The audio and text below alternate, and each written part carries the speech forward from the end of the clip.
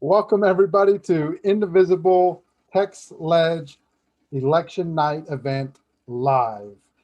It's November 3rd. Welcome everybody to Today is Election Day, and we are happy to be with all of you.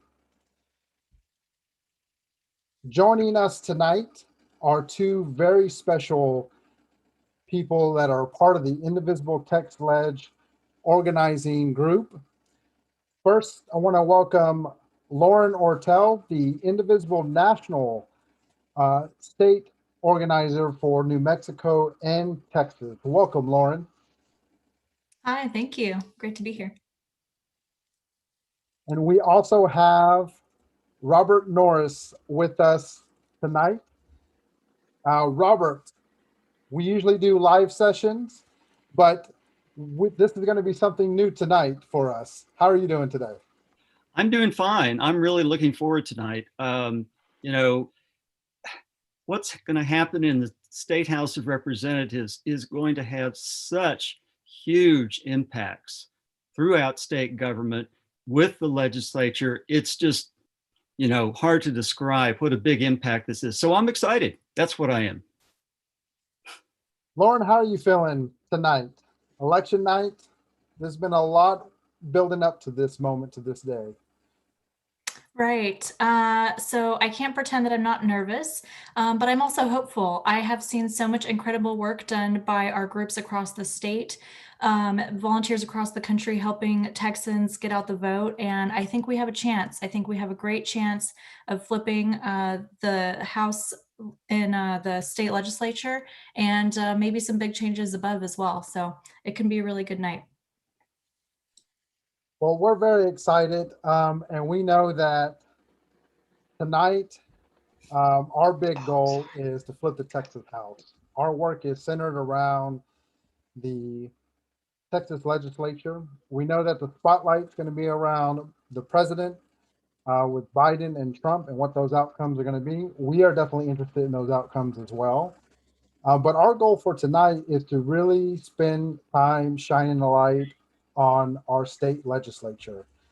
Um, there's 9 seats to flip the Texas House, and that has been a goal that our organization has had going into this election, as well as a whole lot of other organizations and people who decided to run as candidates this year.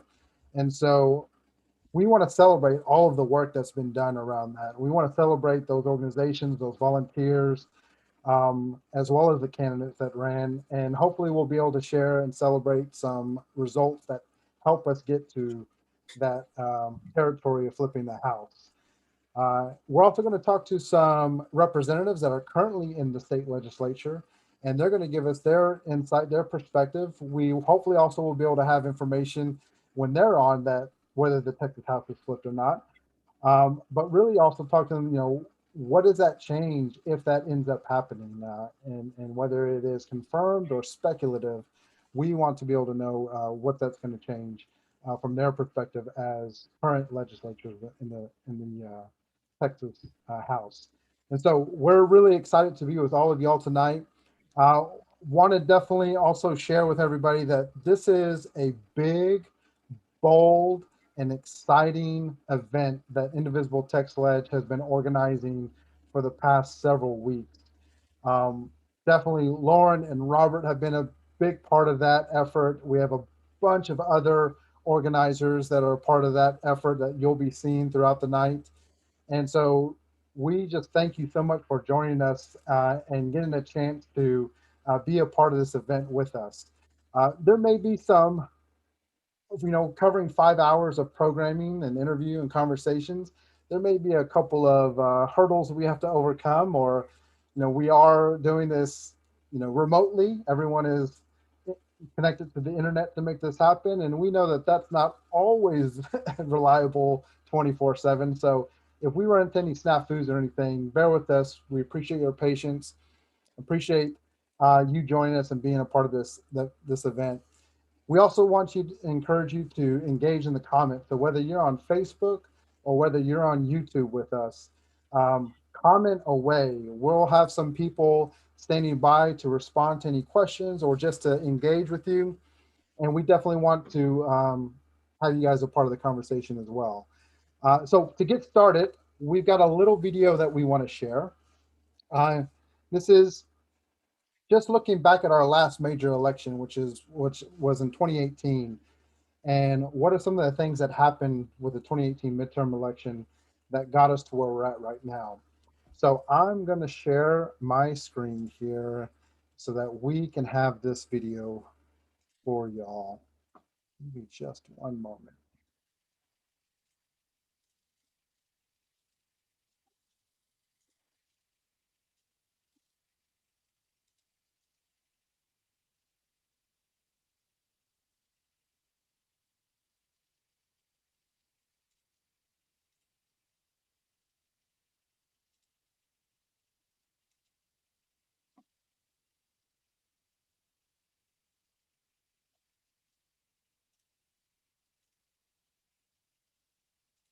All right. Well, there's our first little momentary pause, right? Okay, here we go.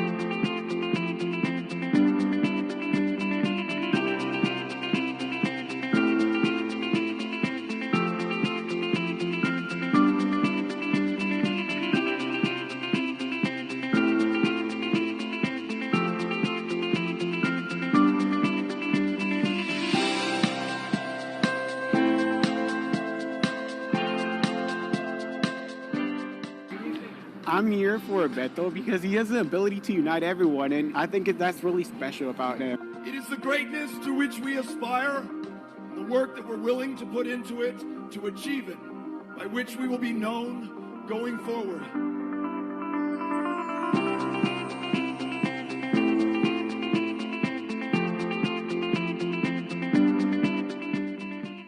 And this campaign holds a very special place in the history of this country every day going forward.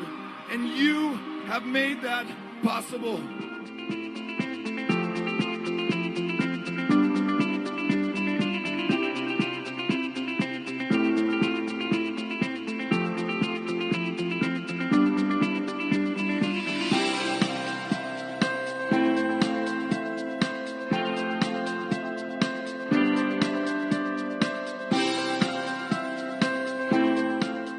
We'll see you out there down the road.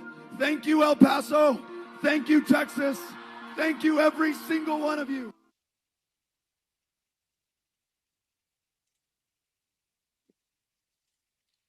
All right. So Lauren and Robert, when you see that recap of the 2018 midterm election, what is the reaction and feelings you have looking at that? I guess I'll say I noticed the voter turnout numbers, and what Beto inspired here was incredible, but I happened to notice that we had already surpassed those voter turnout numbers by just the end of early voting. So I don't know, I'm feeling good about how many Texans got to get their votes in, hopefully more so as we go throughout the evening. I think it's really important that the energy and the efforts that started in 2018 have carried forward and have really been magnified recently. We've seen a big effort on the part of Beto O'Rourke and the organization that he's started, but has not had to manage all by himself. There's been a lot of effort empowered by people. So there's that. There's, like they were showing, the demographic changes that are going on throughout the state. Big shift in not only just the number of people in key areas, but also a big shift in the number of Hispanic and Black people in districts that are now flippable. That's going to be a big, big deal. And I think, Harris County, Dallas, Fort Worth, those areas. But honestly, I'm in Austin, things are fine here. I'm really interested in Harris County. Yeah, absolutely. And going back to what Lauren said as well, you're talking about all the change in the demographics. Lauren's talking about the record number. 9.7 million Texans voted in early voting, crushing the 8.9 million record turnout that was in 2016. And so that was before today. And there's been a lot of reports around voting, people trying to address problems, but also there's just a lot of people still showing up today. And so the anticipation is whether we're going to get to 12 million today. That's the big target, the big goal, and that'll be a huge accomplishment. But it's also a reminder to everybody that we still have work to go. We have work to do because 16.9 million Texans registered to vote. So even if we get 12 million, 4.9 will not have voted during this election, this all important election. And so looking back at 2018 and even taking a further back look helps us understand all of the work that's been done. And with that, I'm really going to transition to Lauren because you are going to help walk us through with a fellow Indivisible TX Lege organizer around our own history and what our organization has been doing.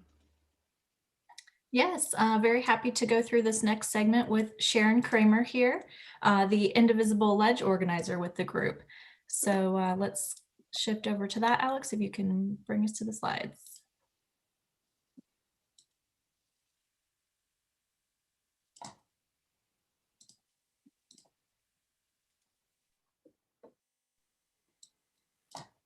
Well, we welcome everyone to Indivisible TX Lege. It's our first 5 years. We're going to take a review of where we've been and look at a promise of where we will go.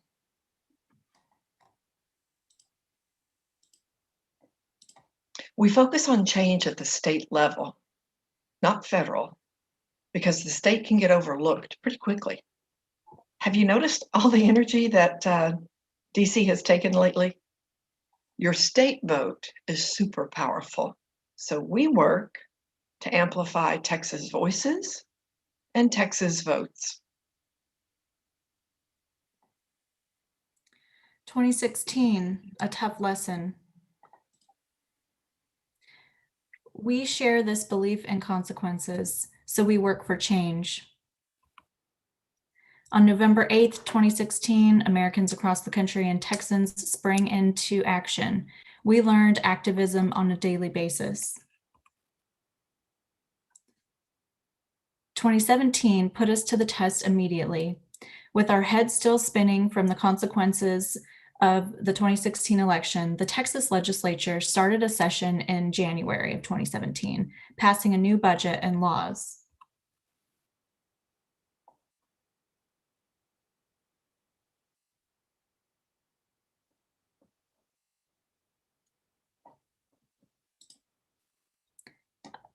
Sharon, if you're speaking, you are muted.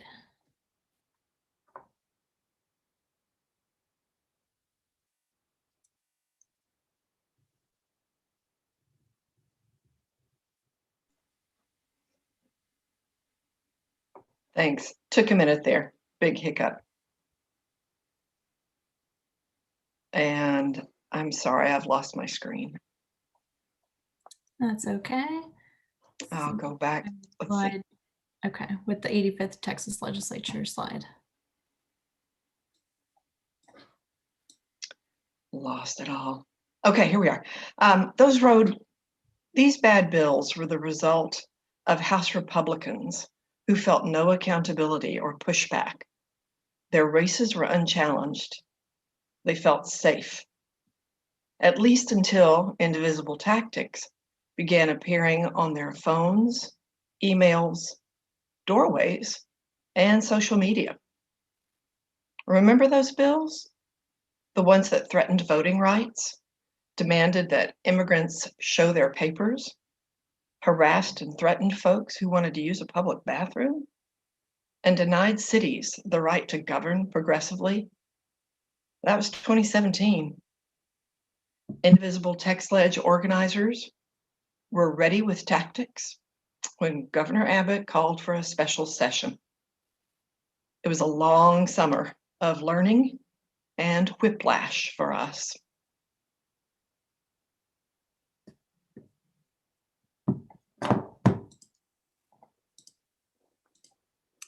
All right, Alex, we missed one slide. If you can skip ahead to the 2018. Yes, so those are the ones Sharon was referring to. There we go. All right, so 2018, we continue to improve our skills as indivisible activists and advocates. We developed organizational structure, communication, and grew. We attended primary parties. Many of us saw competitive Democratic primaries emerge in our US House districts for the first time. Indivisible organizers like John Rosenthal out of Houston ran for the Texas legislature. We connected with leaders who were ready to step up and represent Texas to a better and brighter future. Okay, my screen is still dark. So, Lauren, can you give me the number where we are? Oh, no, wait a minute. I think I've got it. All right. Sorry, guys. In the summer of 2018, the Texas Lege organizers envisioned a truly responsive Texas House. So we reached around through Texas and we fleshed out our plans. Our plans were to teach Texas activists about the Texas Lege. But before the 86th convened in January 2019, we had one big national thing to take care of: midterm elections. Nationally, progressives made huge gains. We were able to say, ominously, to politicians who were not representing our values, elections have consequences. Midterm elections. Oh, there we go. Sorry, really bad. Lauren, on my screen that I'm looking at, tiny, it's you now. Sure. So Texas voters flipped 12 seats in the Texas House. Our activist training pointed to the first goal: get electeds who represent our values. Once again, after a major November election, the Texas legislature rolled along like a passenger train, but this time we were ready. We buckled up, more prepared. A blue wave shifted the Texas House that had been 95 Republican to 55 Democrat to 83 Republican and 67 Democrat in 2019. This is what a rolling blue wave looks like. Hope took shape. A few weeks later, the Indivisible TX Lege organizing team cranked up the recruiting effort, and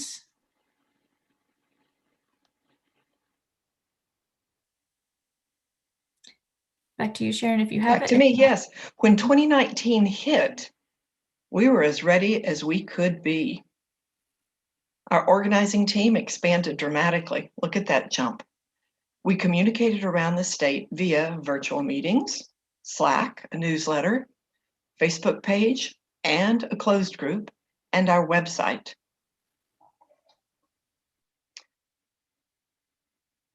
Next slide. There we are. The legislature had been notorious for putting progress out to pasture. But this time, our organizers were more comfortable with the hustle and speed of legislature lightning. We attended Senate and House galleries as we witnessed to the Lege. We visited legislators. We provided testimony and activated calls to action across the big state of Texas to fight bad legislation and to support better legislation. Texas Lege activists tracked legislation. We partnered with the allies to work on bills. And yeah, honestly, it wasn't all good.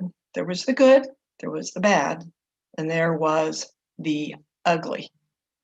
The education HB3 bill wasn't perfect, but it did hold some features that could lead to increases in state funding for schools. Medicaid expansion did not pass, but it was at least introduced and got pressed for the first time. Also bad was SB 9, a deeply dangerous threat to voting rights. We and several allied organizations lobbied against it, and its impact was diminished. Leaving with the ugly, unfortunately, not all bad bills were able to be stopped. The key bills that Indivisible TX Lege attempted to stop with our allies were not successful, and they provided clear evidence we had more work to do. So after the whiplash of the 86th legislature session, we reviewed, we celebrated, and we strategized. Organizers from around the state met in Austin to discuss lessons learned, and we called it Pizza Lege because celebration requires fuel. Pizza Lege established 3 TX Lege priorities. 1, grow our numbers, grow our members, grow our name. 2, increase the number of electeds who would avoid the bad and ugly bills from getting any traction. And 3, work in the off season to become more effective. We have big goals, Texas-sized goals, and we proudly shared them with Indivisible National in DC, November of 2019. 3 leads from the Texas Lege organizers proved the importance of investing in Texas. We advocated for support and resources and shared our game plan for the upcoming year. The opportunity to get things right arrived with 2020 in a big way. Always remember and remind your electeds, elections have consequences. We themed 2020 elections and the 87th Texas Lege, Winter is Coming. 2020 was going to be the year we would reach a new and needed level in our activism. We organize with a focus on these actions: support civic engagement, citizen advocacy, and equality for all Texans. Number 2, educate and motivate Texans to vote, organize, and engage to create a Texas Lege that reflects the diversity of Texas. Number 3, envision a Texas in which elected officials serve all Texans and lead with data-driven policy and legislation. We rallied around the motto, Flip Texas, Save America, 38 electoral votes. It was up to us in Texas to right the ship, and we were ready to execute our plan. This plan included, number 1, educate Texans with the Texas. Many Texans aren't sure who represents them in Austin. Our solution to that was to hit the road with a Texas tour. Number 2, flip the Texas House. Step 1 in flipping Texas was to focus on the House. Because of the 2018 midterm elections, we need to flip just 9 seats. Number 3, pressure electeds to draw fair maps. We needed everybody completing the census.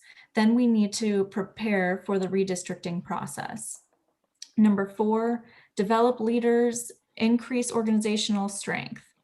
We needed to grow and be strong enough for what was in front of us. And number 5, build and strengthen partnerships. We connected with allies and partners within the state and organizations outside of Texas that saw the same opportunity. Where Texas goes, so does America. This was a national effort to build up the infrastructure in our state. Then the pandemic. Indivisible TX Lege felt gut punched, just like you. But we had something on our side. Texas is big. Our lead organizers live at the ends of compass points, and we're accustomed to working remotely. So we pivoted and altered our game plan. Our Texas Lege tour, the Texas tour, went virtual. We bolstered our website and social media to connect with more Texans. We promoted events that would get out the vote, get people phone banking, get people text banking, and help with lit drops across the state. We worked to form coalitions. We worked. We hope the work we and countless others have done will flip Texas and save America. We want this kind of numbers in the Texas legislature. We want them in our rear view mirror. We hope now we're there. Oh man, I'm sorry. Things are getting glitchy on this end. Here we go. We're just almost done, guys. So 83 Republicans, 67 Dems in 2019. Oh, no. Oh, how did this deck get scrambled? Guys, bad. My bad all over the place. Here we go. I think I've got it. So through our front windshield, back to the windshields again, we see our future. With the 2020 election results, we know we will move forward. Tonight's a big night and the end of the 2020 election cycle, but the work's not over. It's time to look ahead to 2021. Okay. It looks like I'm back. You were back. My screen just went completely black and I couldn't do anything for a bit. So it magically came back. Happy to be here again. All right. So if that happens again, Sharon, please fill in for me. Technology is just really giving us a challenge tonight, but that's okay. It is. All right. So the 87th legislature in Texas will officially start in January.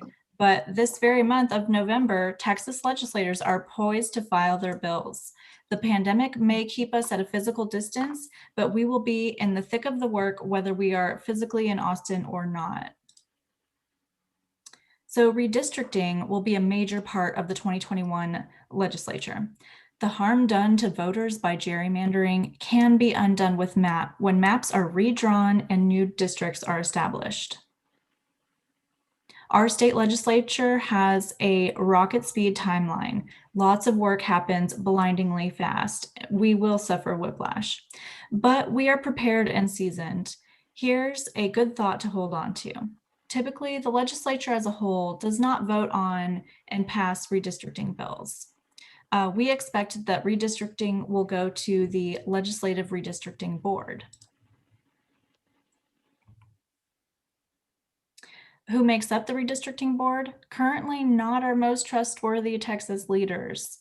The LRB is a 5-member board composed of the governor, the lieutenant governor, the attorney general, the land commissioner, and the speaker of the House. We know 4 of the 5 members will be Republicans.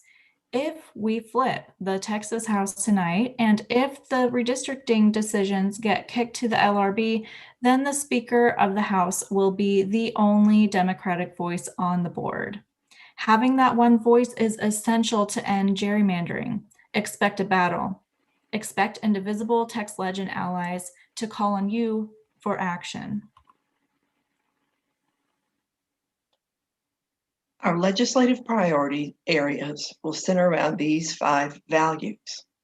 Democracy reform, which means all Texans have access and ease to vote in any election, in any situation. True healthcare reform starts with passing Medicaid expansion and providing healthcare to rural Texas. Public dollars must stay with public education. Vouchers are not a solution, and charters are proving to be far too problematic. Criminal justice system in Texas is racist and it is broken. Brown and Black Texans should not be targets. And we must continue to diversify our energy solutions to protect our environment, increase investment in renewable energy for our environment and our fiscal health. We have a lot of work to do ahead of us. We plan to stay and do the work. Come work with us for not just a better Texas, come work with us for a best Texas. Visit our website, Indivisible TX Lege, LEGE.org, and click on Join Us. Thank you. Especially thank you for your patience as we hop around a bit. Well, that was fantastic, Sharon and Lauren. Thank you so much for sharing that. We are excited to get to work with everybody, and a lot of the work is being done by a coalition of organizations. And so we're going to start bringing on guests to talk about their organizations and all the various efforts they did this election cycle to help flip the Texas House. And so our first guest that we have lined up, I believe, is going to be from Indivisible TX 25, Austin East. I'm going to see if we can bring Ann on. Ann, if you can turn on your video. All right. Welcome, Ann. Thank you so much for being with us tonight. We're here to celebrate all of the amazing work, and we definitely know Indivisible, Austin, TX25, Austin East is a big part of that. How are you doing tonight? I'm good, Alex. It's good to see you again. Good to see all these familiar faces on here. Well, we want to start off with just tell us about your group, where it is based, who are your volunteers, and what is it the work you do? Okay, well, first of all, I'm going to admit that I had to write myself up some notes. I'm not going to apologize for that because you know what? We're not supposed to be able to do this. We're just regular citizens. I'm nervous, so but I'm very proud of the work we've done. So my name is Ann Withrow. I'm a member of Indivisible TX 25 East Austin. Geographically, our hub is kind of in the Windsor Park area of Austin.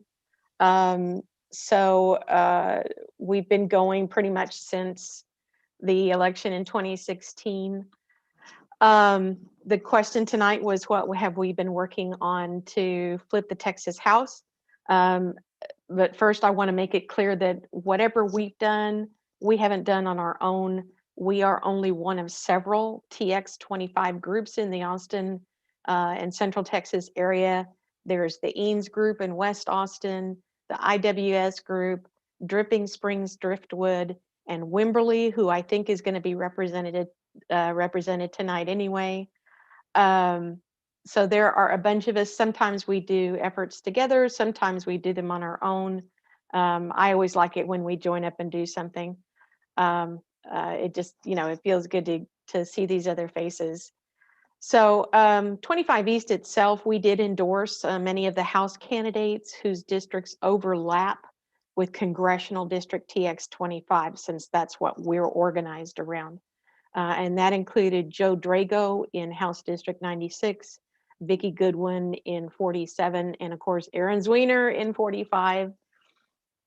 We did phone banking with Sister District. We made calls for Aaron Zwiener, for Joanna Catanach in 108, for Akila Basie in 138. We missed out on endorsing Kiki Williams in 54, and I'm so sorry for that. We dropped the ball, but we will catch her on her re-election. But we did make calls for Kiki in joint phone banks with Julie Oliver's campaign. Now, we already knew how fantastic Aaron Zwiener and Vicki Goodwin are, but I have to say that one of the true pleasures of doing the phone banking for these other candidates has been learning about them. It just makes me feel so good to know what good hands we're going to be in if we can just get some of these people in office. Sometimes I think we don't raise up a seat that kind of gets taken for granted here in Austin, and that's District 46, which is held by the now incumbent Cheryl Cole. I can't tell you how relieved I am that this is a safe Democratic district so that 25 East could focus on other House races. But we do look forward to having Cheryl come back to one of our weekly meetings to keep us up to date on how the session is going from her perspective, see what we can do to move forward, especially on redistricting. And I'm kind of glad that I'm following Lauren and Sharon about what Indivisible TX Lege has done so far, because honestly, I feel like one of the best things our group did was to take part in, we did not lead this, but we took part in the training in 2019 on how to interact with the Texas legislature. So this was training that was at the Capitol, and we learned so much. And I feel like the more we can educate each other on how the legislature works, the better off we all are. We know now as a group what more to expect from a state elected official. We know how to talk to them more effectively. We know what we should be asking of them or even demanding of them to remind them that they work for us. And the more we know how it all works, and the more we learned in 2019 and ever since, the clearer it has become that we need to flip the House and eventually the Senate too. Because it doesn't just affect us individually, it affects this whole state. And there are some people who will never have the privilege that we have to go down and talk to their own representatives and senators. In fact, I just spoke with a young volunteer from the Julie Oliver campaign not too long ago who said, "Oh, I know what Indivisible is." She said, "I went to that training in 2019, and she took that training and testified during that year's legislative session," which I just think is amazing. So you never know when those seeds are going to take root. So I think what you all are doing is great. I really look forward to the educational component of what Indivisible TX Lege does as we head into this next session. It's going to be so consequential. I'm sure I'm forgetting stuff like candidate forums, postcard parties, and so on that all these different TX25 groups have taken part in. It's kind of a blur tonight. I know you've all been working really hard too. So thank you to everybody in and out of TX25. I'm so proud to look forward to working with you all, and I can't wait to hear some good news tonight. Well, and we're right there with you, and definitely thank you so much for joining us tonight. The work that is being done with the Indivisible group, TX25 East Austin, is amazing. And like you said, none of us are here to claim the work entirely. It's been a huge coalition, and that's why tonight we really wanted to emphasize and highlight all of the amazing groups. And thank you once again for joining us tonight and all the amazing work that you and the team have done down there. We look forward to continuing to work with you. And definitely, we'll be watching the results alongside with you. Thanks again, Ann.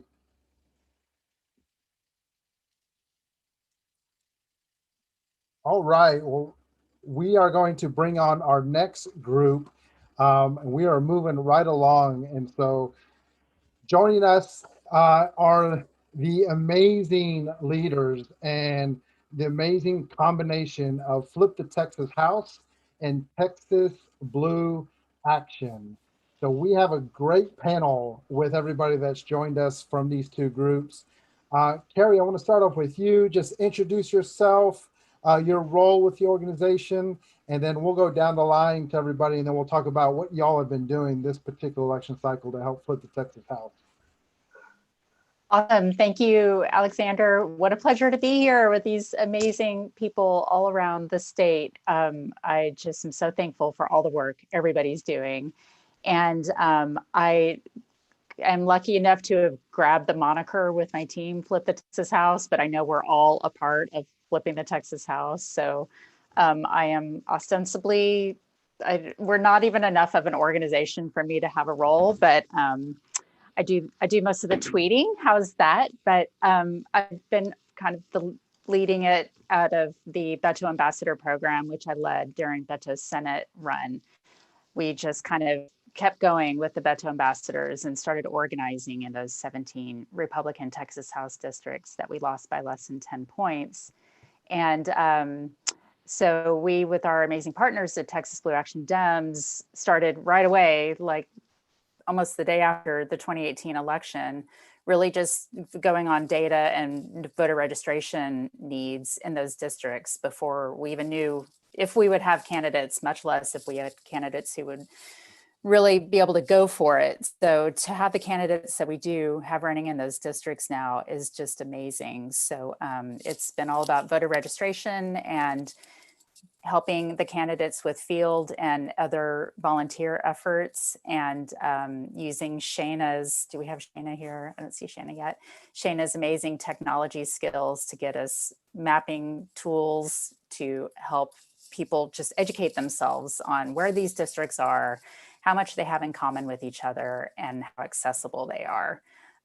So Texas Blue Action can talk about what the amazing stuff they're doing. I'd love for Shayna, if she has a moment, to talk about her amazing technology. It was just such a, none of it could have happened really without her giving the visual of the effort. So I'm going to shut up now, and I'm so happy to be here. Yes, happy to have you, Carrie. Thank you so much. And Shayna, yes, let's pivot right to you and give us some insight on the work that has been done and some of this technology that Carrie is telling us about.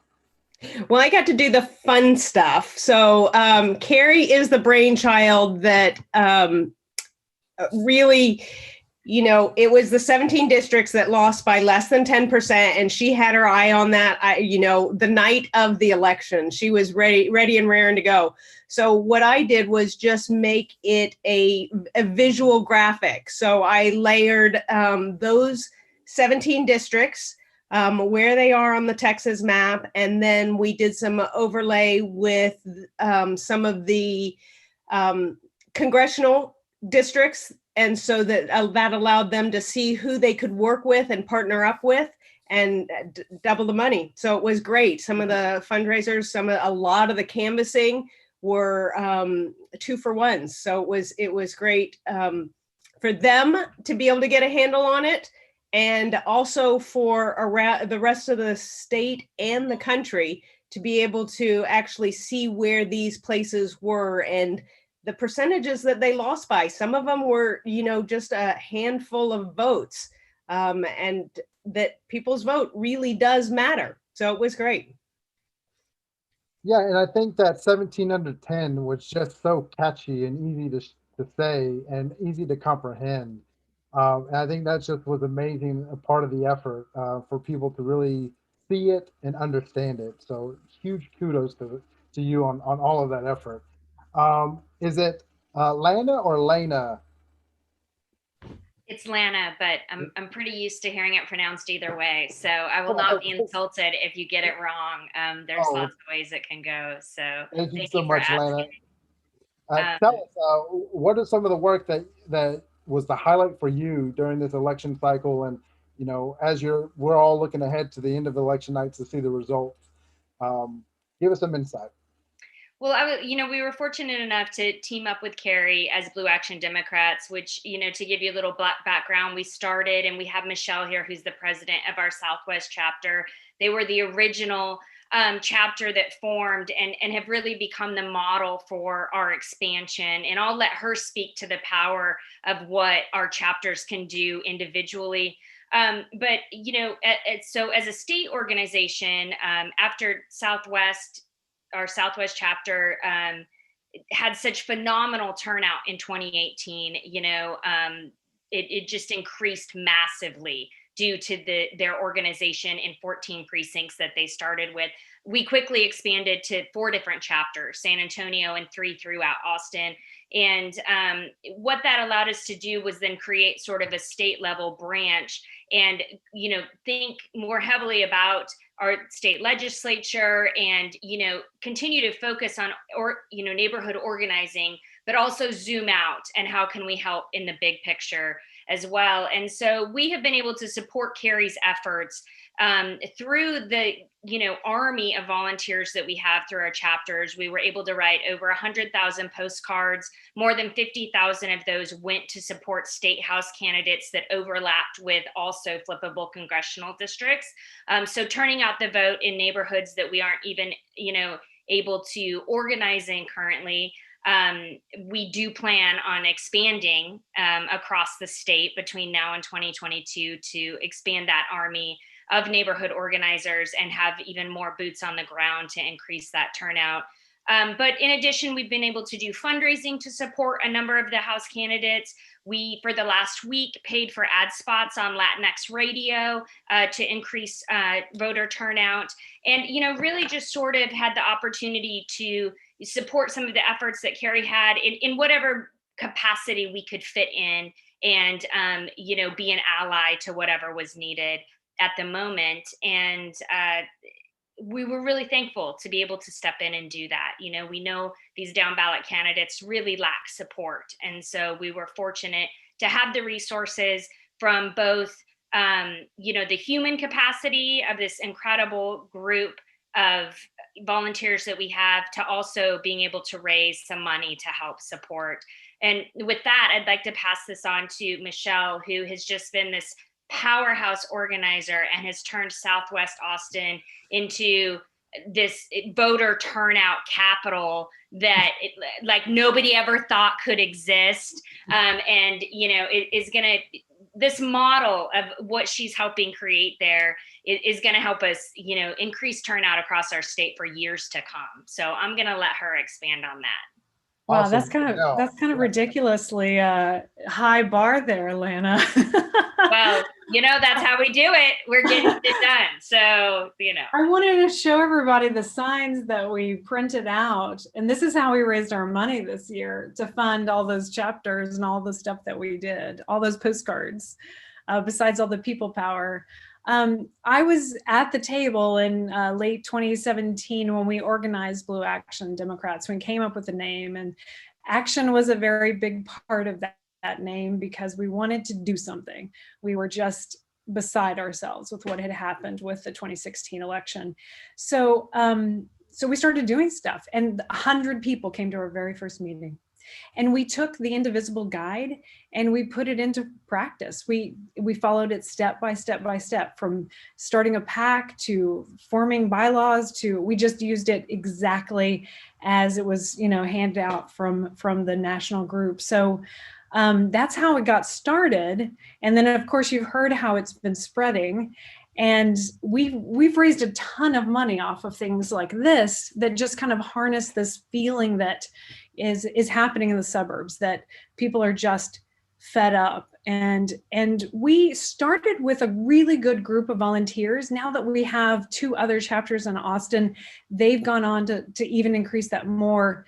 But we've had probably between 200 and 400 volunteers through our system this cycle. Incredible numbers that you heard Lana say 100,000 postcards. I haven't tallied the actual number of lit drop doors that we've done, but it's over 100,000.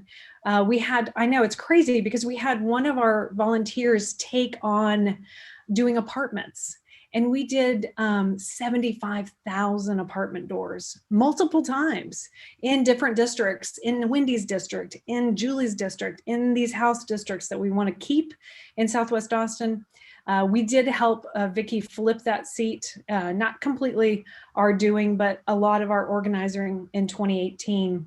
2018 was the high watermark for our Southwest Austin precincts because we were able to surge turnout in the midterm, but now we're well above that. We had 70.7% turnout in just early vote in our 2021 precincts in Southwest Austin. So we've been busy down here. Well, the story that y'all have all been a part of creating and making has just been phenomenal to see, and it is truly the prime example of what Texas power really looks like.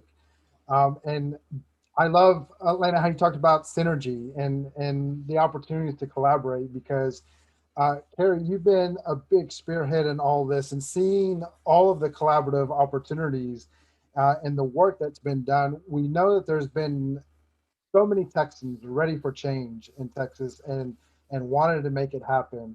And each election cycle, the amount of organizing, the amount of connections that are happening it's just amazing to see. And y'all have been a big part of that happening for us in Texas.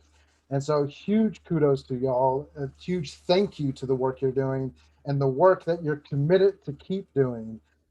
We are so excited to continue to work alongside you, as well as the whole slew of organizations that have been a part of this massive, undefined coalition that we continue to run into everyone and run into each other to make good things happen in Texas. Thank you so much, all of you, for joining us tonight. We really can't wait to see what you have next, and we're all excited to see the results tonight. And so we are here to celebrate you and the work that you've done and the work that you'll continue to do. Well, and likewise, Alexander, thanks so much for having us tonight and so much for all that you do. As Michelle said, they really used your guide to help, push them where they needed to be. And so we really appreciate everything that y'all have done and love being partners and working alongside you as well. Absolutely. Yes, and I'll just add that just like all of you, we're not stopping. Tonight is a big night, but we keep on going because we have a huge election coming up in 2022. Got a lot more seats to flip. So we just take a breather and then we keep on going. A small breather. That's right. Small. Well, thank you so much again. We will Thanks, y'all. Connecting often and very soon. So we hope y'all enjoy tonight and keep at it. Thank you so much.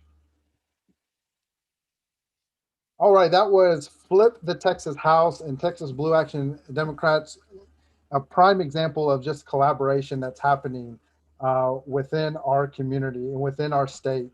And so we have our next guests lined up. And so we're going to go ahead and transition to the next group. We have our behind the scenes producers, Antoinette Perez, who's really helping us shift between the groups and between our guests. So her effort, and as well as the effort of all the organizers behind the scene, have been huge. And I'm going to hand this off to Robert to talk with the next group that we have lined up.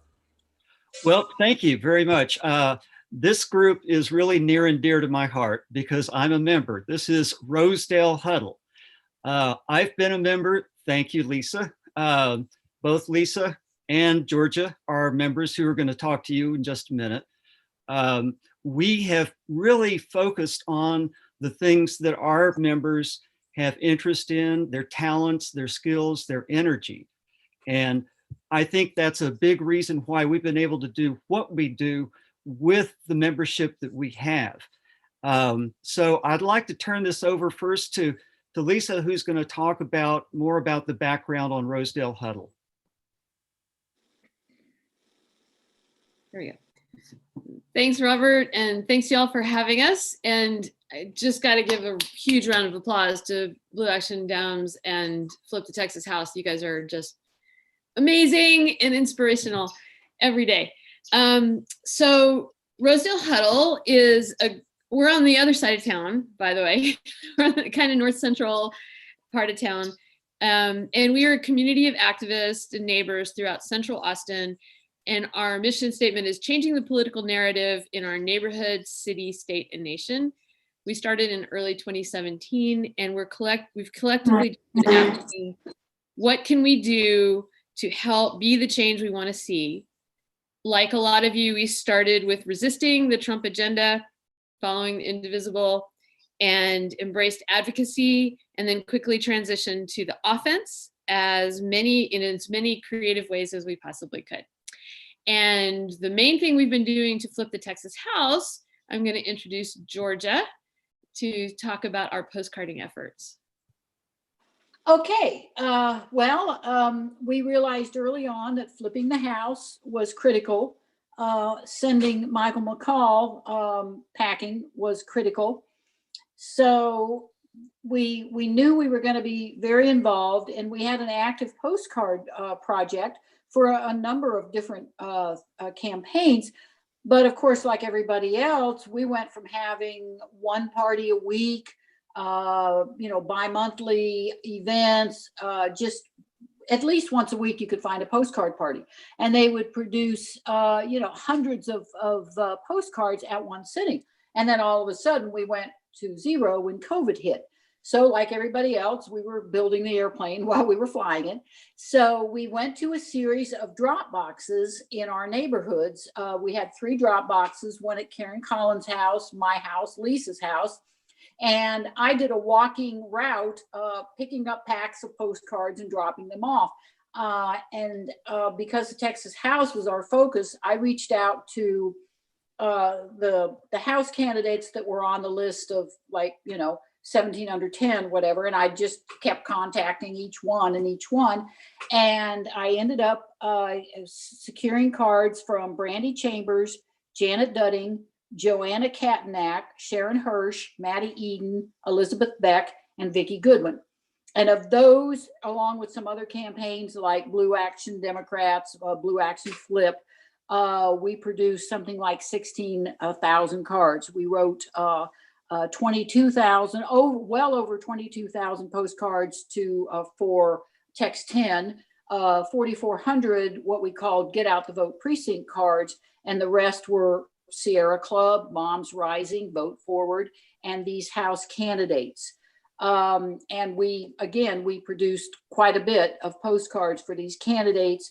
I would usually send them back stamped. I even created a mailing system where I was mailing packets of postcards and including a postage paid envelope so that the person, I was mailing postcards to Colorado and of course all over Austin, and people would write them and send them back, because at that time there wasn't a lot else to do if you wanted to be politically active.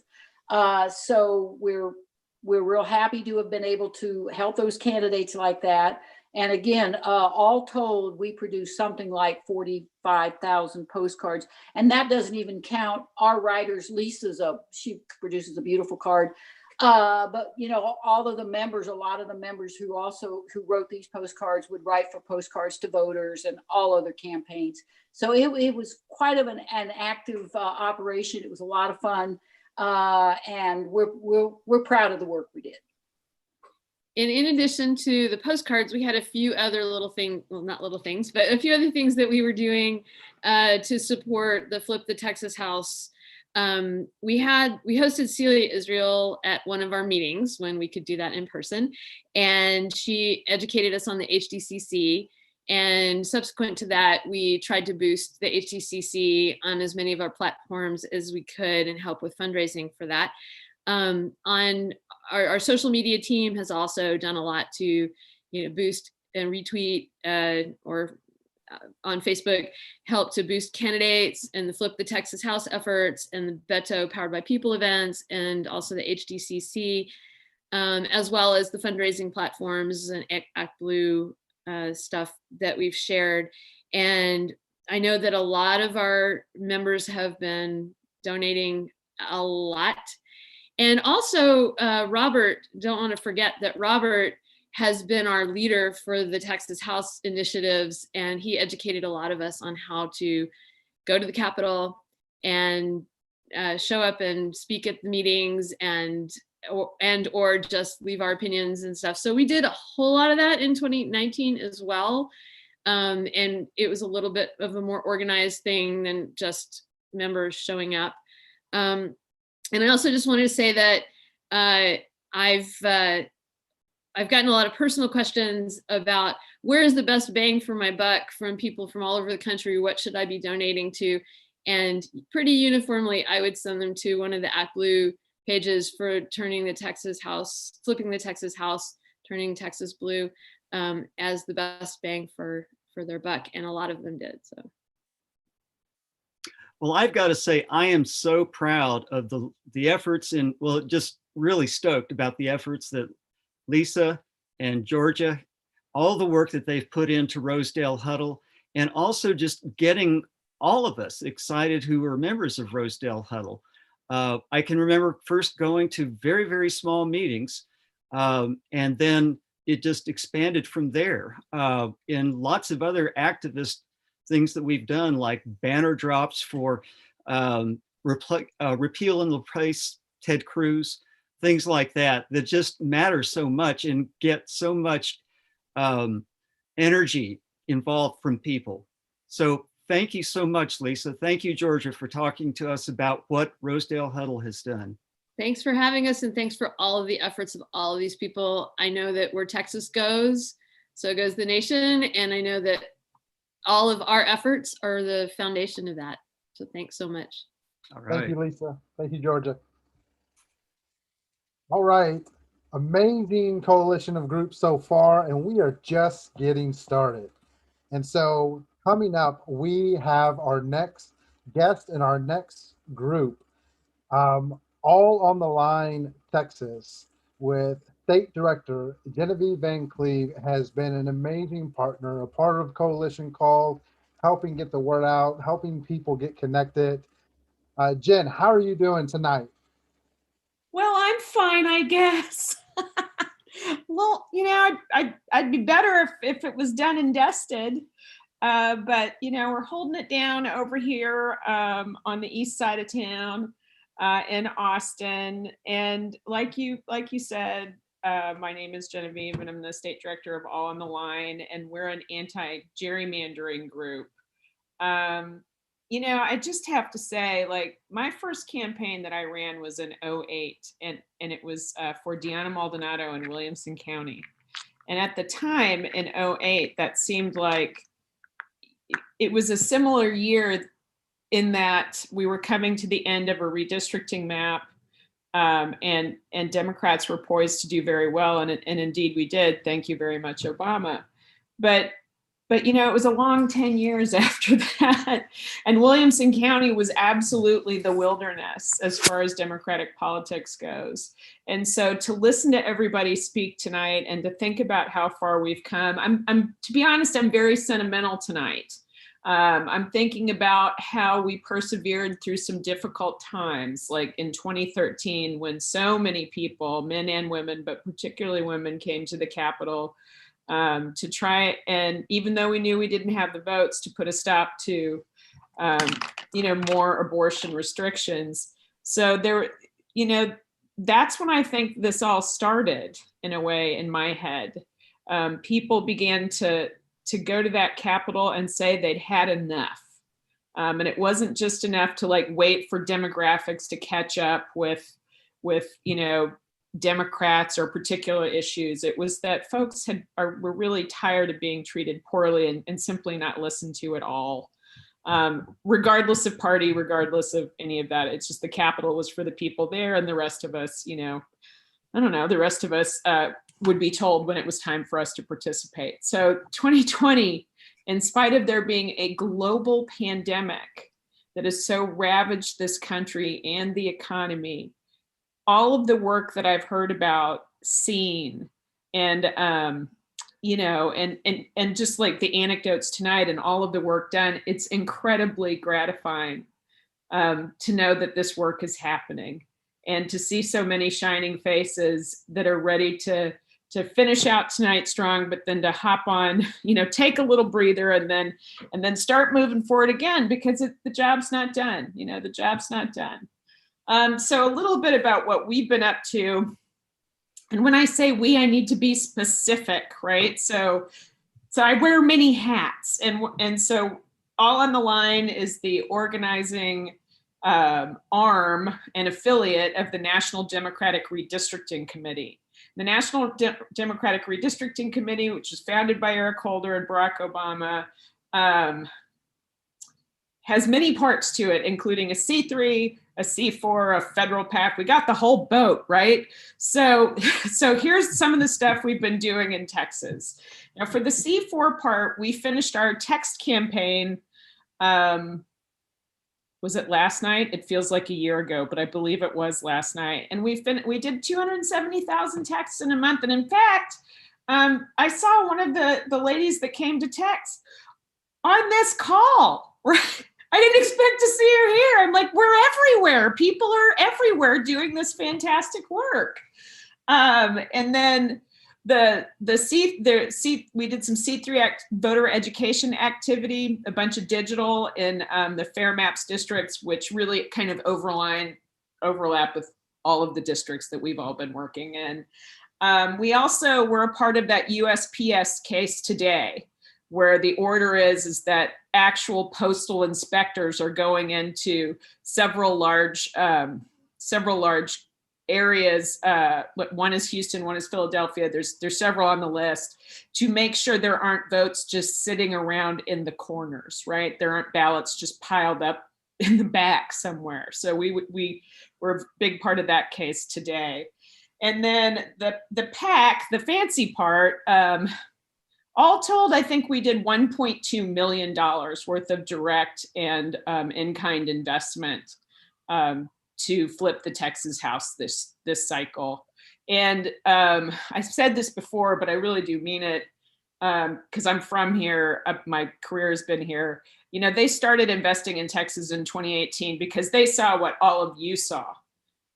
They saw that it really was possible with the right investment and the right work. So this is the end of a long project for all of us. And you know, NDRC gave very heavily to flip the house, and they're going to be very engaged in the redistricting process.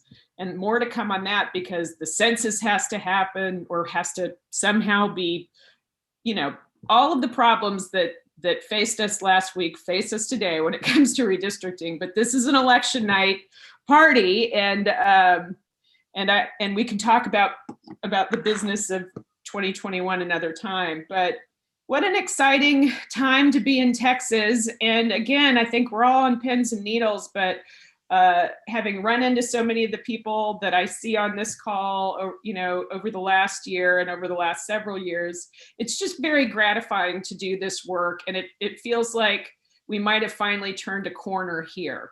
And if not tonight, then very, very soon.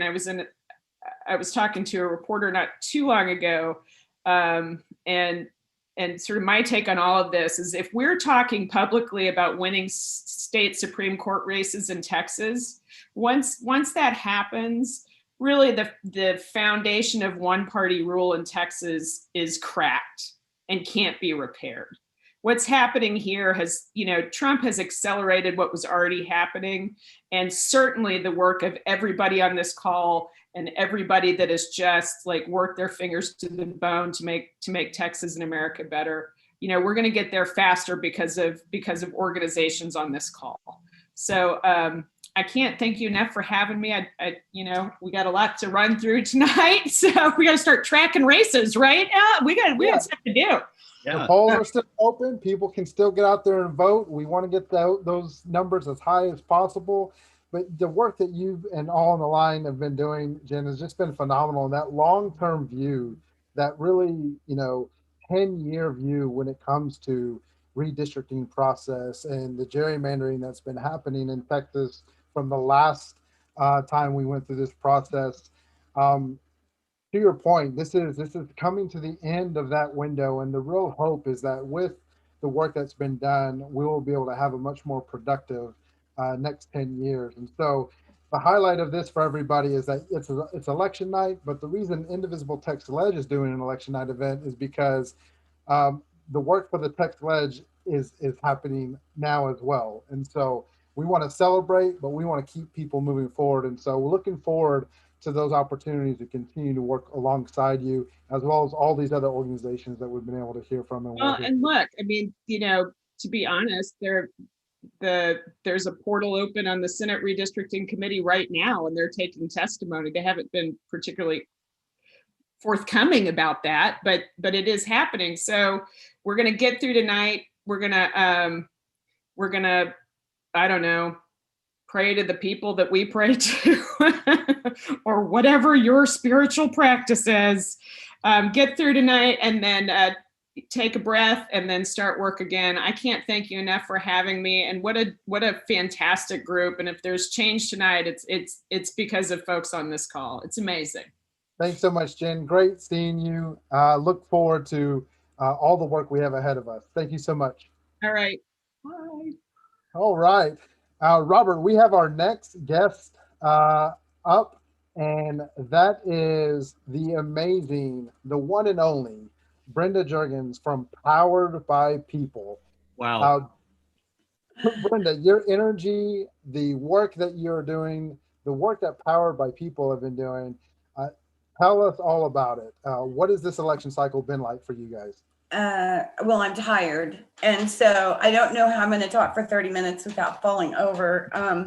We actually are pushing. We've got literally over 3,000 people still on the phone right now trying to call El Paso to get another 70,000 votes.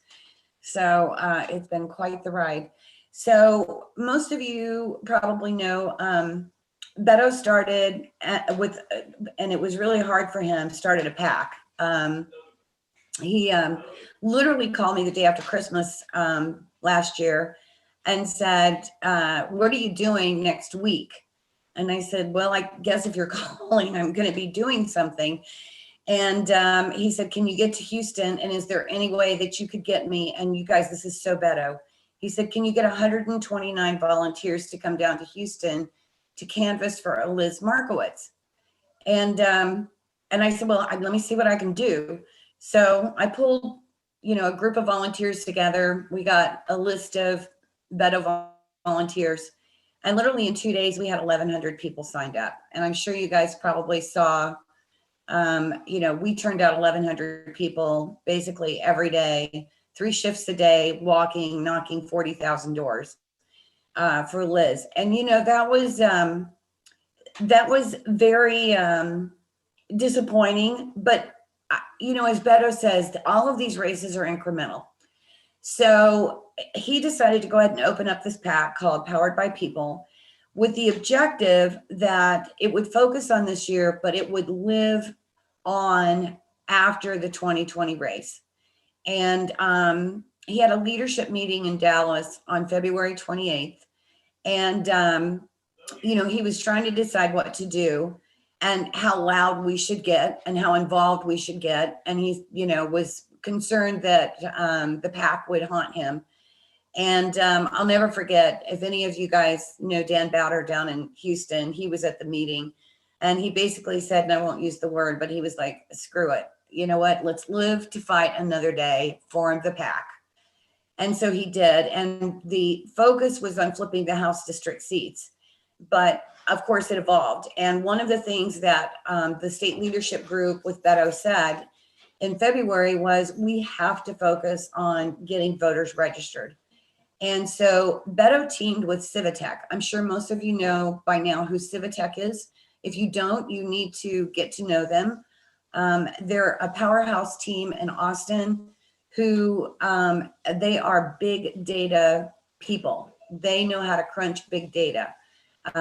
They literally took the very horrible voter rolls, band data, and they began to scour and scrape social media, consumer purchasing habits, everything, and developed a profile of targeted, either definitely Democratic, lean Democratic, or independents who can be persuaded. And out of that, we came up with a list of people to be able to target, to be able to register to vote. So our first big accomplishment was we registered over 200,000 people. And we know who those people are. We know who those voters are. We have tracked them with the strike list that has come in every morning from the Texas Secretary of State, because of course we put a barcode on all of the envelopes that we sent to them. And so the voter registration form was pre-filled for them. All they had to do was sign it, put it back in the addressed envelope that we gave them, and we began to track those. And we've tracked them. We have a very high propensity of those people who have voted in 2020. Hopefully I can give you guys an update after voting is over, but it's greater than 80% right now. And so that went very, very well. And big kudos to everybody who got out and registered voters this year. That was exactly what we needed. But then we started doing voter ID. We wanted to perfect our list. We wanted to be able to provide data back into Civitech. And so we literally did 65 million voter contacts. Yeah, 65 million. And we ID'd from the top of the race down to the lowest level race in every race in the state of Texas and every House district. And through that, we were able to perfect, who are our straight Democratic voters, who are our lean Democratic voters, who are those voters that are persuadable. And the good news is that data is back up with Civitech right now. And for those of you, you might want to get a crayon and write this down. Civitech now has a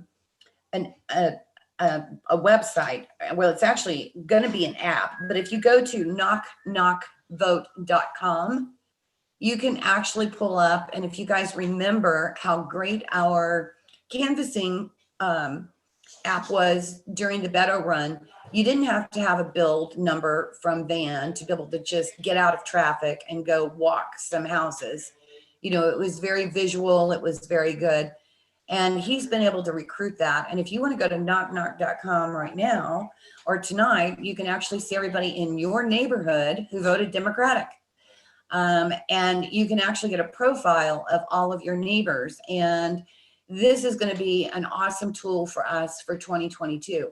So not only did Beto, you know, just shout out and say who all will volunteer, 20,000 volunteers immediately signed up to help Beto. I mean, he's got, you know, he's got the, he not only has the name ID, but he's got the cred, the street cred of being able to turn on technology and use technology as a resource for us. And our big thing, and I would love some feedback from this group, is looking at the early returns on the strike list that we have. Consistently across most counties in Texas, we've got anywhere from 0.5 to 2% of GOP voters who did not vote the top of the ticket. But we're seeing also a lot of GOP voters who voted a straight Democratic ticket. We're feeling very bullish on 11 House district races. And so the feedback that I would like for everybody, for me to be able to take back to Beto would be, we're going to win the House, you know, seats that we need. And I know most everybody on here is going to be really focused on legislative effort. And my question to you would be, what can we take back to Beto to organize? You know, there's more than 20,000 volunteers. There were 60,000 during the Senate run. We've had 20,000 have stepped up now. But everybody is hungry for legislative change. And I think that, you know, those that actually won't volunteer full time or anything else would be interested in any kind of legislative priorities. So that would be one thing that I would ask of all of you. Literally since Sunday, we have made 6.4 million calls to get these votes out today. It's remarkable. You know, we're seeing record numbers. We're still worried about El Paso tonight. We're about 70,000 votes. We needed 70,000 votes today. I don't know where they are right now, but if anybody on this call knows anybody in El Paso, check with them because we need their vote. And I want to thank this group because in January, whenever I was trying to pull all of these door knockers along, oh, you know what? Speaking of door knockers, let me tell you this story. So I don't know if you guys know, but literally last week, Beto said, hey, I'm coming to the Metroplex. And of course, I got that phone call. He goes, Brenda, can you help organize some people to knock doors in DFW? And, you know, he's driving aimlessly around Texas as usual. I'm on the phone with Cynthia and I hear they're like an old couple arguing. She's like, which way are you going? And literally, Brandy had 10 minutes notice that he was going to be in Garland. So obviously he took a left turn, probably got stuck in traffic and got off in Garland. But he said, you know, can you pull together door knockers? We're going to try and do a safe, no contact canvas. Well, lo and behold, Beto asks and everybody shows up. We literally knocked 100,000 doors this weekend for House district candidates and the Metroplex. It was the craziest thing. We had people pull up in cars. You know, they couldn't get out of their car. I was trying to get temperatures and ask them all the COVID checklists that the CDC that day said was, you know, what we needed to do. And we literally knocked 100,000 doors and got hopefully some more people to the polls. Yeah. He took off. He couldn't make it home. He got to Midland. He rented an Airbnb and led 12 hours of phone calls on Sunday, got back in the car, spent all night driving, and then got back on the phones with us and doing media events on Monday. And we did over 2 million calls. We did 2.9 million on Sunday, over 2 million yesterday. And last count I had, we've done about 1.5 million calls today. So, you know, it's the power of Beto. Yeah, Powered by People has just done an amazing job with these huge efforts to connect with voters in Texas, and the amount of infrastructure that's been built. Going back to his candidacy for U.S. Senate, but also just all of the grassroots organizers that were ready to take action and were looking for somewhere to plug in. That 2018 race really pulled a lot of people into that effort. And Texas is where it's at because Beto chose to continue to work in Texas, as well as all of those organizers that started. And it's just been amazing to see the amount of power that can be collected with that combination of efforts between a leader in our state and the amazing grassroots organizers. Absolutely. And Alex, I want to give you credit because where I started this story was in January, whenever I was trying to get all of these people on the ground. One of the things that I realized was none of the organizations were talking to each other. And so I asked that we try and pull a meeting together. We did, and you persisted, and you made sure that we had bi-weekly calls. And so I want to thank you for that. And I don't want to wait until the election in 2022. I think I am hoping Beto's gone from I just want to go home and spend time with my family to answering we'll see about a governor's run.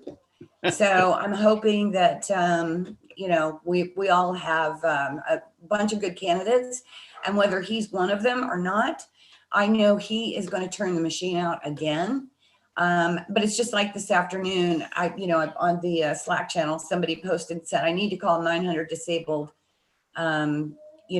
Texas people. And I was scrambling, trying to see if we could get the phone numbers in our dialers. Those are the sorts of things that we need to all work collectively together, because there are so many grassroots groups that plug a lot of different holes in Texas.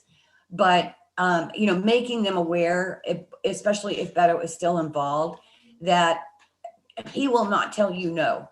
You ask for help and he will be there. So I just want to thank everybody. And also, I am an election birthday baby. Today is my birthday. Happy birthday. Happy birthday. Thank you. And all I'm telling you is I want to flip Texas blue, and I want Joe Biden as president. And that's all that I'm asking for from the entire country. Yep, and flip the Texas House. And the coalition is only getting started. The work that we got to really connect on this election cycle is really the beginning. And that's what's exciting, is that we're really in so many phases just getting started. And Texas Power, the power in the people in Texas is going to just be amazing to see. And people are seeing that with the early voting turnout. Brenda, thank you so much for joining us tonight. It's been great to be able to talk to you and to hear about the amazing work of Powered by People. We're excited to continue to work alongside you, as well as all the organizations that are here in Texas working together. Thank you so much. Awesome. You know what? I would stay, but I'm going to go over and dial for another 30 minutes with Beto and close the night out. So thank you for having me, everybody. Thank you, Brenda. Bye-bye, everybody.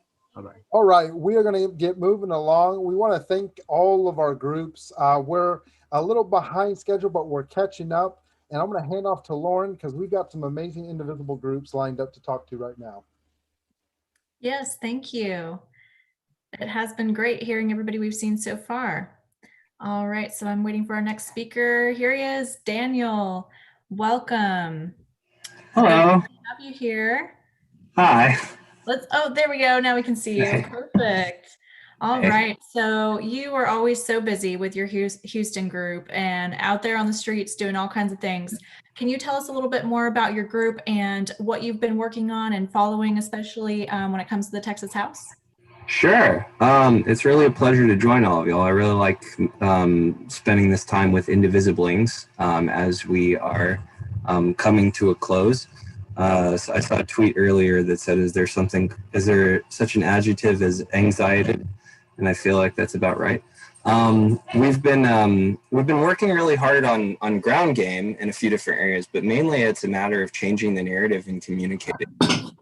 I think a lot of people have come around to the fact that this is not just a dead red Republican state, but there's still some holdovers on some things. Like, for example, three of the three basically districts in this area where we were on offense trying to take the seats were 126, 134, and 138.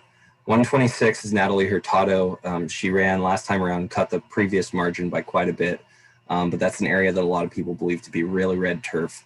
138, the sort of idea of it being Republican was dispelled last time around because the race was decided by 38 votes. The previous rep is retiring or has retired, and then 134 is Sarah Davis. That has been sort of that one's been a little bit of a chip on us.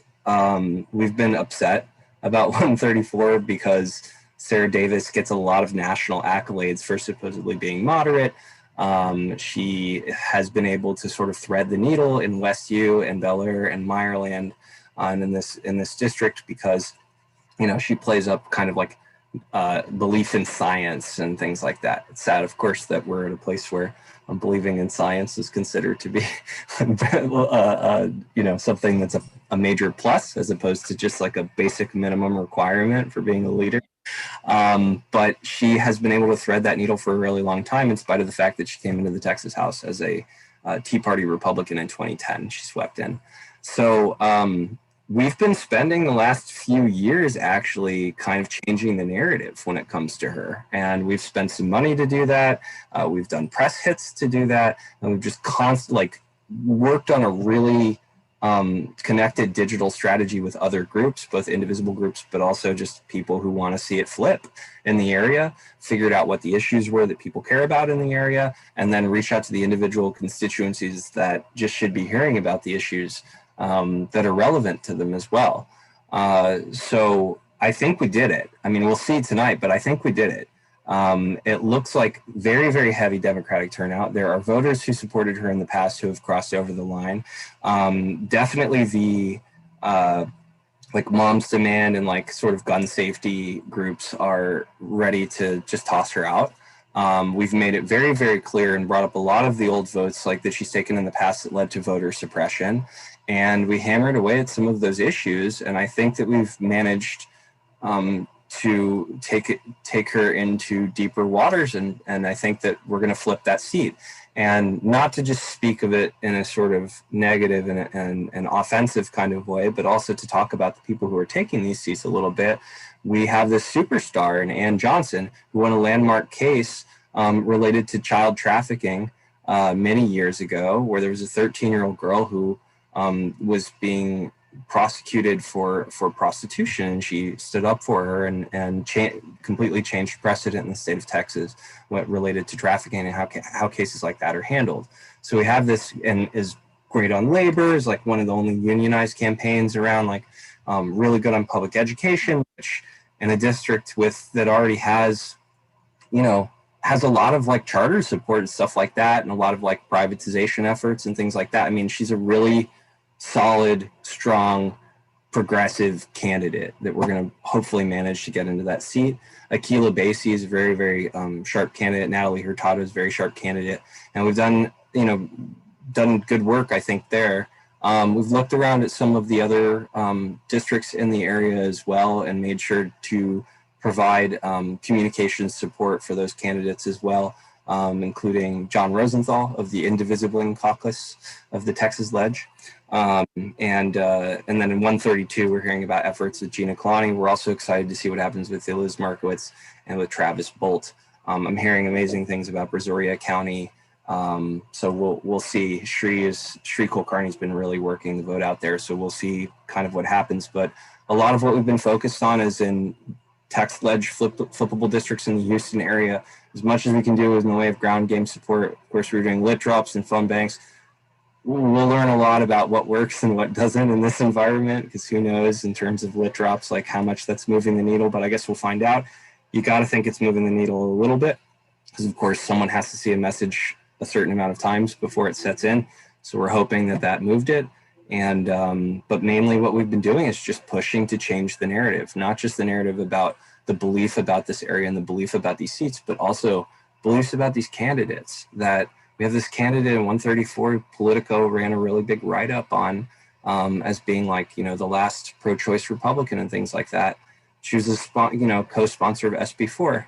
And it took a lot of work to tell. I mean, it's just been pounding the drum over and over and over again over the last couple of years to say we can do better than this. And I think we did it. I think Harris County is going to truck every last mildly right-leaning candidate out. I really do think that. I think that this has been solid. This is the people's turf. This is the domain of Lena Hidalgo and a Democratic county court, and this is the domain of Democratic Texas Lege reps. Doesn't mean we don't have other issue fights that we always have to have. Doesn't mean that we can't improve. Doesn't mean we can't build better coalitions. There's plenty to do. We have plenty to do in the way of tackling issues with, electeds or industry or any number of things around here. But I'm excited about the cycle, and I think we did it. We're all going to find out in just a little bit. So that's what we've been up to. Yes, thank you so much. That is wonderful to hear. And absolutely, I am very excited to celebrate with you, your group, celebrate all your efforts that will hopefully get us these victories. And I really appreciate some of the three main things that I noticed about your group. Of course, you mentioned changing the narrative, which is huge in Texas. You're great at building coalitions, and then accountability. You are holding these incumbents to the highest standards, and you won't back down, and I love it. So thank you Thanks, so Lauren. much for being here, and we're excited to get those celebrations going as soon as we get those results in. You've got me too. Okay. All right. Well, take care, and we'll be checking in with you soon. You too. Talk to y'all soon. Bye. Okay, so I believe we have, is that Shane Johnson next with Indivisible Austin? Wonderful. Always great to see you, Shane. Glad you could make it here. So we'd love to hear about Indivisible Austin, what y'all have been working on related to flipping the Texas House, any specific races that you've been following, anything like that. Yeah, thanks, Lauren. And it's good to see you too. And I'm glad Indivisible hired you. Me too. Yeah, that's great. And thanks for having me. And yeah, I really appreciate the work that the Indivisible TX Lege Coalition has done holding it down and really inspiring us and others to understand the importance of the Texas legislature this race and fight for that. Yeah, so we've done a few things. A big part of what Indivisible Austin kind of has always done for the last few years or last couple of years is sort of communications and being sort of the frontline news source for a lot of folks who are engaged in indivisible work and other progressive organizations in Austin. So we have use our newsletter and social media to help promote getting involved in a lot of these races. And even earlier on, we were able, through the postcards that Indivisible National was sending that were targeted for congressional races, we were able to sort of additionally select areas in those House districts that were in specific target Texas House districts. That's right. Those U.S. Congress House districts, we targeted Texas House districts with those postcards to get people registered to vote. And so really proud of Noah, Sarah, Trish, Tony, everybody who really made this possible and really carried the work there. And so we ended up sending 3,300 postcards to House District 28, which is Eliz Markowitz, 3,300 postcards to HD 54, which is where Kiki Williams is. Killeen, Harker Heights, north of Austin, where Fort Hood is, if for folks who don't know. And then 4,300 postcards to HD 121, where Selena Montoya is in San Antonio. So that was a really great kind of first step and foray into this, or into supporting Texas House candidates with our work. From there, I sort of took on doing some research to identify which Texas House candidates were the ones sort of, and using the baseline was 17 less than 10. So identifying which candidates were, in a sense, under-supported. They were in flippable districts, but they weren't quite getting the support that others were getting. And so, and it's funny to sometimes it's a privilege to be able to be sort of the outsider who can pop in and work on election stuff for a few weeks, and not that be your job or your main organizing, or especially for a specific district. Because I found that nobody else had been doing this, had even seemed to even occur to them to map out who's getting what support from what organizations. So made a big spreadsheet essentially and tallied up how many different organizations were endorsed different candidates, and then how many organizations were doing phone banks, and then sort of in a sense gave each candidate a score in flippable districts based on 17 less than 10, and then also specific districts highlighted by Sierra Club, which is my day job, but I'm not doing any Sierra Club electoral work myself through my job, just as a volunteer. So I know there are some candidates that Sierra Club had highlighted to consider focusing on, so added some of them to the list, and then a few other progressive organizers on the ground said, hey, you need to consider these candidates. So that ended up being the list that we did this research on. And then that helped us better focus our recruitment efforts through our newsletter and online presence, and some of our virtual events we did in the last month or so, to then hone in on these specific candidates. And then this past week sort of refined that based on input on the ground from organizers and from folks who were close to the campaign to see, we have the candidates who aren't getting enough support. We got additional input, hearing stuff from the Democratic Party of some candidates were actually getting a lot of volunteers. So then you wouldn't be able to find it out by researching online, but then adjust the list to take out some of those candidates or rank them in a lower tier. And then really paired that with the data or rankings from the, I can't remember the name of the institute, but the institute at Rice University, it's nonpartisan, that basically was saying these are the flippable districts, these are the toss-ups, these are the lean Dems or lean Republicans, and refine that, and then was able to get that out to our Flip the Texas House Coalition meetings, got that out to some allies at other organizations and some friends who work at other organizations nationally to get the word out, to then channel in some of the volunteers out of state who wanted to support the Texas House.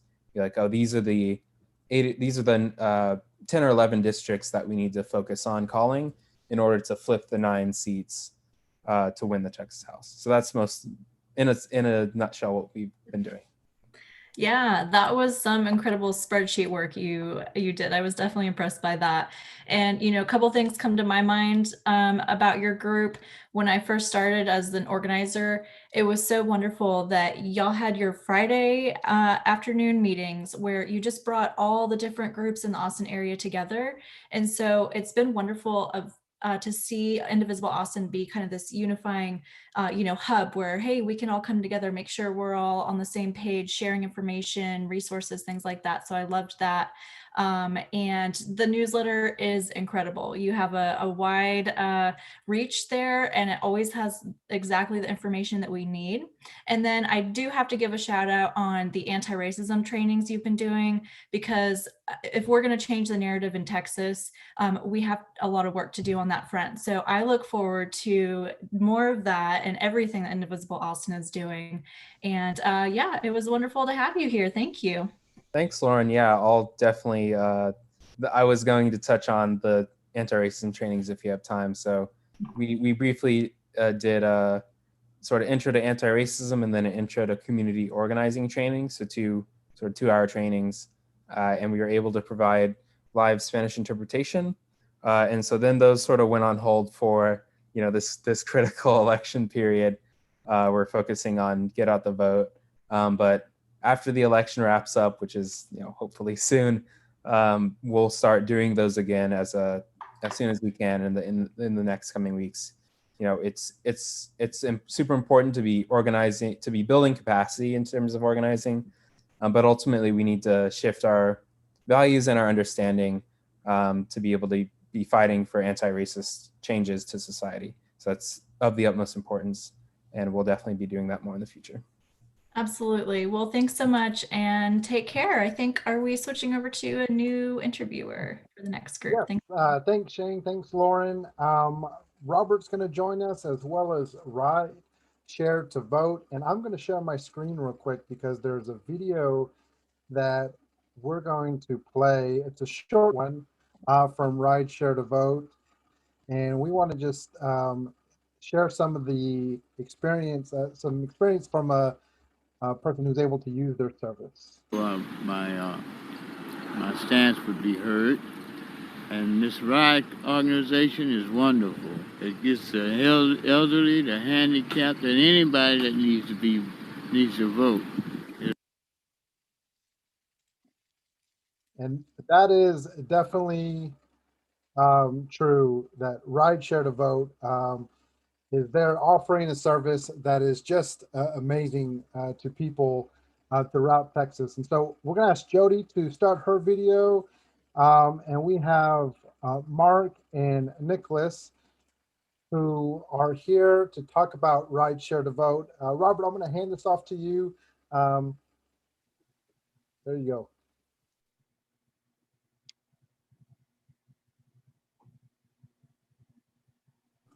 Looks like you're on mute, Robert. Okay, so thank you. I've been very, very impressed with Ride Share to Vote.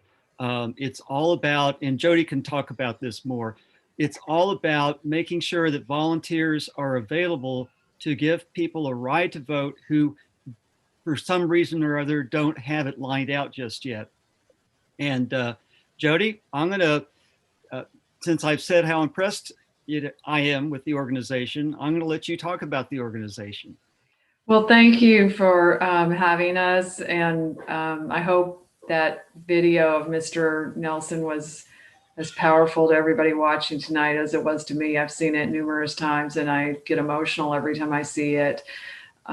We were founded by Sarah Kovich back in 2018, just kind of a little group thinking we might kind of help out in the midterms. And we quickly realized that, we're in it for the long haul.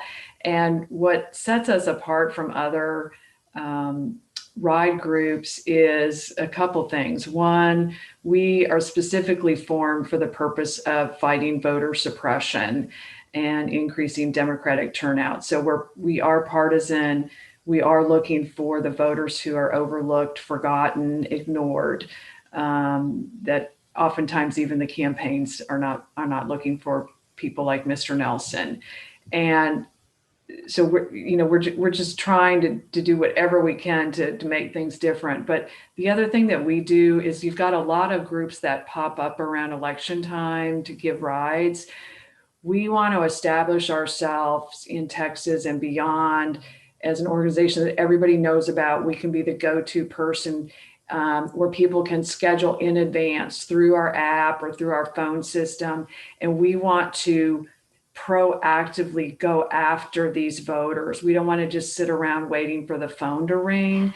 We are pulling data like these other groups. We are making thousands of phone calls, text messages, lit drops, you name it. We are looking for certain demographics and trying to contact these people and say, hey, you know what? We do care about your vote and your voice, and we want you to participate.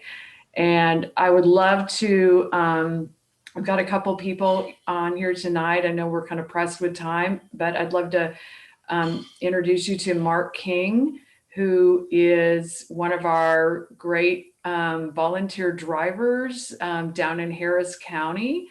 And we just love to have Mark share with everybody why you got involved and what the experience has been like for you. And you actually took Mr. Nelson to vote, right? Yes, I did. Thank you. I'm glad to be part of this. I joined because I wanted to do something practical. And I thought that I would be giving a little bit of my time and a little bit of my effort. What I didn't realize is that I would experience a tremendous sense of community from the rideshare group that I had not felt before. But then going to pick up riders, it really didn't have very much to do with convenience. And I was thinking, oh yeah, it would be convenient to go and give them a ride. For Mr. Nelson, for example, being blind, for him, it was an expression of a determination. He was going to go vote. And I was an extension of that determination. He put his left hand on my right shoulder and we walked to the car.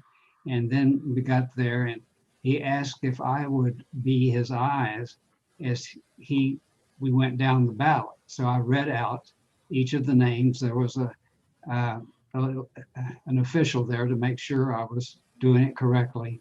But Mr. Nelson had absolute confidence that what he was doing was an expression of who he was. And when we left, he said with his left hand on my right shoulder, we did it. And I'm stepping back from that. He did it. And we were available to help him do it. And I have other stories like that, but I'll stop with just saying that there are people in this country that want their voice heard. It's not a convenience, it's a necessity. And when they feel that their voice is heard, they come alive. You can feel it. And I got that as a gift. Thank you, Mark. We also had Nicholas Quintanilla. I don't know if he's having connectivity troubles. And Robert, is it a way to get him Right. to We don't connect? seem to have him up yet. Okay. Oh, there he is. He just popped well, up. There he is. Okay. If you can Welcome, unmute. Nicholas.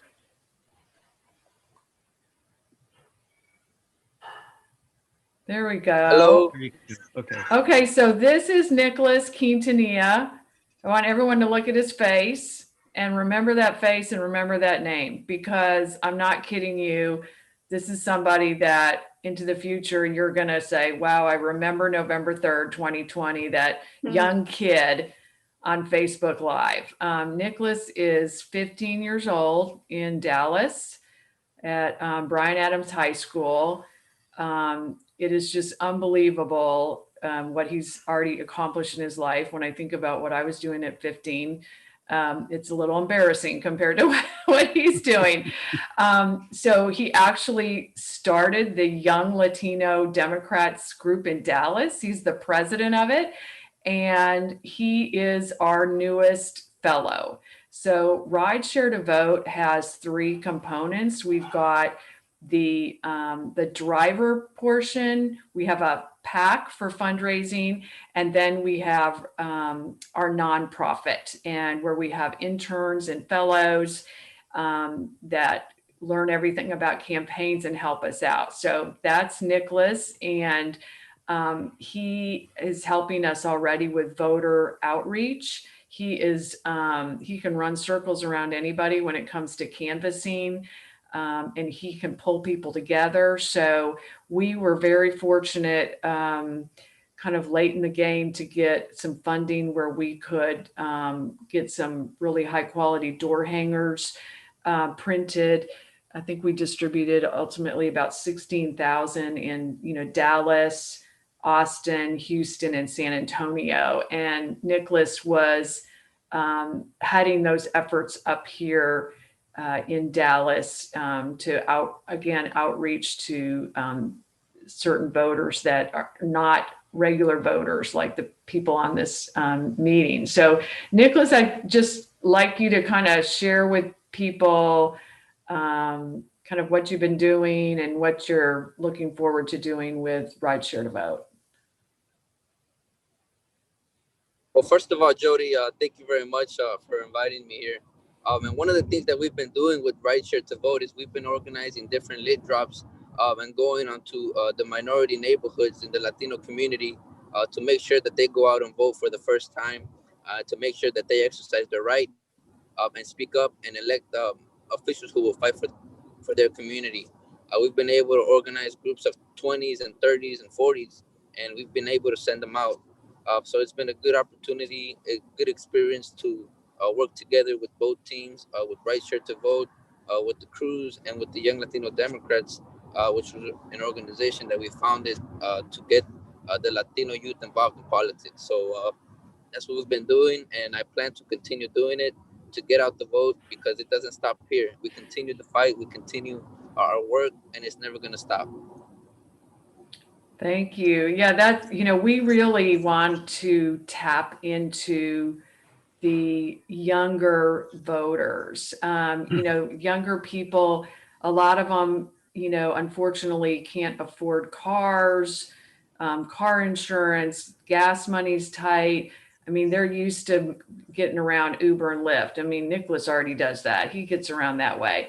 So, our technology is set up where one of the ways people can book their right to vote is through our app. So we hope as we expand out, people will just think about that, have that on their phone, and just go, okay, cool. I can just go on here and set it up. If they need to reschedule it, they can go in there and do that.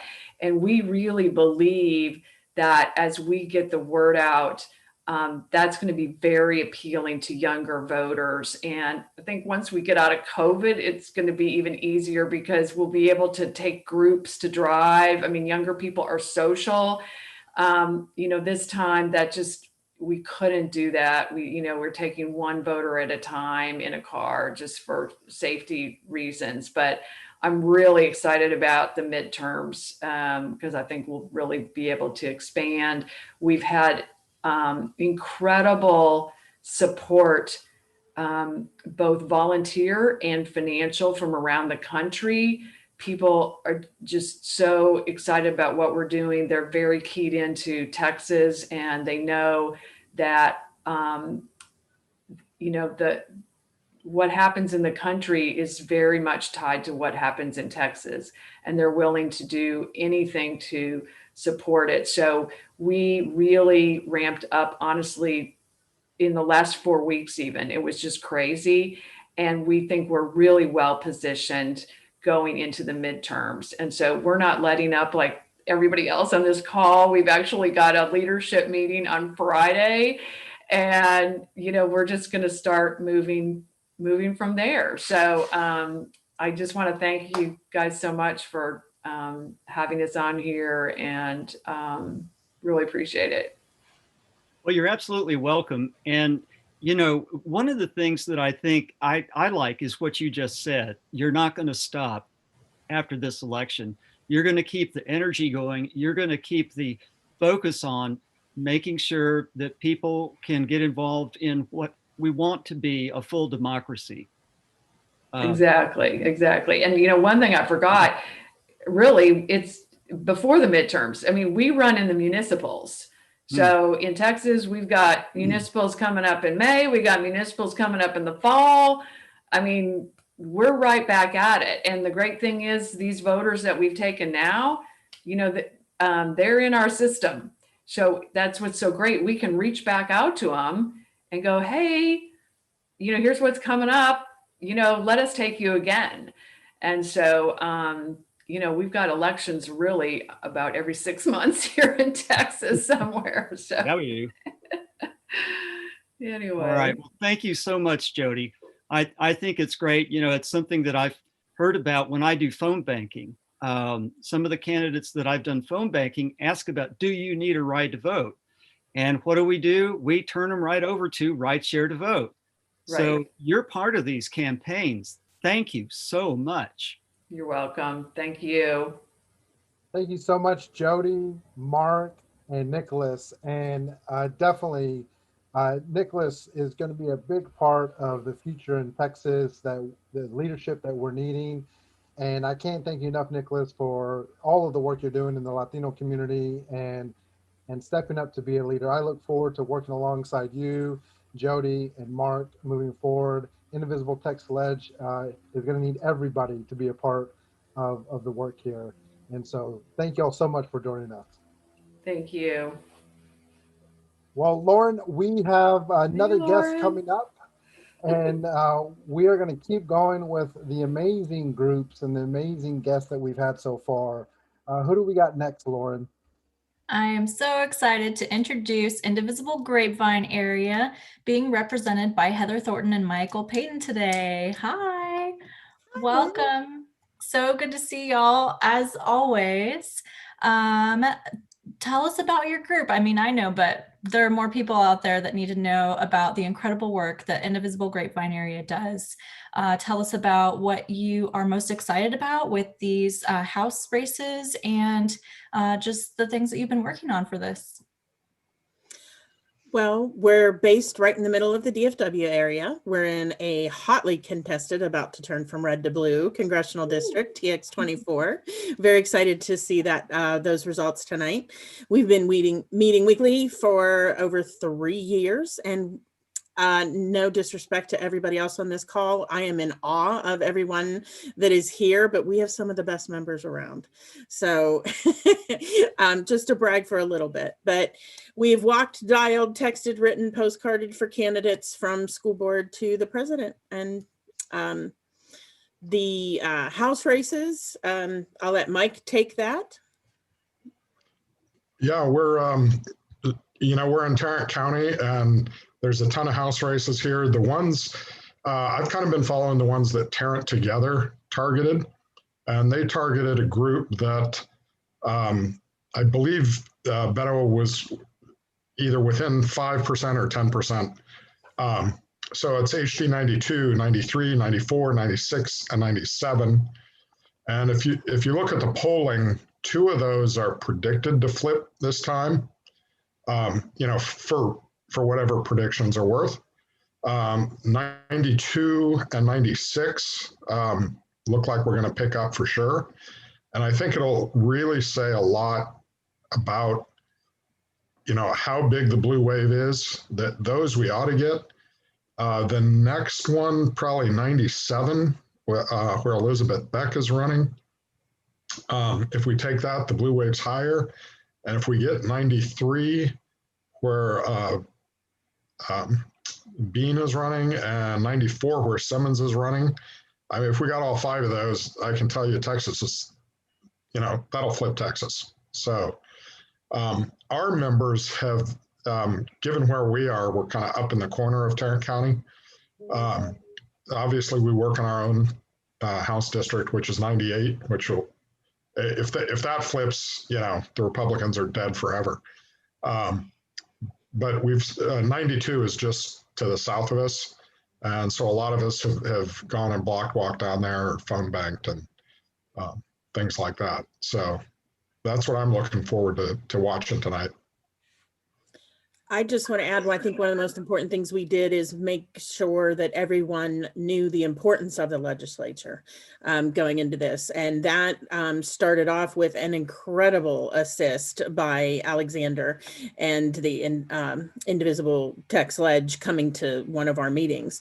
And we use their stuff often and share it with everybody. And I have never seen a progressive group more organized than Indivisible TX Lege. I am in nerd awe of them.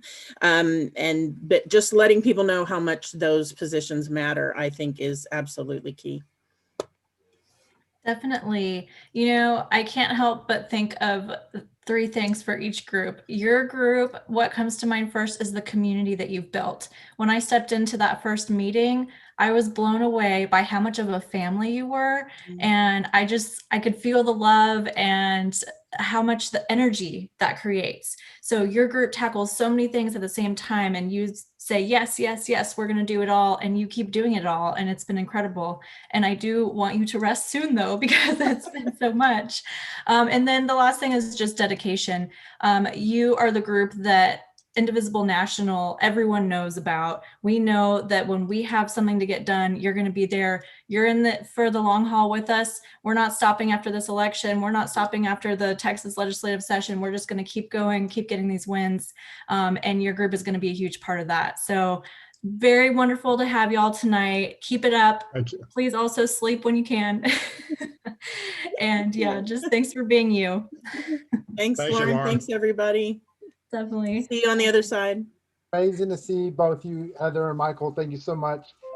We are going to keep trucking along. We have our next group that is being lined up. And earlier you heard Robert share about his admiration and affection for the Rosedale Huddle and being a part of that group and just seeing the amazing work that's been done. Likewise, I am honored to be able to talk to this next group, the amazing Indivisible Fort Worth. We have several leaders from the organization joining us tonight. That includes Angie Williams, Amy Oles, Jeffner Forniff, David Sloan, and I see the name Clarence Nixon, but I see Anita Quinones on the screen. All right, there's Nick. All right, so thank you, Indivisible Fort Worth, for joining us tonight. We want to talk about the amazing work that y'all are doing in Fort Worth in Tarrant County and the efforts to help flip the Texas House. So Jeffner, I'm going to ask you first. Talk to us about what kind of work Indivisible Fort Worth has been doing. So we formed our group in 2017, and we live in HD 97, all of us. And so we picked precincts in that area that had low voter turnout, but demographically wise, a high propensity of potentially blue voters. And so since 2017, we have been focusing on, we picked specific precincts and we've been visiting, knocking doors, every single door in all of these precincts that we could get to. Every election cycle, 28, we did it for the municipal elections, we did it for the 2018 midterms, we did it again in the municipal elections in May in 2019, and again this year, just keep hammering away at these low voter turnout precincts to increase the turnout. I'm watching the results come in. I'm very excited. One precinct in particular has 500 more votes than they did in 2018. So I'm like, yay! Well, that's what's been exciting to see, the ability to kind of change the playbook and to look at the data. And Jeffrey, you've been amazing at digging through the maps and the data. Anita and Nick, talk to us about what it's been like being a part of Indivisible Fort Worth and the work that's been focused around HD 97. Well, I think that as a group, we've really come together and had a shared vision of how we could work to make a difference in HD 97. I mean, you know, this pie is so big, there's lots of pieces we could have pulled from it, but our focus, we felt like, needed to be in 97. We all talked about it, we all agreed, and it was pretty easy for us to decide how we wanted to do that because we let Jeffner guide us with her data, and then everyone in this group was really pretty much all about everything. Everybody was going, yeah, let's postcard write. Yeah, let's block walk. Let's go ahead and do phone banks, even though phone banks is something that not many of us like to do. So we all were able to kind of, you know, wrap our arms around each other and say, let's get after this. Well, David, I see the background that you chose for tonight is a hotspot for Indivisible Fort Worth. And we definitely miss being in those crowds and talking about all the things that need to happen. What have been some of the things you're looking out for this election night for the Texas House?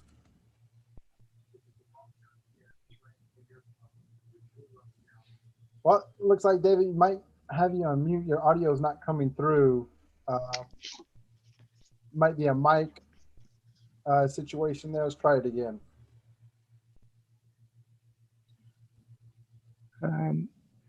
Oh, I can hear something now. Can you hear me now? Yeah, we got you. Okay. Sorry. So like the others mentioned, we've been very focused on HD 97. A lot of our effort has been that way, but also on the other cycles, we've been, being an indivisible group, we're not strictly tied to a party. So our nonpartisan municipal elections, we've been very involved in those, particularly on the southwest side of Fort Worth, and we've really gotten to be close as a group, and really like a family.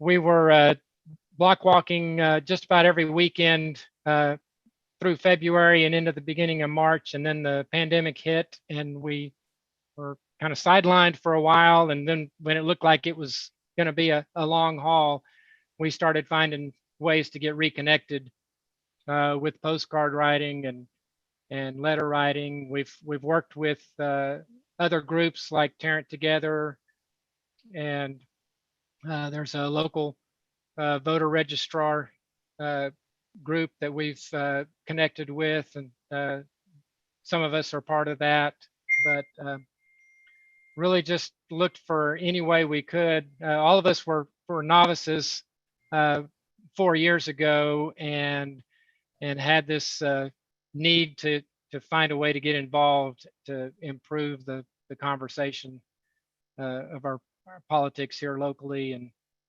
and across the state. Now, I saw recently the picture that was shared for Halloween lit drops where y'all all got in a costume, and Amy, I don't remember if you were the one who instigated that thought, but I really wish we would have promoted y'all after that photo was posted. I probably was the instigator on that one. That's what I add to the group. Costume. Amy, talk about the experience of being a part of this kind of group and just what the potential is, around what excites you around flipping the Texas House. Oh my gosh, part of this group. I have really enjoyed getting to know everyone in this group. They have helped me go from someone who was just frustrated and anxious and, oh my gosh, what do I do? Into someone who can productively tell you 15 things of, oh, you want to get involved? Well, come on, let's try this, let's do that. And it's all because of the very, very creative, dedicated, and intelligent people in my group. Highly recommend to anybody who is a little shy or not sure where to start, or who is excited to see what 2020 is bringing and wants to help usher in 2022. Get involved in a group. There's amazing people in groups, and maybe you get to wear costumes. You never know. So yeah, it's just been a real pleasure, and it's really helped someone who's a natural introvert like me overcome a lot of my fear of what to do to get involved. Still working on phone banking, but everything else is good. Great to hear. Angie, you had a lot of experience working for HD 97 and the candidate that ran against Craig Goldman the last cycle, Beth Llewellyn, and what has been some of the things you've seen progress in the district and the work that Indivisible Fort Worth has done as we got to this new cycle with Elizabeth Beck? Well, for me, it's just been amazing to see how many more people are involved. You know, when we first got started, shortly after the 2016 election, I'm pretty sure that I was not the only one who thought that I was the only Democrat in Tarrant County.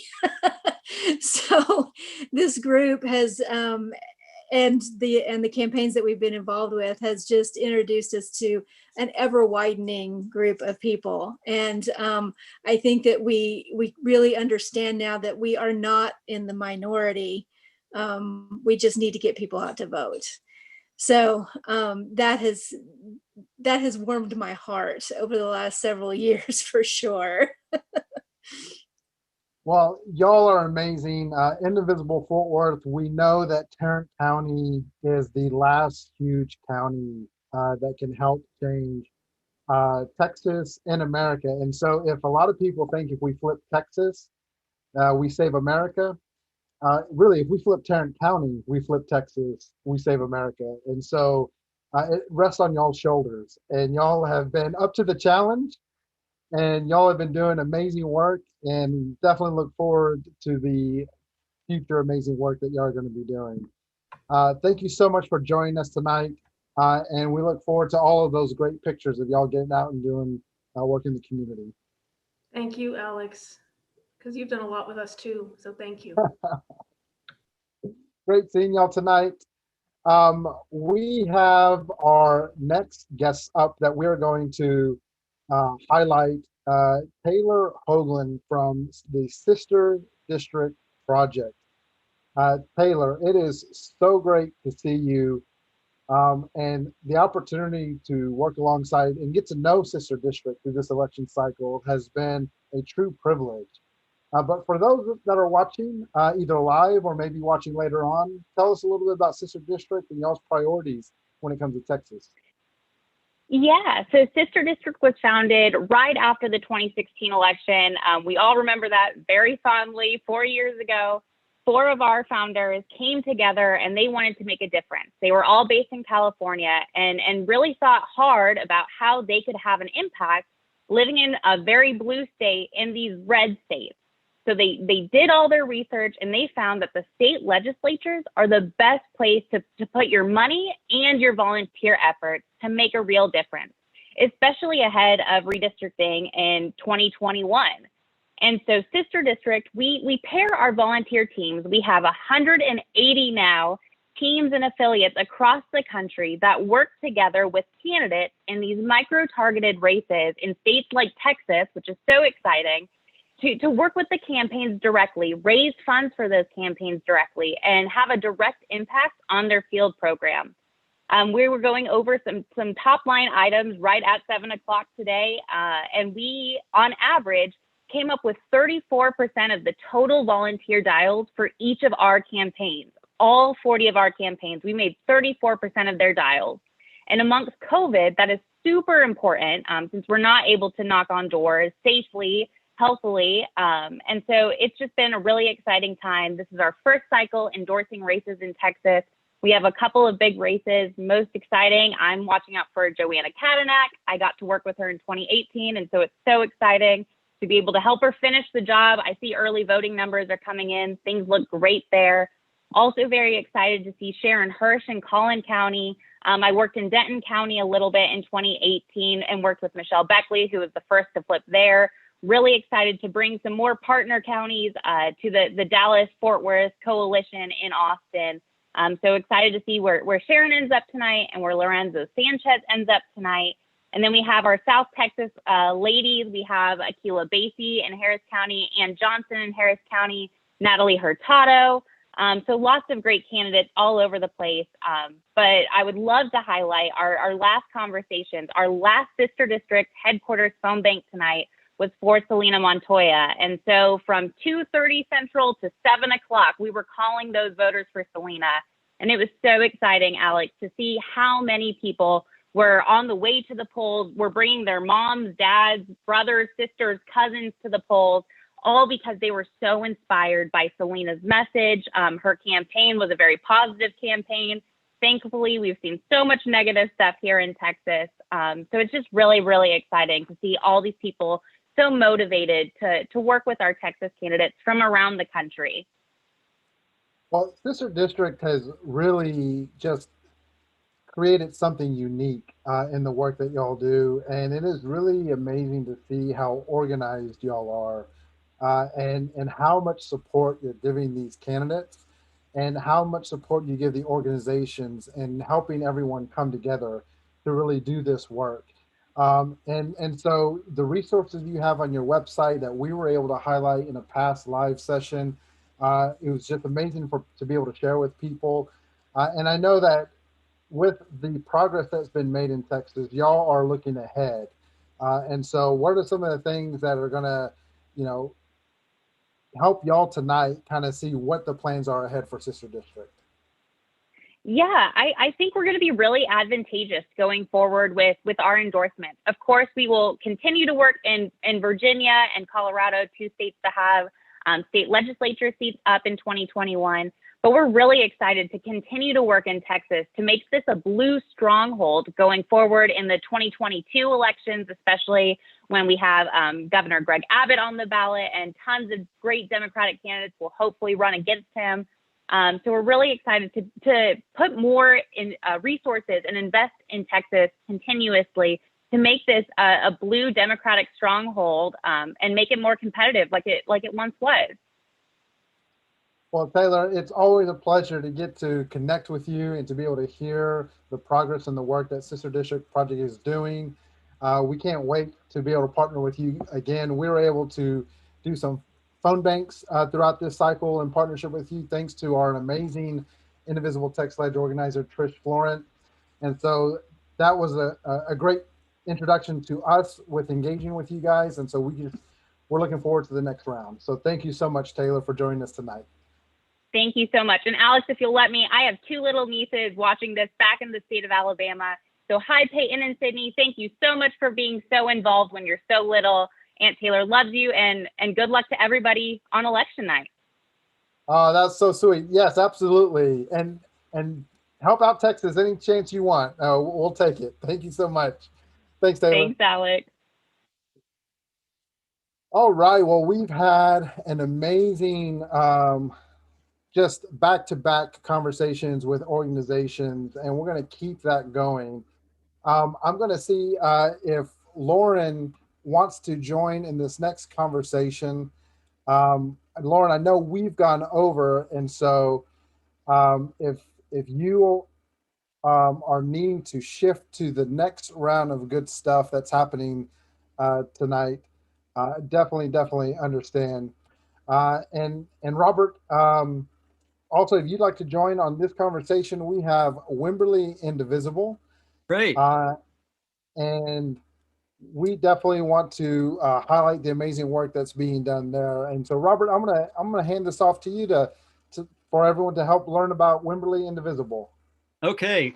Well, I'm in Austin, and one of the things that those of us that are musicians and have played live in Austin know that pretty much all of the good singer-songwriters have left Austin and moved to Wimberley. So not only have they got a good Indivisible movement, they've got great entertainment. So if y'all could talk to us about what Indivisible Wimberley is doing and you know, the kind of results that you're looking for out of all your efforts. I think you're muted. There we go. I thought I clicked it, but is that better? There we go. That's better, yeah. All right, so I have my comrades here with me because we're having a celebration tonight for all the hard work, and we've all just left the polls. So Wimberley Indivisible was really, we really dug in this election season because we're in a county, Hayes County, that is purple and has an opportunity to turn blue. And so we wanted to make sure, we live in the reddest part, so Wimberley is the reddest part of Hayes County. And when we started here, we were really the minority. And I am happy to report, I'm going to jump to the dessert. I'm happy to report that we had, in many of our precincts, we had 97% Democratic turnout, or from 89 to 97% Democratic turnout. So we were able to get an excellent turnout here in Wimberley. And we did that in part by partnering with our local WIMDEMs.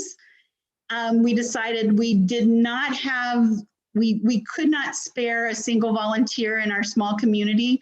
So we didn't want to duplicate any efforts. So we coordinated everything we did, from lit drops to mail outs to knocking on doors, which we did in a limited capacity, to phone banking. We had a spreadsheet. We knew who was doing what. We do a voter guide. So our from the president down to our constable candidate, who is a Wimberley Indivisible leader, is in our voter guide, and we got our voter guide in in the hands of 2,000 people in Wimberley. We did that through lit drops and mail outs. So we decided that our plan of attack was really about coordination and not duplicating effort and maximizing the work we were doing for all of our candidates.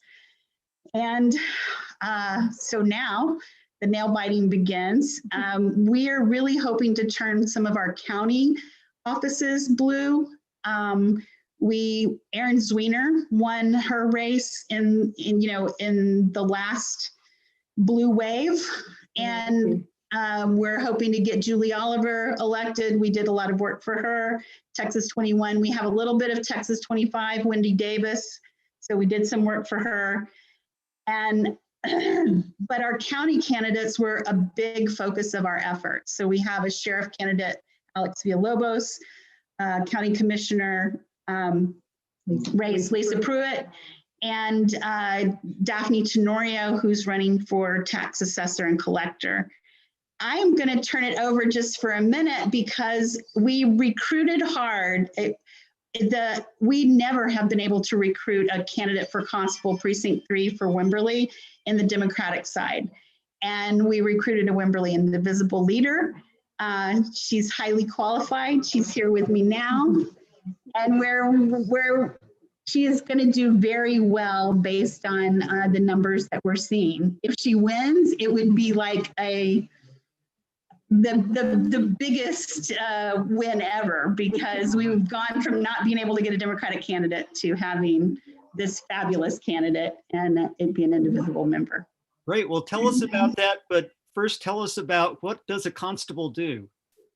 Well, a constable has all the authority of any other policing agency.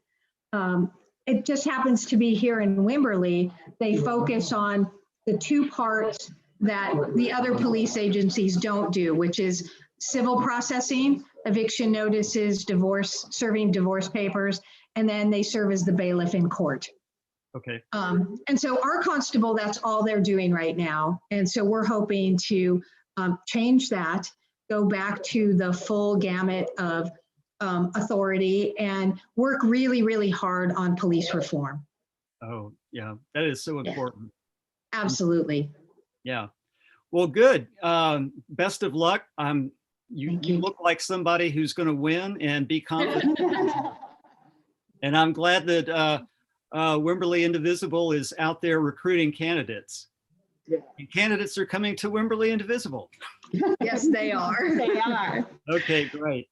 There's one other thing I wanted to mention, and that's our election protection work. So we also partner with the Texas Civil Rights Project, and we recruit election protection workers. And this election season, it's been very important because we've seen an upping on our voter intimidation.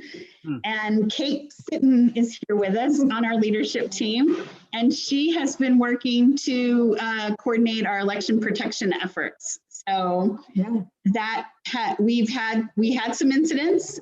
And do you want to say a few words? No. Okay. So, but she's done an amazing job. We had our polls covered with election protection workers. We were able to resolve some issues that we had there with the help of the Civil Rights Project. And so keeping our election safe is the other leg of what we were doing here. Well, that's so important because having lots of relatives out in the Texas Hill Country like I do, I know things can get a little rugged at times in conversations with them. They usually just say, well, there's Robert, he's misguided. And leave it at that, fortunately. So we have people showing up here for the after poll celebration. I think I've covered everything from our mail outs to our lick drops. We did phone banking too, also the hardest thing we did. We did phone banking for our candidates. Our local candidates is who we focused on our phone banking on. And we did a lot of, we have voter guides in addition to our, and I mean, we have a voter guide, but we also have vote notes. So we distributed over 5,000 vote notes. And some of those went to Texas State, even though that's not exactly in our area. It's such an important voting block that we made sure, and the students really appreciate having something that they can take into the ballot with them. And it's important for them. It's a good education tool so that you vote all the way down the ballot, because we have a lot of undervoting here, where people vote the top of the ticket and then fail to get down to our county candidates. So that's been an important tool in the past, and we're hoping it serves us well again. And we see a reduction in our undervotes here. That's great. Well, go Wimberley. Keep up the good work out there. Thank you so much. You're a great part of, kind of keeping things progressive in rural areas that are not always easy to keep things progressive in. That's true. We have made big headway, and we've gone from being kind of a 60-40 split to, they say we're now a 48-52 split in our little Wimberley area. So good work. All right. Thank you very much. Thank you. Alex, I'll turn it over to you. All right. Well, Robert, we have made it through the first big portion of our election event. And that is talking to all of these amazing organizations that have been doing work. And you heard from several of them. The work started as soon as the 2016 election was completed, and they felt motivated to get engaged and to start taking action. And so 2020 is a big checkpoint in terms of the progress of that work. But what was so encouraging from everybody, there was not a single person who did not have this sentiment, was that they're already looking ahead. They're already wanting to focus on what can be done for the next cycle. And whether that is the municipal elections happening in May or in the fall, depending on where you're located, or the upcoming midterms, which are going to be a huge election. What was some of the takeaways you had hearing from all of these groups that we had tonight? That they have a very deep involvement in wanting to turn the State House blue, but also in making sure that some really important issues are taken care of at the same time. One of them that is sort of underlying in what people are talking about, well, especially right share to vote, is a concern about are people being able, are they, able to get to vote and get to the polls? That's certainly the case with right share to vote.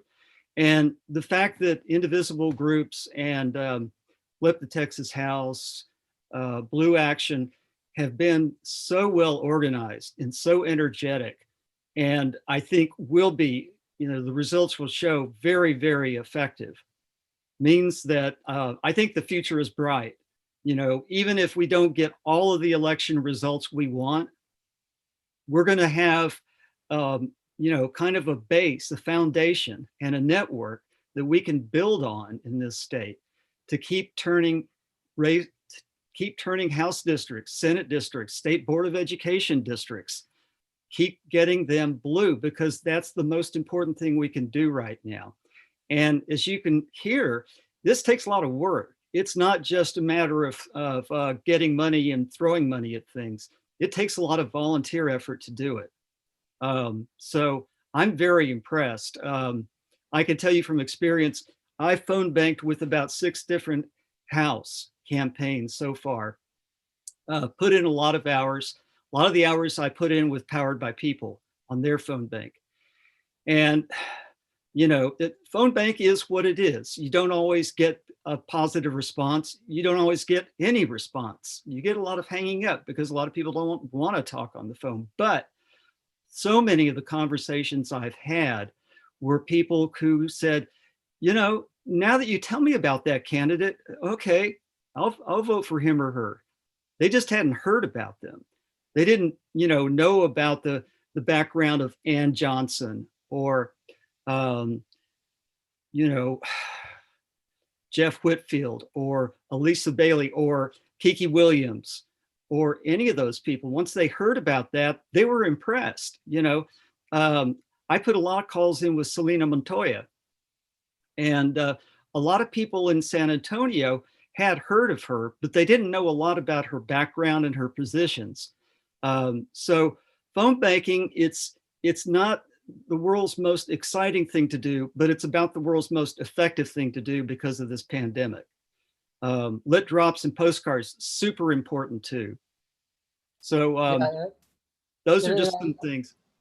Definitely agree with you. Just the amount of work to connect with voters, to have a dialogue with voters, to pass information along to voters is so essential to this work.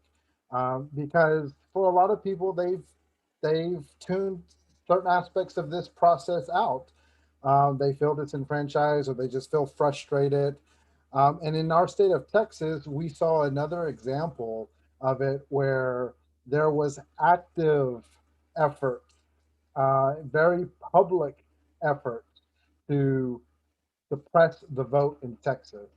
And for those of us that are trying to work and to try to change things and try to improve things, we feel hopeful. But if they're not connected, then they can feel very frustrated because they're not understanding why it's such a headache to get out there to vote. They're not understanding why it's such a headache to learn about what's going on. And so even with the historic election cycle that we have with 2020, we've said it already in this broadcast, we've said it previously, we still have a lot of work to do. And so even if the results are favorsome for us in the things that we're tracking, the work doesn't end. And that's really important for Texans to understand across this state, in every county, in every city, in every community. We still have a lot of work to do, and we need everybody to be a part of it. And so whether it's with Indivisible TX Lege, with the upcoming legislature, or it's one of these groups that you saw highlighted tonight, get engaged, build community with these groups. It helps you get to know your neighbors. It helps you get connected with different parts of your community and city, and really, realize the all-important lesson that we're all connected. We all are impacting each other, and so how can we impact each other for good is the hopeful thing that we all want to participate in. And I see that we got Jason Sugg, Indivisible TX Lege organizer, and our Twitter in chief. Jason, how are you doing tonight? Oh, it looks like we got you on mute. Yep, I'm good. I've been checking up on the action on Twitter right now, and man, it's a nail biter tonight. So we're going to be up late probably figuring out what's going to happen here. Yeah, well, it's funny. Talking to the team, I told them I'm committed to 10 o'clock for sure. But if we need to go beyond, if there's anybody who wants to join and stick around, we can maybe make it a possibility. There may have to be a change of setting though. The lights may have to dim a little bit if it goes into the midnight hour. You just set the mood. Yeah, exactly. So set the mood around the long haul that we're in. So I'm going to share my screen because there's a couple of results that are starting to be posted, and we're going to go to the Texas Tribune site to share with people what is going on. We don't have everything yet in terms of results, but we have a couple of key ones. So we're going to start off with the state rolls, and Railroad Commissioner looks like 12.1% of the votes have been counted, and it is fairly close still. And this role is super important and is also confusing because, as we've discussed, it's not about the railroads. Right? Doesn't have anything to do with railroads at all. It's all oil and gas. And so it actually is one of the most important races in terms of climate change, addressing those issues in the country right now, especially around gas flaring, which is a big part of the fracking boom, and what to do with that. And I think James Wright is an oil and gas guy who's been fined hundreds of thousands of dollars by the Texas oil and gas regulatory authorities, and now he's running for a seat on the board there. So hopefully, Yeah, he will pull may this not off. be the best leader in that particular position, given that history. And so we'll definitely be looking out for that. State Board of Education is also something that is not highlighted by a lot of people. It's one of those spaces that Texans are starting to realize the importance of more and more en masse. There's always been advocates that have done a lot of great work in terms of advocating for progress within the State Board of Education, but the overall public has not really engaged yet, and we're starting to see that engagement happen a little bit more and more. So Texas Tribune has one of the races to watch was District 5, which is a potential seat that could be flipped for the State Board of Education. And right now there's only one of the 1,231 polling locations reporting, but that one is a good shows a good start so And far. this particular race, in a lot of ways, is a bellwether for other races too. This particular district overlaps almost entirely with the 21st congressional district in Texas, which is a highly gerrymandered district. And Rebecca Belmetero has run, I think this is her third or fourth run for this seat. So this race will really be an index of what happens in that congressional race and a bunch of other races too, because Central Texas is so gerrymandered. Yeah, and hopefully we can get some resolution to that during the redistricting process, right? Right.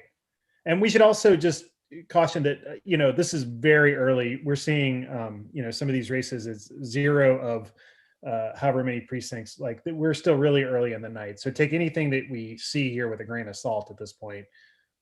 Yeah, and hopefully that's the lesson learned from 2016 for people, that we need all the results in before we declare victory or anything. So sharing the information, sharing the progress is just for us to kind of be informed with what's going on. But I love that example you gave with District 5 really being, the example of where the voting may end up landing because of where it's residing within the state.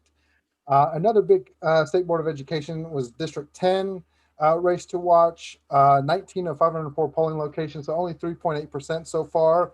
And that'll be an interesting one because it's also being targeted to be flipped. And that's huge, really, because I think the education board in Texas at this point is almost entirely Republican, right? So getting some seats on here would really be a big deal in terms of what we're teaching. Let's see. I know Robert stepped away, and so I want to let Robert know if he wants to jump in on this conversation. It's definitely understandable if you wanted a break as well. But feel free. I just jumped back in. All right. And so let's see here. So those are the races that we're seeing. Some results are definitely coming in like we talked about, but those two key races. So let's take a look at the Texas House, because flipping the Texas House is what we are really wanting to track. And James Withrow, who's one of the Indivisible TX Lege organizer, who really tracks the data around population, election turnout, voter turnout and everything, is going to be joining us a little bit later tonight.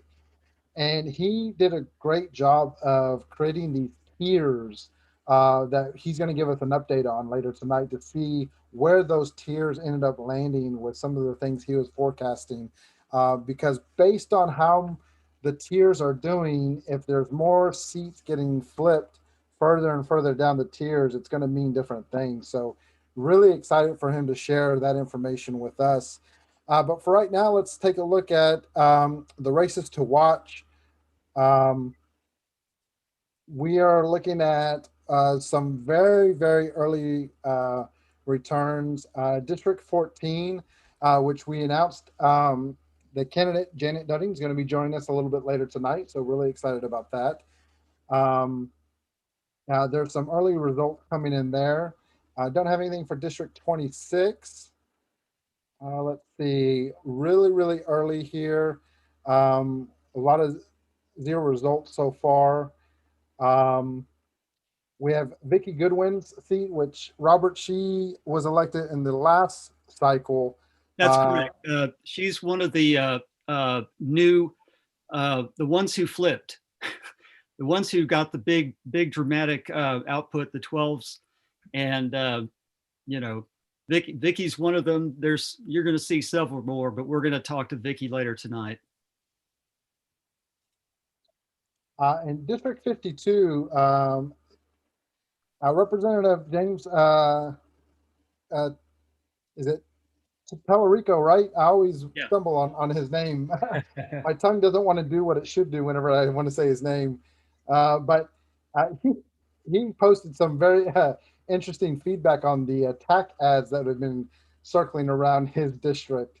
And so you really saw that there was a lot more aggressive efforts being done to try to sway voters in a very negative way. And so his race is going to be very interesting to watch as well, while this is still early returns coming in. Let's see here. We have District 54, 64, no results yet. District 66 with Sharon Hirsch. This is a sister district candidate, I believe. And Trish, I know we have as a part of our organizing team. With this conversation, Trish, if you want to jump on camera with us as well, I know you've been tracking different things and are really still waiting on some more results. But Trish, feel free to jump on and just join the conversation as we're kind of going through these different things. I am scrambling. I had planned on using the Trib site, which you have up, and also the Texas Secretary of State site, but it is not functioning for some reason. So I'm having to go county by county for anything other than the Trib results. So I am definitely scrambling. Yeah, it looks like the Texas Secretary of State site, we may not have time to dig into it before our next round of guests, but it looks like they changed the layout. We know for early voting, they changed it so that all 254 counties had data and were able to pull the data each day of early voting, which was a great improvement, seeing how we're in the 21st century.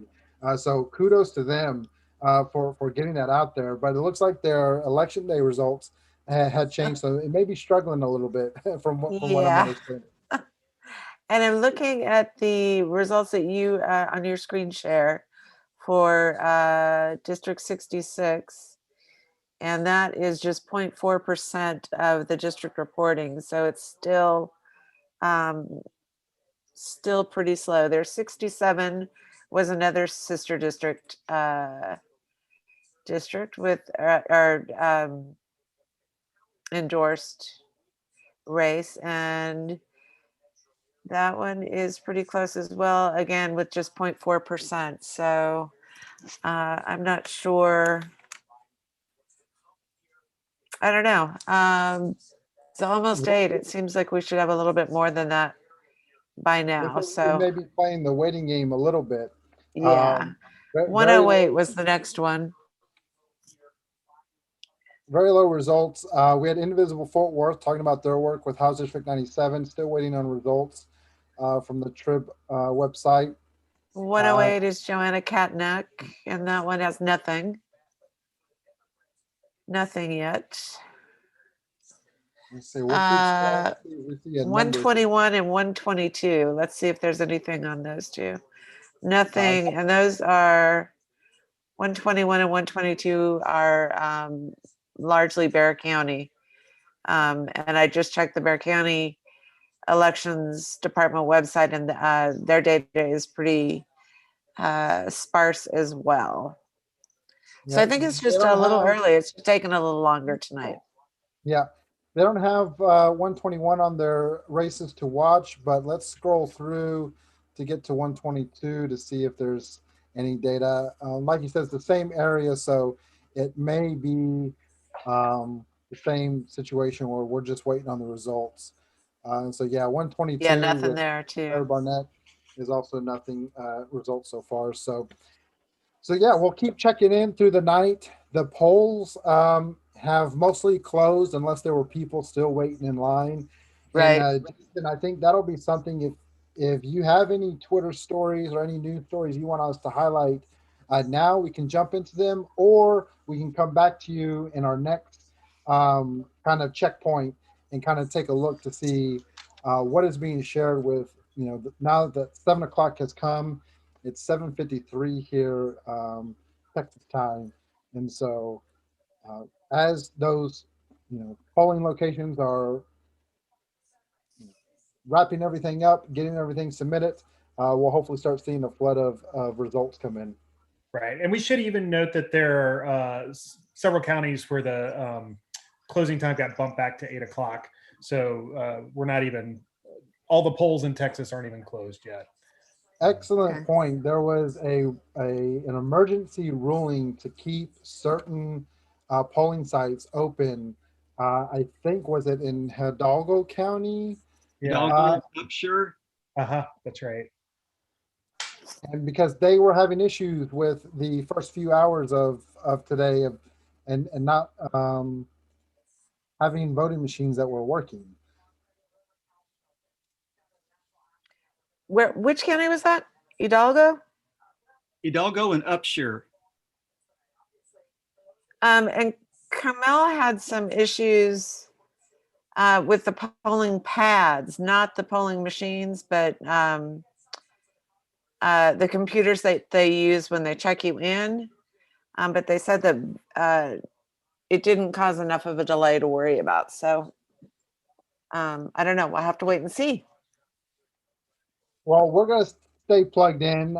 We thank everybody who's been joining us tonight as we share these results. We're going to definitely keep an eye on those results as they start coming in and checking in from time to time.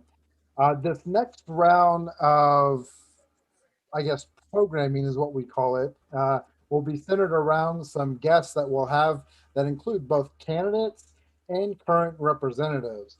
And so as those guests start coming onto our webinar, we'll be bringing them onto the live session so that we can talk to them about their different experiences and what they're looking forward to with tonight's results.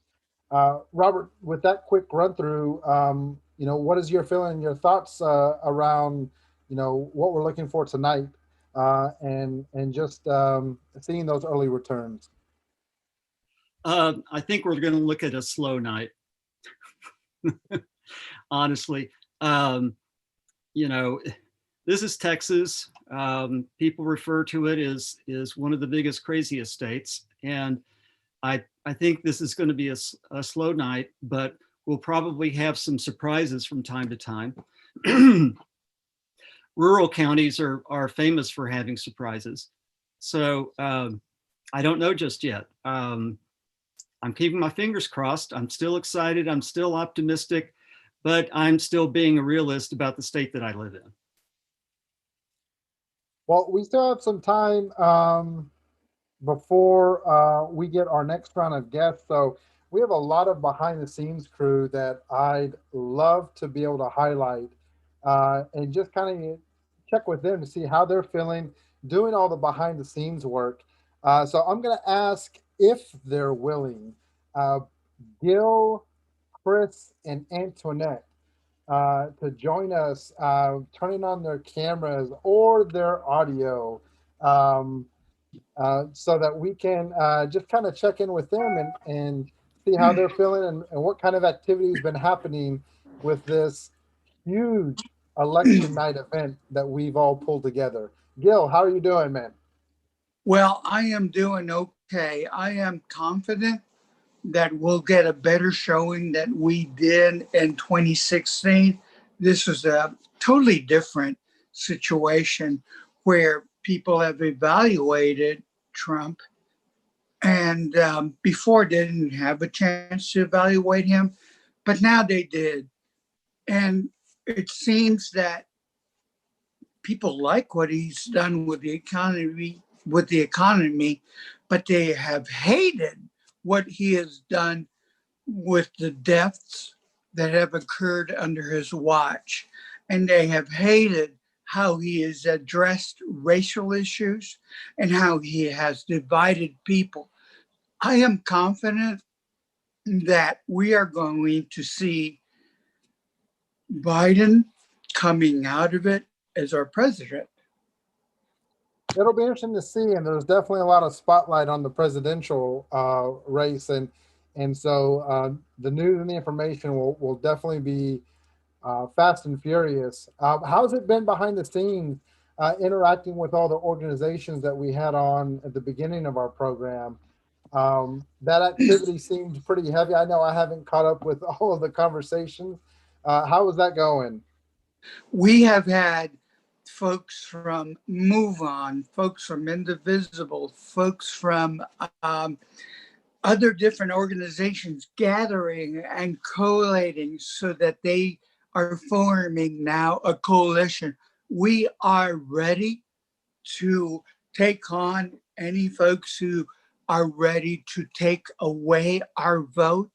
The beautiful thing about this is that people and organizations are coming together to ensure that the people have their say. And this is not over.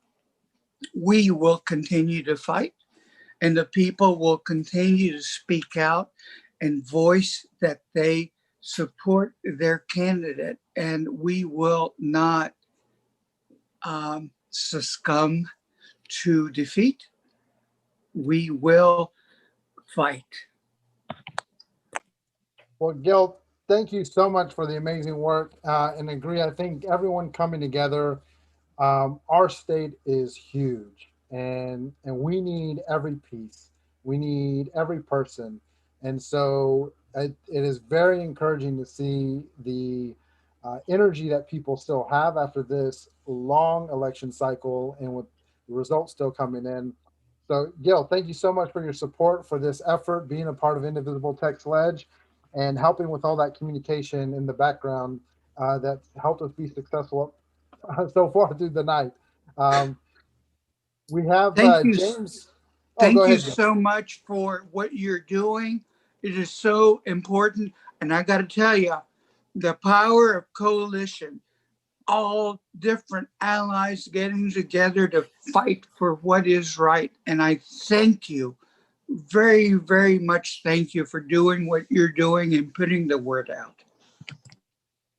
Absolutely. We're in it together. James Withrow has joined us, Indivisible TX Lege organizer, really looks at the data and helps us understand, things that are being shown through all the different efforts and how the reporting is happening. James, how are you doing this evening? I'm doing great, Alex. I haven't quite gotten to enough data really to make any judgments, though. Yeah, that's, I think, the boat that we're all in. We just kind of peruse through the Texas Tribune website. They've done a great job of highlighting some key races that were either flipped in 2018 or are looking to be flipped, as well as some of the statewide races and roles that are happening this election cycle. So it looks like we're kind of in that stage of the night where more information needs to be reported, and we're just waiting for those results to start coming in. Yeah, so far I'm kind of flipping through the results for Texas House seats that that I see that are up so far, and I'm not seeing anything that jumping out that surprises me, but so that's kind of neither here nor there, I guess. Well, I'd love to use this opportunity to highlight the tier structure that we talked about during the live session the other week, and really just kind of why the tier approach why you pursue that approach, and really what's happening, what it means as we move through those tiers and the results come through. So if you want to share your screen, or if you want to send me something to share my screen, we can do either option. Let me make sure you have that ability though. Let's see, you should have the ability now if you want to share it. Okay, give me just a couple of minutes, and I will do that. I can kind of just go through quickly how I've separated the kind of the middle, I don't know, 50 or so races for the Texas House, the ones that are likely to matter. The first tier are mostly Democratic, are very Democratic districts where Donald Trump in 2016 got 43% or less of the vote. And those are almost all Democratic districts except for Sarah Davis's, who I expect that to be a close fight. She's certainly done better than the rest of the GOP ticket in that district, but I don't know if she can hold on to another blue wave. We'll just have to see. So the first tier is just mostly Democratic districts. The second tier are districts for mostly Democratic freshmen or two-term House of Representatives members who are in pretty good districts. There are districts that they're in pretty good districts for Democrats. They're districts where Trump got 44% or less of the vote in 2016. And that also includes one Republican district, though, Morgan Meyer, who's been able to hang on, who hung on in 2018 kind of by the skin of his teeth. And then tier 3 is the middle, is the very middle. And for those districts, a lot of them are either House freshmen or Republicans who just barely hung on in 2018. So that's tier 3. Tier 4 are kind of some reach districts well, I shouldn't say reach districts. Some of them are districts that Democrats will have to win if they're going to take back the House. A lot of them are in Tarrant County, but there are some spread all around Texas. And then the fifth tier are fairly Republican districts, districts where Trump got at least 55%. But if there's some kind of enormous wave, which I don't really anticipate tonight, but some kind of enormous wave where then Democrats might win some of those seats in the fifth tier. So I guess I can put kind of more specific names in just a second as I get closer to. There we go.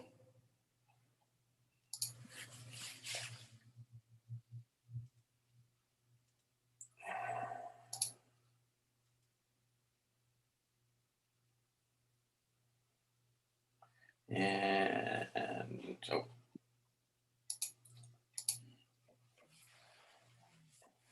And in a second or two, we should be able to see it.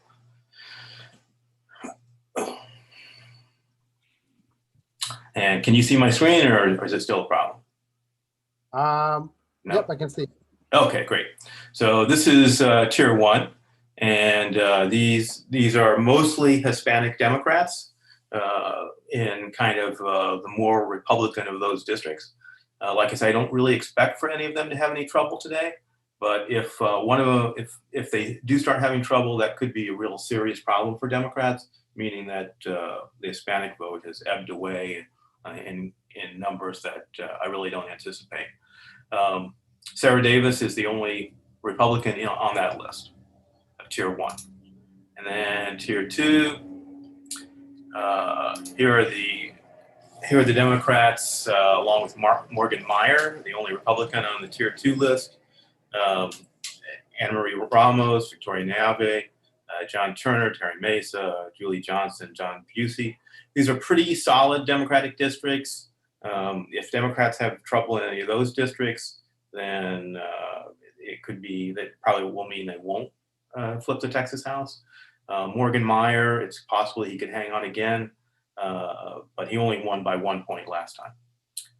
And then tier 3, this is really kind of the battleground.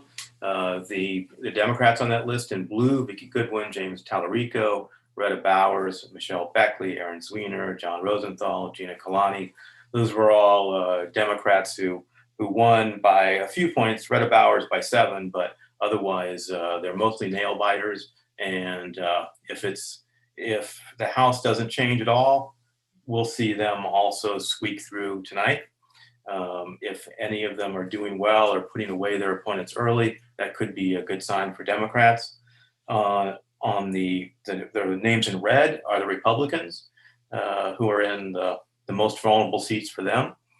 Most of the names on here won by only 2 points or so. Rick Miller a little bit more in Fort Bend County. But it's Angie Chen Budden, Dwayne Bohawk, Matt Shaheen, Rick Miller, Jeff Leach. Democrats have to take back almost all of those seats if they're going to flip the House. That's the easiest 5, along with Morgan Meyer and Sarah Davis. And then in Tier 4, these are some of the districts that Democrats will have to take back to flip the House. They need at least 2, even if they get the 7 I've already named. So these are districts where Trump got between 51 and 54%. That means he's going to have to even get less this time. So you're looking at districts in Killeen, San Antonio, and then Bryan College Station, and at least one in Fort Bend County, the district that John Zerwas used to have, and one in Corpus, one in Kingsville, and then one in Houston or near Houston, and then a couple in the Metroplex, several in the Metroplex, and then Jim Murphy. If Jim Murphy somehow goes down, it's a very well-educated district in Houston. He won by 16 points last time, but if somehow he has trouble this year, that would be a very good sign for Democrats. And then the last tier, so we're up to 88 here. If Democrats would have to win all of these to get to 88. They'd have to win at least to Steve Allison to get 76. And then the reach districts, which I don't really anticipate, but I'm just kind of keeping an eye out to see how they're doing. Are these 9 districts that take us all the way up to 97? I don't really expect the Democrats to win that many. Well, James, thank you so much for breaking the tiers down. We're going to be revisiting this through the night. We have our next round of guests that we want to bring on board. They have limited time with us. And so we're going to bring them on. Antoinette and Chris, if you want to bring our next guest with us. And Robert, I'm going to hand this off to you as we talk to 2 amazing guests. All right. Well, we have Representative Zia Israel and Representative Donna Howard. It's always great to see you both. Thank you for being on this program with us. I understand that y'all are at the same place, it looks like. We are. And we're monitoring the returns together here with HDCC Central. HDCC, okay, great. So just to kind of give you each a background so you can talk about your role, your work as a representative, and then we can flip to HDCC real quick. I'll introduce Donna first because, well, she's an old friend of mine. Old. Donna's a very well-known friend of mine. So I want to say, Donna's been advancing policies that really improve the lives of Texans and her constituents. She is a senior House member. She's the vice chair of the House Administration Committee, which is going to have a lot to say about how the legislature meets next session under the kind of the COVID safety restrictions, which I hope are safe.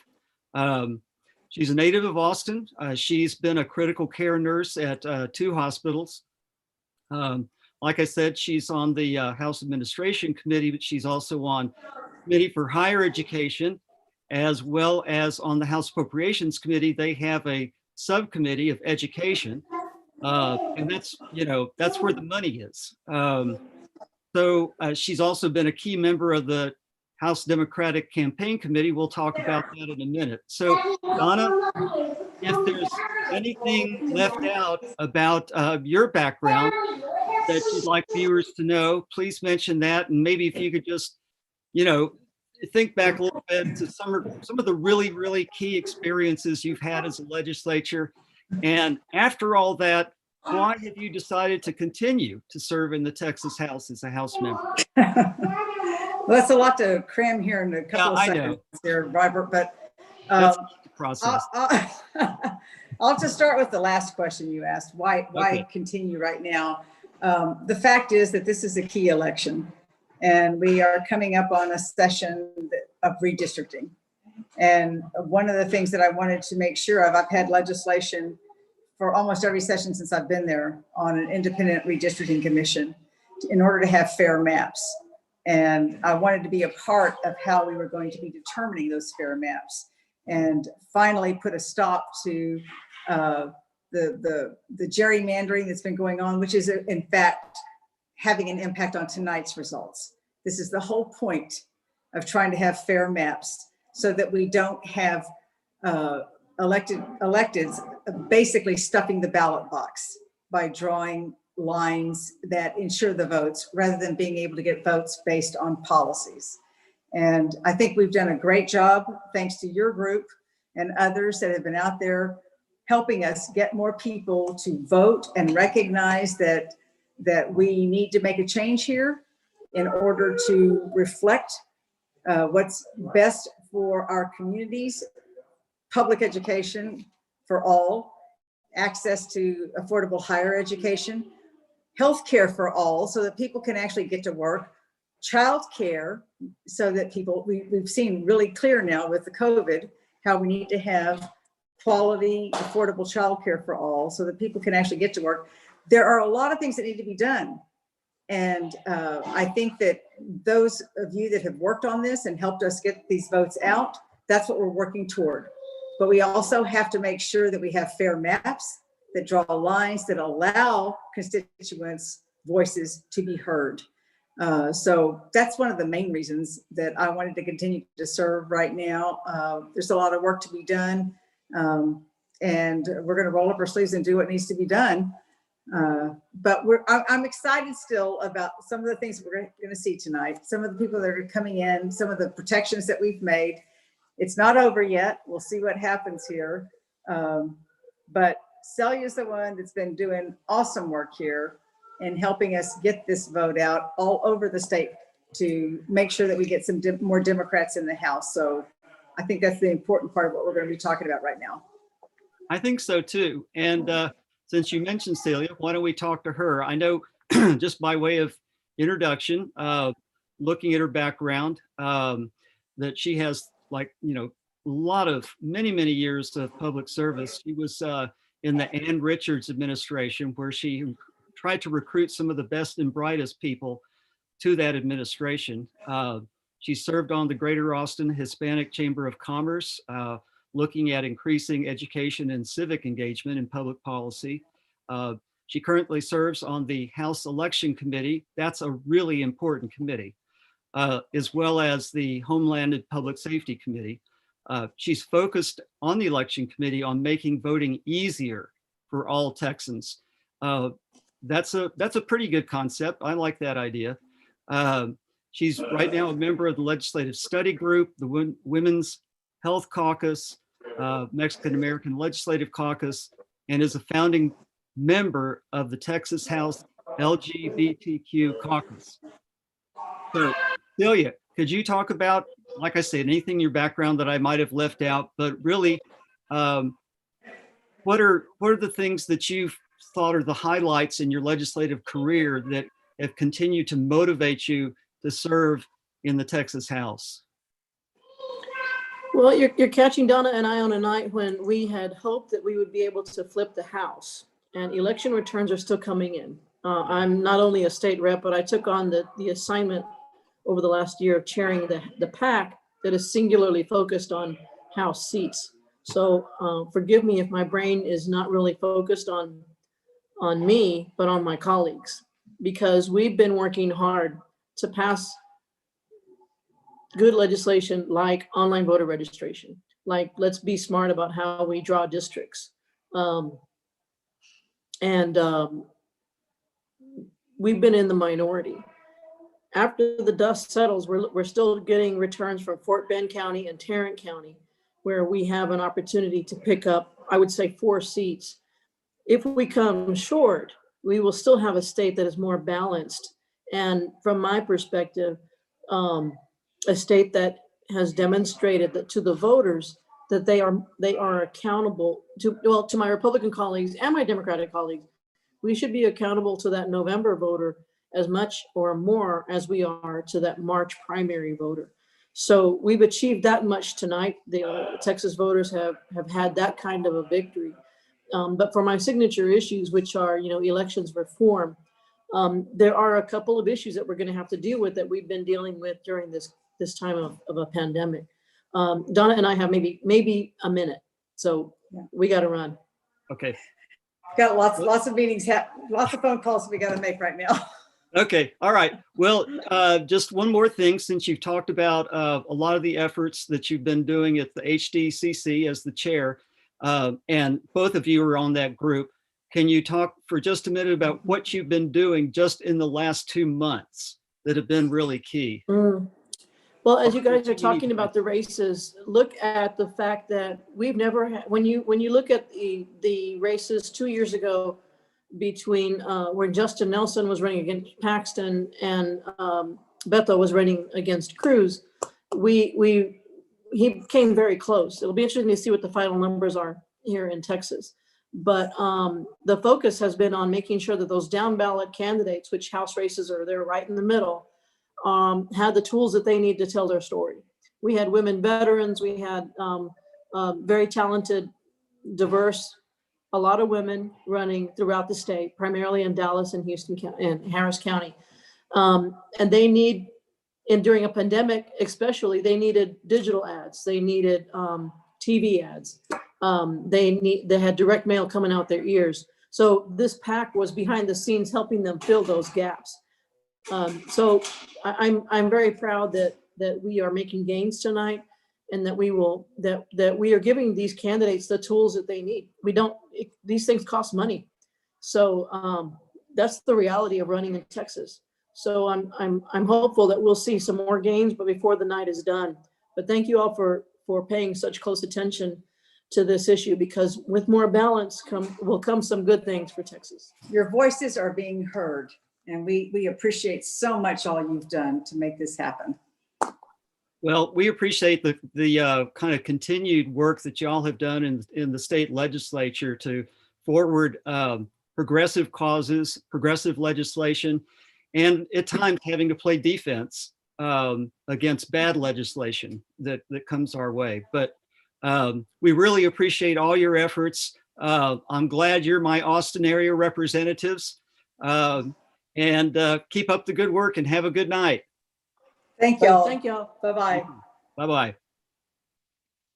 Well, Robert, that was a great interview conversation. I know Representative Israel and Howard had very, very limited time. It's a very busy night for a lot of people, and election night, a lot of information. I think one of the reasons it's probably extra busy right now is everyone's scrambling to find out what are the results.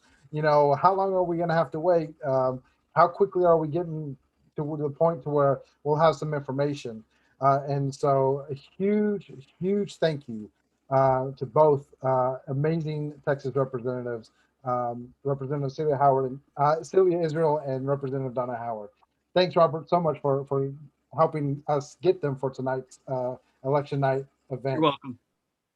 So in hearing what they talked about and their reasoning for staying, what were some of the things that you felt were just some of the highlights around what's motivating them? Well, I think it's the things that they've found are important in their lives for a long time. When they talk about voting rights, they're talking about trying to maintain a democracy in a state where, frankly, we've had a Republican trifecta since 2002. What does that mean? It means that the governor is Republican, the Senate is a Republican Senate, and the House is a Republican House. That makes it kind of hard for Democrats to get things done, and yet they've gotten a lot done. And it speaks to the fact that they know how, when it comes to a piece of legislation, how to build the coalition it takes to get it passed.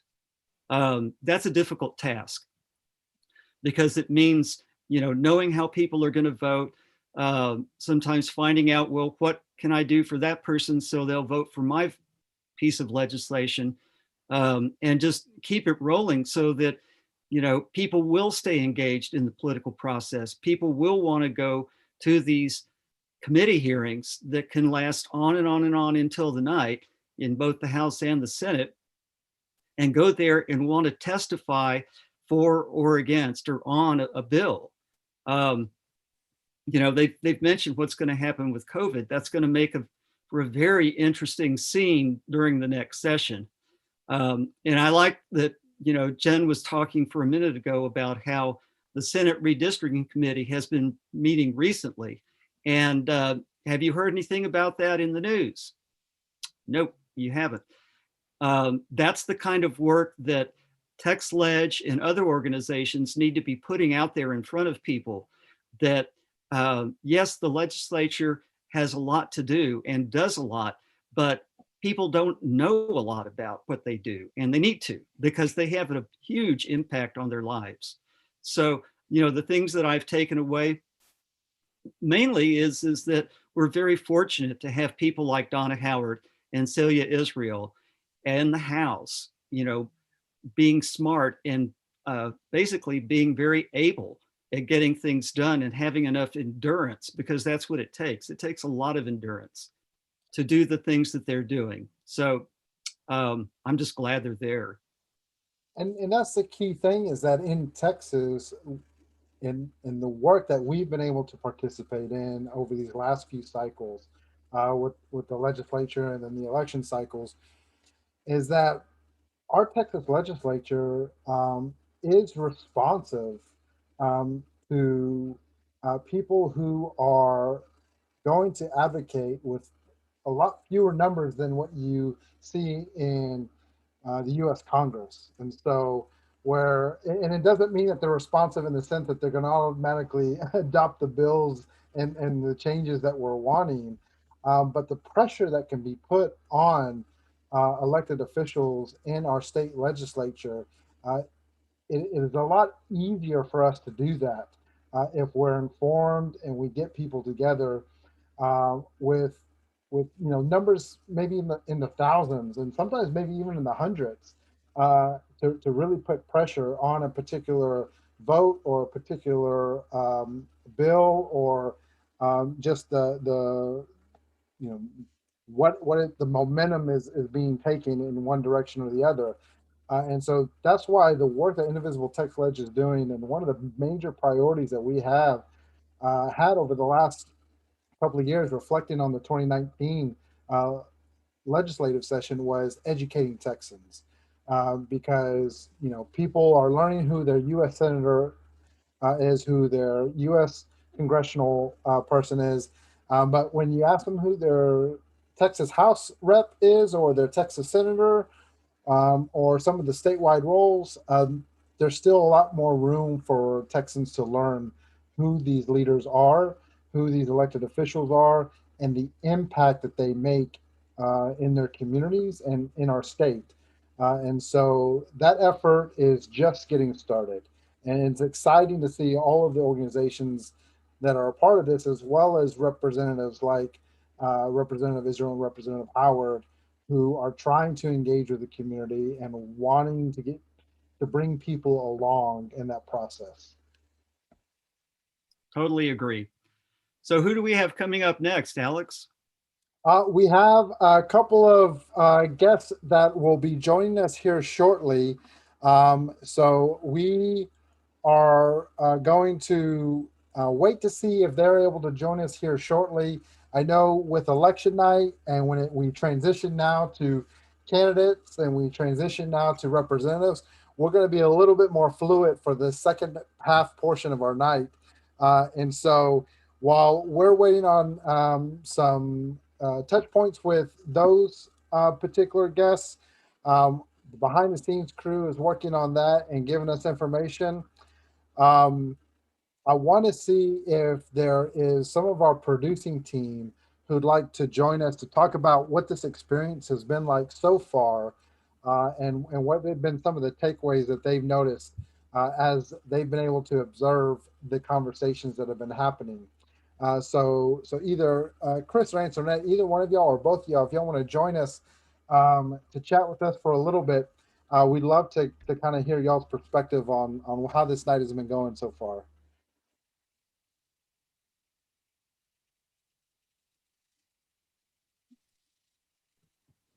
Sorry, it took me a moment to come off mute there.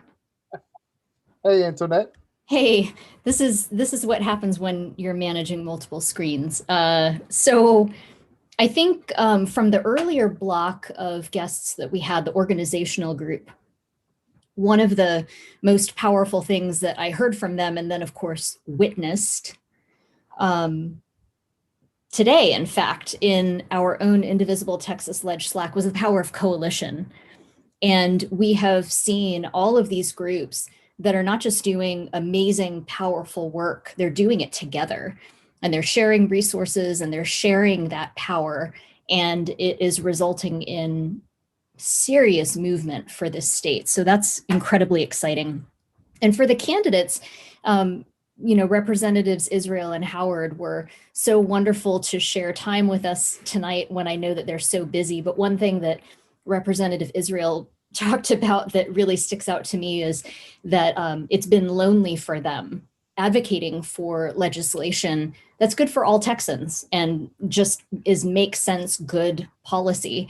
In particular, I remember in the last legislative session that she had authored and sponsored a bill on online voter registration, online voter registration. Now I'm getting mixed up. Anyway, in the heat of the moment, she was advocating for voting rights. And it seemed like such a make sense thing, and it didn't ultimately pass. This is the kind of thing that if we start to see some successes at the state legislature in this election tonight, we will start to see more momentum to those kinds of obvious, make sense, our democracy benefits types of laws. Yeah, and you heard some stories in various publications, but also from volunteers that talked about, people were excited to vote. They came up during early voting, but then they had to tell them that they're not registered to vote, and so that deadline had passed, and so for this particular election, they wouldn't be able to participate. And when you compare that to other states who sent out announcements yesterday before election day saying, remember, you can still come join and register to vote. So come register either today or on election day. And that access and availability is something we just don't have in Texas. So same day voter registration as well as online voter registration, just things that we need to move forward and get done in Texas, because it's 2020. We're 20 years into the 21st century, and we really need solutions that meet us where we are as a society, and just with everything that's going on, where we're at today, and it just feels like we're still in an archaic system and approach that is just not what's needed for Texas. Yeah, and it was particularly frustrating during the pandemic when we were suddenly faced with, oh, by the way, there's an election in a few months, and we don't have the infrastructure to support things like voting by mail, and people are wondering about, election security and all of these. It just feels like we could be taking small steps in the right direction, but we have to take steps. We can't just not do things. We can't just not progress. Agree. Well, Antoinette, the work that you're doing behind the scenes is truly magical. And we couldn't have the success we're having so far this night without you. So thank you so much for helping lead that effort and that communication behind the scenes. It looks like we do have our next guests up. And we are very, very excited to bring House District 67 candidate Lorenzo Sanchez. Lorenzo, how are you doing tonight? Doing well. Really excited about the possibilities that we have. We're a little bit down right now, but it could be made up on election day votes. So we're waiting. And I mean, we have a real opportunity here in Collin County, regardless of what happens in my race. We saw that we had some of the highest turnout in the history of our county. So people are coming out and making their voices heard, even in the middle of a pandemic. And this year, we just had a robust ballot full of Democrats, and people know the possibilities of what could happen here.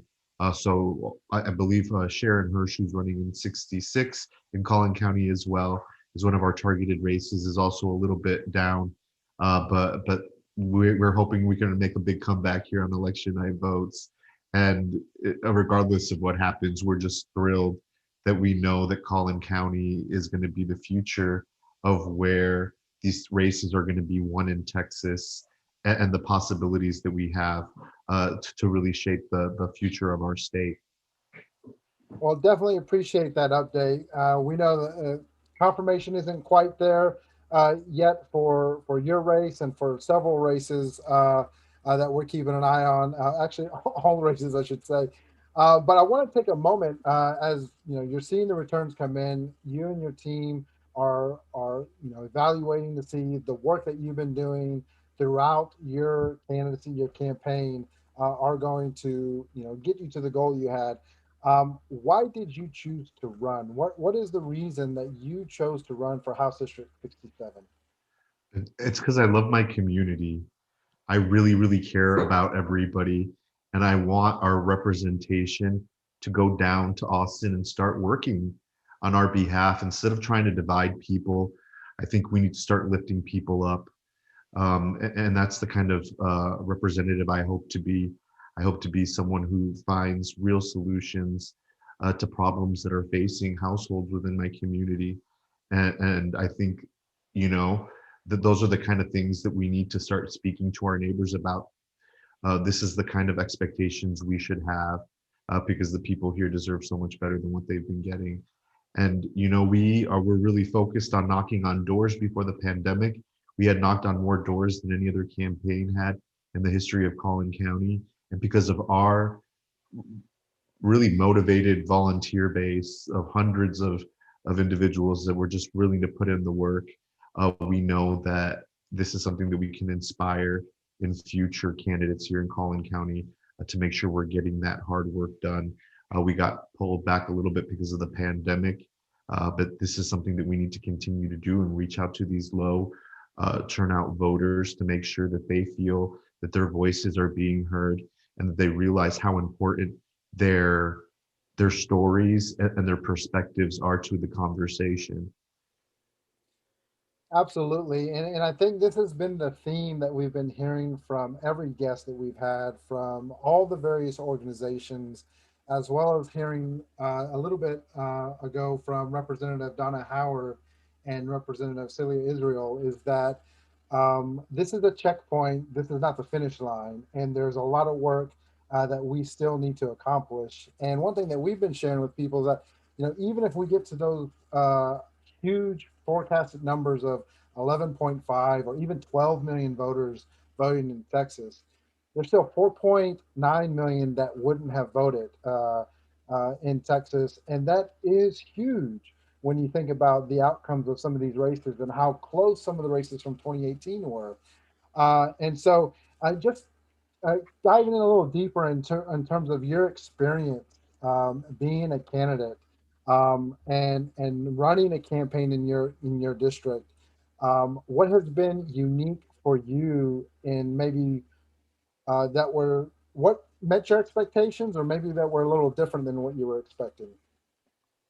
Well, given my economic background, I didn't think I'd be able to outraise all of the other Democrats in these really competitive races.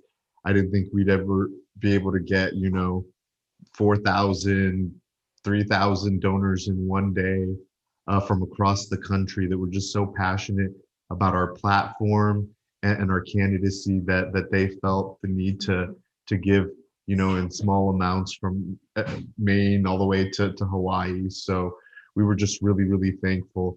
I think another thing that really caught me off guard is how protective I would be of my volunteers.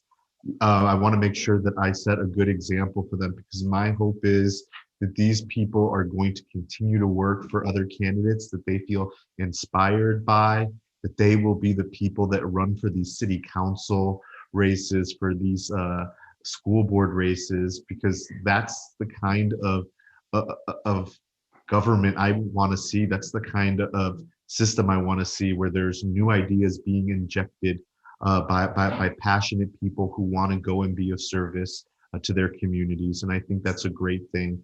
That's what I represent here. I will always be a servant to my community that has given me so much. And yeah, so I just want to make sure that's the kind of expectations that we're setting for our neighbors from their elected officials. Well, it definitely sounds like you try to run a 21st century campaign and bringing 21st century solutions that sometimes it gets lost on people, that we are 20 years into the 21st century and we're still kind of a little behind in our thinking, a little behind in our approaches. And so we'll definitely keep looking out for the outcomes for you. The Texas Tribune right now, just for everybody, is reporting one of 226 polling locations, 0.4%. And Lorenzo, if you have any updates on this that you'd like to share, definitely let us know. But Jeff Leach, the incumbent, has 44,541 votes, 51.6%. And they're showing you with 41,742 votes, 48.4%. So less than 3,000 votes away based on Texas Tribune's reporting. Is that what you guys are seeing right now? That is what we're seeing right now. All of these races are just extremely close, and we know we have a big voter turnout these last few days because there is no voting. So we just start reaching out to everybody, and we're hoping we can close that gap. But like I said, I think just the fact that so many Texans came out to vote, going from the dead last to voter turnout to being one of the highest is just super impressive. And it's something that we need to continue to speak to people within our community about the importance of voting and really what we can achieve together if we start showing up.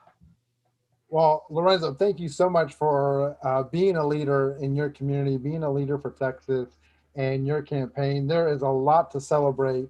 As you mentioned, of all the volunteers that help support your candidacy, because that means they're engaged, and that means that there's an opportunity for them to become leaders themselves for our communities and for Texas. And so that happened because you decided to run. And so we want to celebrate you and your campaign, and we'll be looking out for the results and seeing where they go, and hopefully be celebrating a little bit more once the outcome is finalized.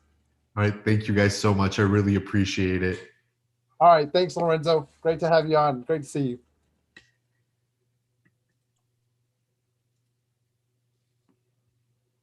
All right, Robert, we had our first interview with a candidate, and we have our next candidate actually lined up.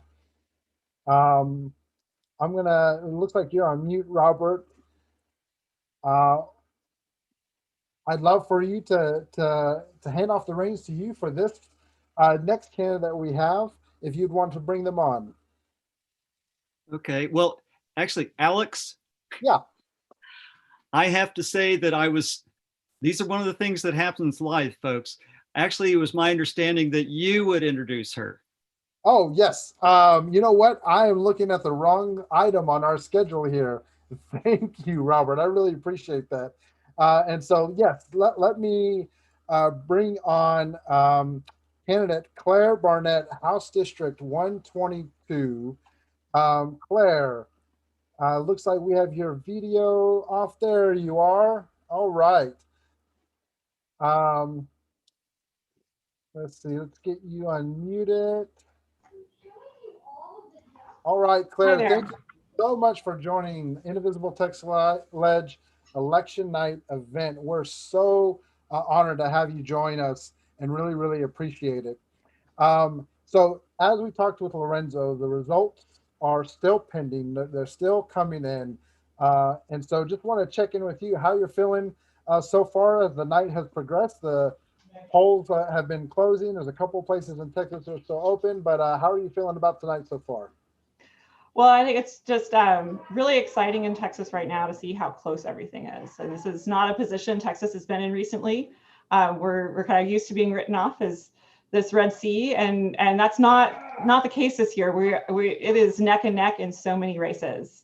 In my particular race, I think that's one that has always been a tough hill to climb, and I've been willing to climb it a couple times, and I've improved my numbers. So we're behind, but I'm really proud of the race we won there, run there, and I'm so excited to see how our other state house candidates are doing. I know so many of those races are just we're just gonna have to wait for every last vote to come in. So, well, definitely, it's the numbers are still coming in. There's still a lot of votes to be reported.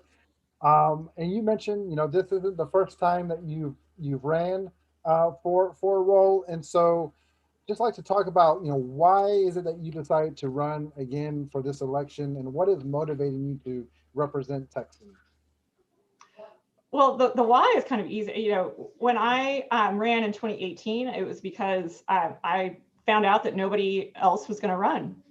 I had been inspired by the 2017 elections in Virginia, where state legislature, a bunch of seats flipped, and the state house almost flipped. It was this close, and I was like, well, if they can do it in Virginia, which was a place I lived for many years, we can do it in Texas too. I didn't jump right to running for office myself, but there was nobody else who was going to run, and beyond that, there hadn't been a Democrat that had run since 2010. So when nobody else stepped up, I decided that I'd kind of put myself out there and do something that was outside of my realm of experience.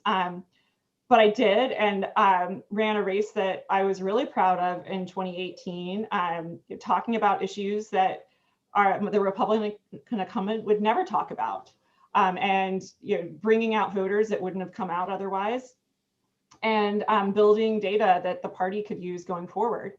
And so 2020 was actually kind of a similar decision making for me.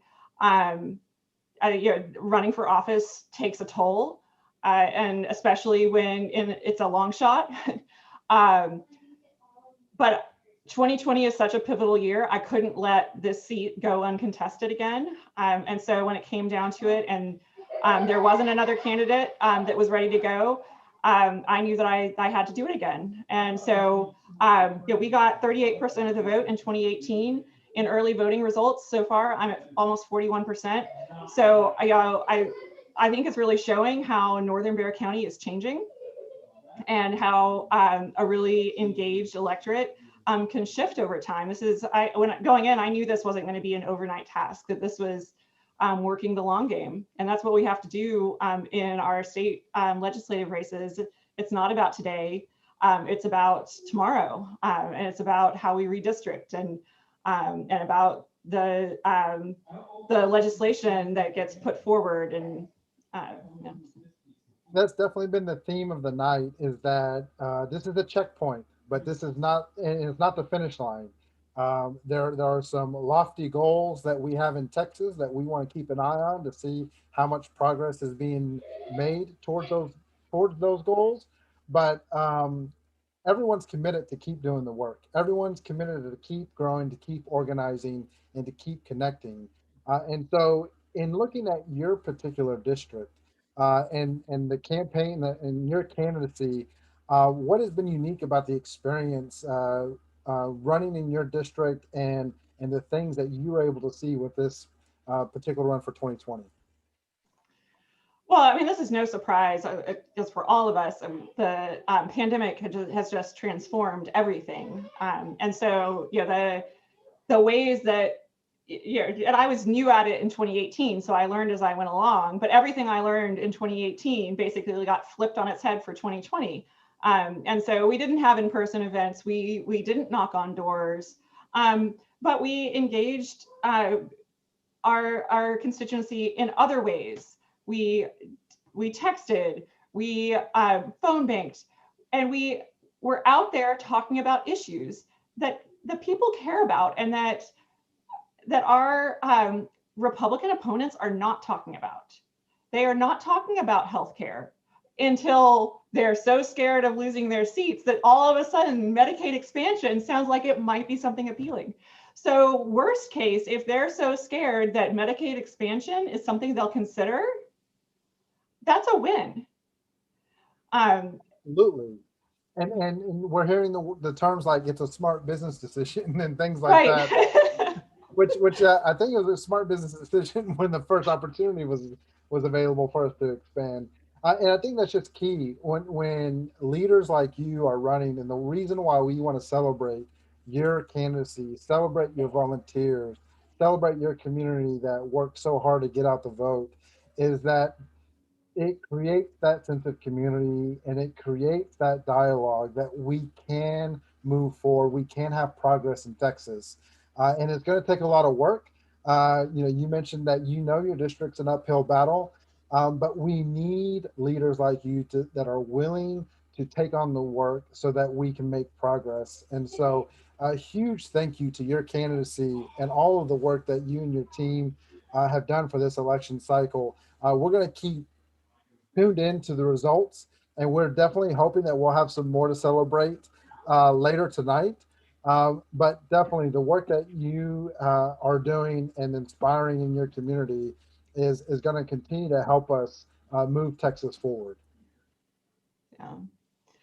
Well, it's so true. And with that running in, what I said, a long shot district or one of those really deep red districts, it matters for so many reasons. I talked about talking about issues that matter to people, but it's also about letting other Democrats know that they have neighbors who are Democrats. So especially, certainly in my case where it's a suburban to semi-rural area, but even more so in the rural districts, to know that 25% of your neighbors, that's 1 out of every 4 on a street, right? Like that's not nothing.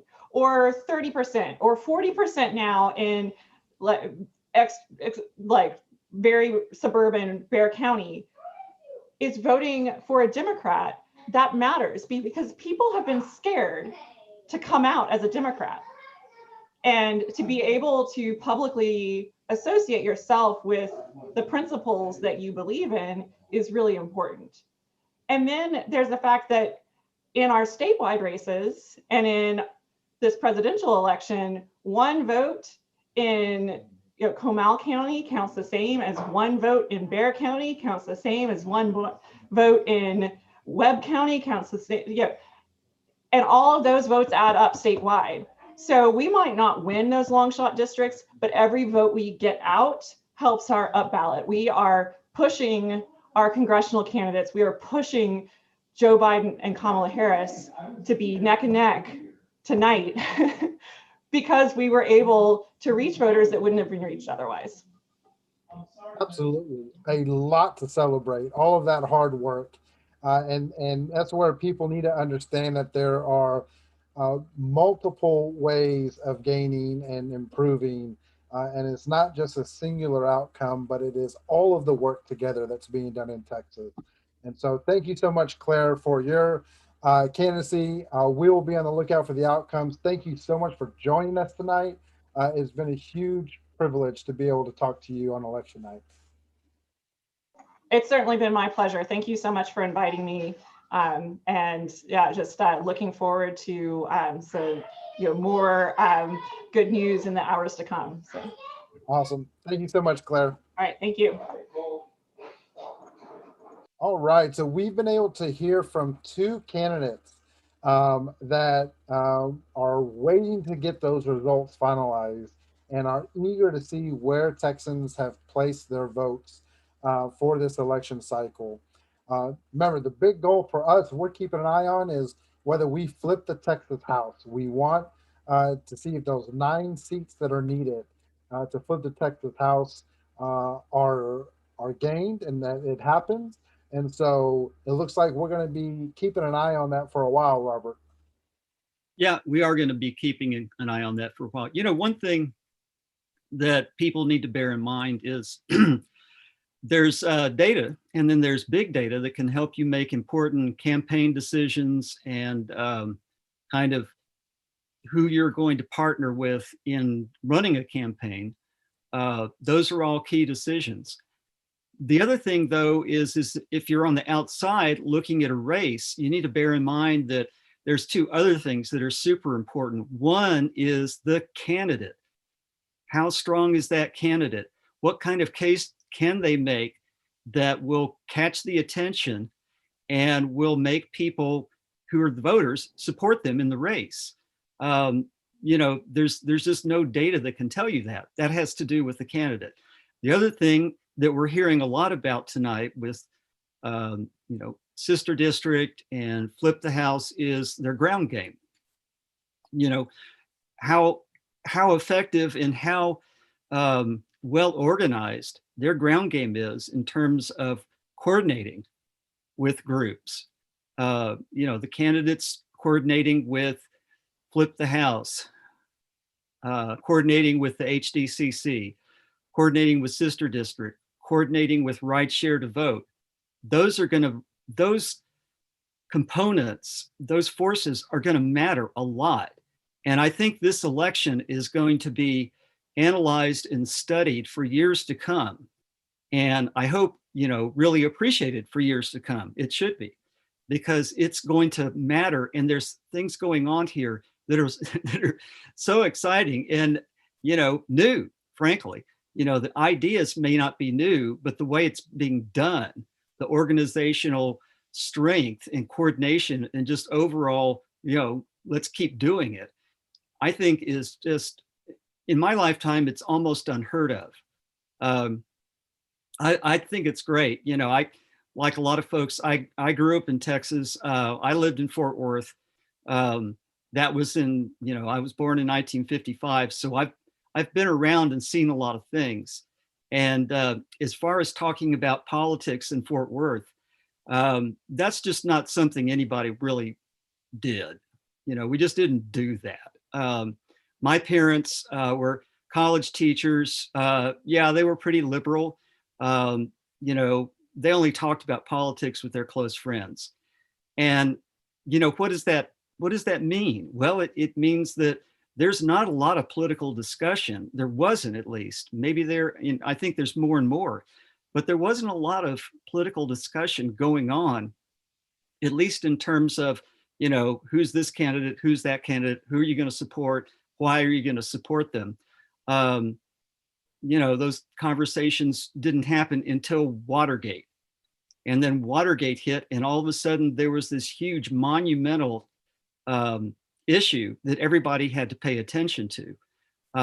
And, you know, it was watching the Watergate hearings that got me interested in government and interested in politics.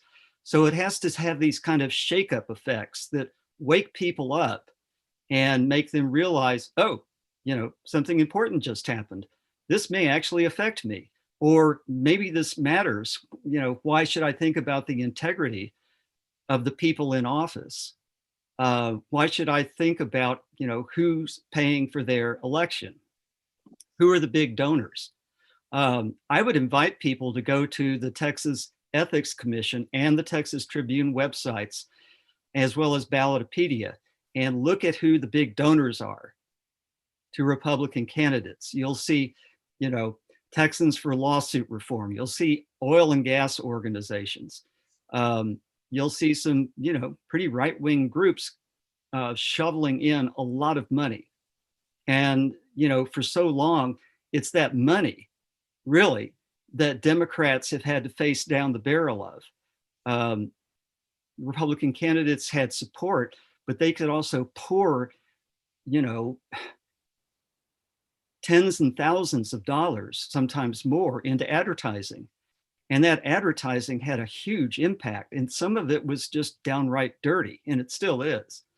But that's the kind of thing that we've all had to fight when we talk about, you know, political organizing and the future of state government is money in politics.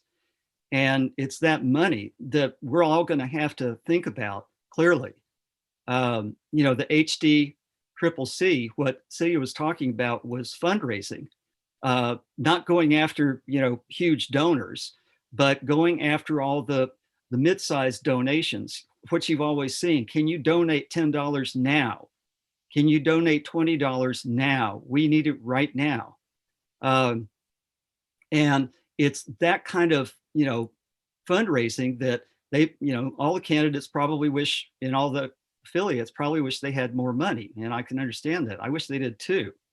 But it's how those dollars are coordinated. And I think that's one of the effective things that Celia Israel was talking about, was making sure and finding those campaigns that, you know, needed an extra push and could use that extra money effectively. You know, we didn't really talk about it a whole lot, but the other thing that HD Triple C is, you know, a lot of initial strategizing. A lot of strategy work went into how are we going to make this effort work. And, you know, in the long run, there's going to be a lot of post-election analysis to see what worked and what didn't. And, you know, I think as much as the results are great, I think the outcomes and the outcome analysis is going to be really good in terms of being able to inform future elections and make elections for Democrats happen a lot more. Absolutely. And I just think that's where, you know, this analysis of this election is going to be so important. And we're going to really see, you know, where the strategies work, where the gains were made. But ultimately, you know, when you see some of the fundraising numbers where, you know, it's dozens of very affluent Texans giving hundreds of thousands, not millions of dollars, versus thousands of Texans giving smaller dollar donations. All of that is very encouraging because you're seeing people get engaged. And going back to the theme that we've been hearing tonight is that this is not a place to stop, regardless of any of the outcomes, whether they're positive or whether they're not quite where we want them to be. The work ahead of us is still down the road. And for Indivisible TX Lege, when we looked at it from 2018, you know, we saw this effort as a 10-year commitment, that it was going to be 10 years of organizing and efforts to really get us where we want to get in terms of Texas. And we know that there's, you know, there's going to be some roadblocks, there's going to be some obstacles to overcome. And so we just really need to be prepared for all of the work that's going to need to be done. And the more that Texans get engaged, the more that Texans get involved, the better opportunity we have for those outcomes. And so this has just been a fascinating night to have these conversations and to be able to reflect. We're still in limbo, though. We still don't know what the outcomes are. And so it looks like we have our next guest lined up and who's joining us for our election night event. And so if we want to go ahead and bring our next guest on, we will start this conversation with them. And for our conversation, it is going to be with the amazing candidate from House District 121, Selena Montoya. Selena, thank you so much for joining us tonight. Hey, good evening, everyone. Wow, how's everyone feeling? It's been a long night, and it's only what time is it? 9 o'clock. Well, endurance in 2020 seems to be the theme that we've all committed to, and understanding that there are depths of our endurance that we are discovering day after day.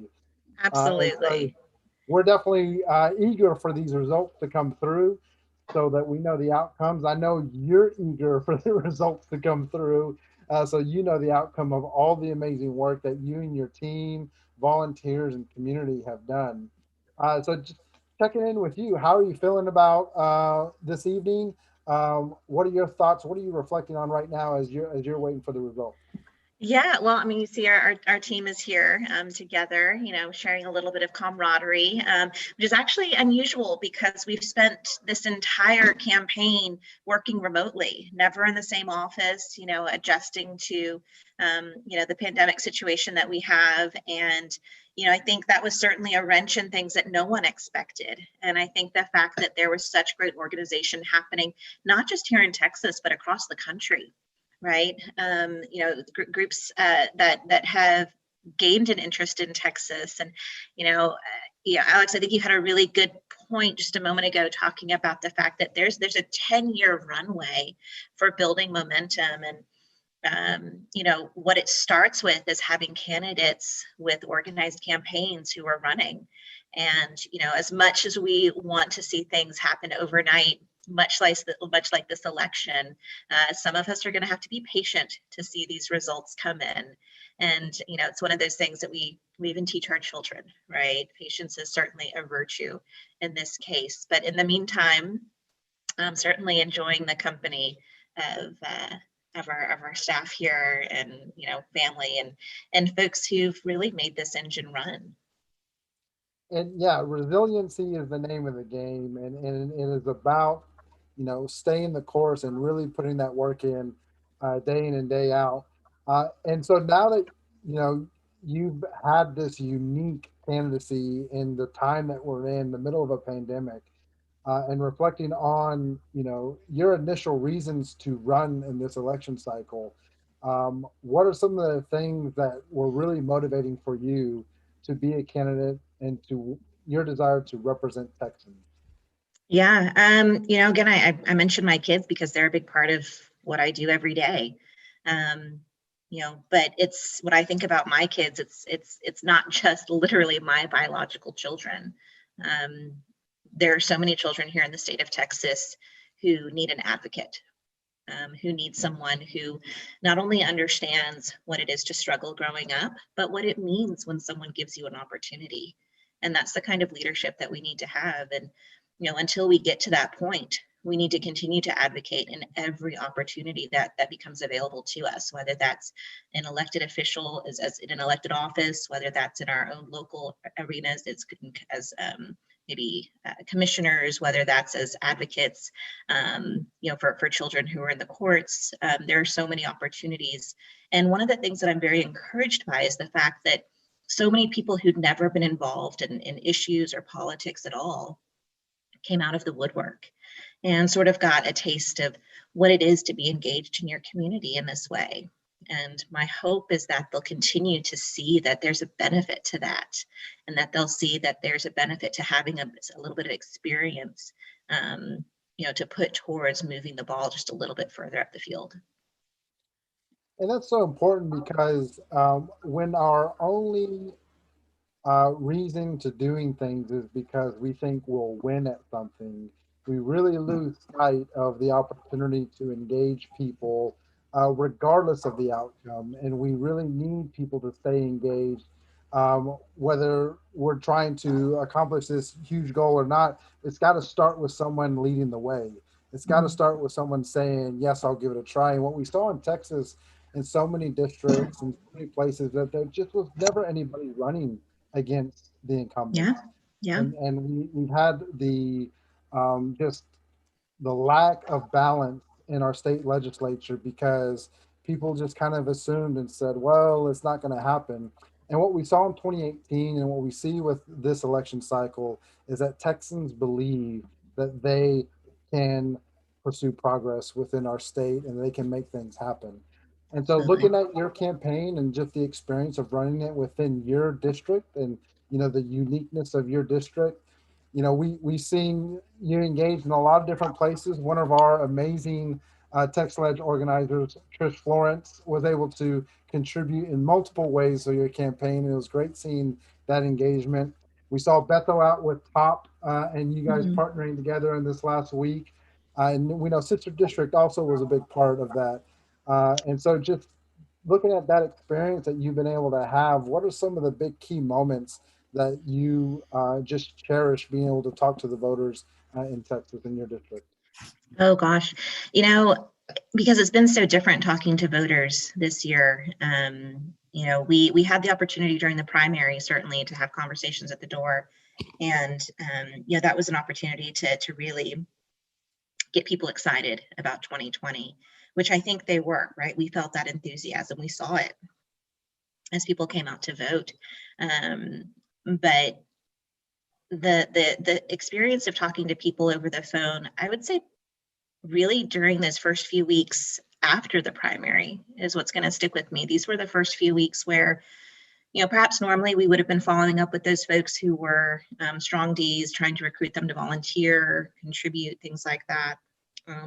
But because of the pandemic, we switched over to just doing wall checks, calling people to make sure that they had what they needed, that they were okay, that they weren't going to be stranded or alone. And so many people, not just in this district, but all over Texas, were in real need. Sometimes in need of you know, just basic necessities, food, utilities, medication. Others were in need because of the isolation they were experiencing. And I think these are issues that we can't ignore. And these are issues that I think are going to continue to be a part of the greater community, that, you know, we need to make sure that we're engaging people, particularly those who are isolated. We need to make sure that we're providing opportunities for them to be a part of this community, not just when there's a crisis either. So I think that there's perhaps a gap in some of the services that are being provided where we need to make sure that just because we're not reaching out to folks consistently, that doesn't mean that they don't need it consistently. One of the things that I thought was pretty incredible, you know, when we were seeing the attacks happening on the U.S. Postal Service, were some of the things that we maybe didn't realize, the vital roles that they played. You know, we're so used to seeing them come every day, do the job no matter what. And for those of us who get to go about our day, you know, it's maybe not such a big deal, but for those people who rely on the U.S. Postal Service, sometimes as their only interaction throughout the day, sometimes as the only contact that they have, you know, sometimes as their lifeline to the world, it's significant. And so I think more than anything, it showed us that there are areas that we've taken for granted, and there are areas that we need to strengthen. And a big part of that is making sure that we maintain community. Absolutely. And Celine, just your leadership and how you ran your campaign has been amazing to see, amazing for Texas to be able to experience. We do want to give an update based on what Texas Tribune is sharing right now. There's only one of 728 polling locations reporting from what we're seeing. So if there's anything else that is different from what you're seeing, definitely feel free to share with us. But right now, Steve Allison has 45,049 votes, 53.1%, and you have 39,857 votes, 46.9%. And so this is still very early in the numbers that are coming in, but that is amazing to see, that people voting for you, people volunteering for you, and campaigning for what they believe in, that can happen with you as a leader in Texas. And so thank you so much. We want to celebrate you and celebrate all the work that we've done. Thank you. And we're hoping that we're going to be able to celebrate a little bit more once more of these votes start coming in. Well, thank you so much. I appreciate that. And, you know, every bit of change that we're making, I think, is significant. And we need to keep in mind that, yes, there's still an opportunity, not just for this race, but for the number of races that are poised to flip here in Texas. And so as we eagerly await those results, we're just going to be for just a little bit enjoying each other's company. We haven't really had an opportunity to do that. So this is great. And it's good to see some familiar faces on here as well. So folks who've taken the time to make calls for this campaign and volunteer, I'm so grateful. Thank you guys so much for giving up your time and your talent and your treasure. I'm so grateful. Thank you. I could just interject for a minute, yeah, Alex. Selena, her campaign was one of the ones that I phone banked for. I put in a lot of volunteer hours on a phone bank for Selena, and I think I had the best conversations with people in all of the 6 campaigns that I did phone banking for. I really enjoyed those. So many enthusiastic people who said they were supporting you. Yeah. One woman said that I just love Selena so much. Could you ask her to come over to my house? I was just, wow, that's amazing. So thank you so much for running, Selena, and thank you for being on our show, our program. Thank you, Robert. It's good to see you. Good to see you too. Well, thanks, Selena. We're looking forward to those results coming in, and we will definitely be keeping an eye on it. I know you and your team are. Thanks once again for joining us. My pleasure. All right. Well, Robert, we have our next guests lined up here. And this time I will be handing the reins off to you for this conversation and interview. Thanks so much for confirming that the line item we're on was for me to take on earlier. So take it away, Robert. No problem. Okay. Well, it's my understanding that we have Representative Vicki Goodwin here. But there you are. Okay, great. Well, Vicki's another campaign that I did phone banking for and always enjoyed it. She is an Austin area representative whose district also includes some of the outlying areas of Austin. I know, reading about her, she was successful in passing several bills last session that affect her district. Of course, the biggest one being the school finance reform bill, House Bill 3, but also another bill that boosted retired teachers' pay, and just other things that were affecting her district. I know that area has two problems that always are a concern. One is traffic safety and the way that population growth, urban population, suburban population growth has affected that district. And also wildfires. If you've gone out to the hill country, a lot of places, you're seeing that there's a lot of fuel lying on the ground ready for a fire. And I know that's an issue for her. She's advocated for roads. She's looked at increased transit and mobility. And I think that's an important issue for her. So if you could, if there's anything I left out in your background, Vicki, I know that, you have a strong real estate company. If there's anything I've left out, feel free to mention that. But I guess, if you want to talk about your key experiences so far as a legislator, that would be great for us to hear.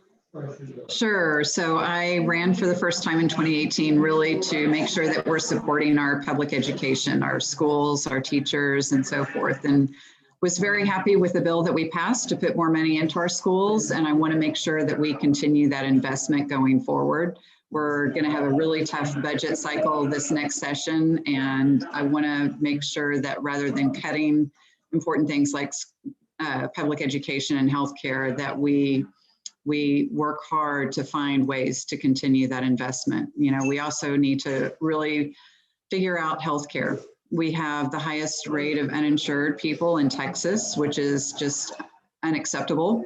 And with the pandemic and people having lost their jobs, we have even more people without healthcare insurance. And so making sure everyone can go see a doctor when they need to, or take their child to a doctor when they need to, is really important.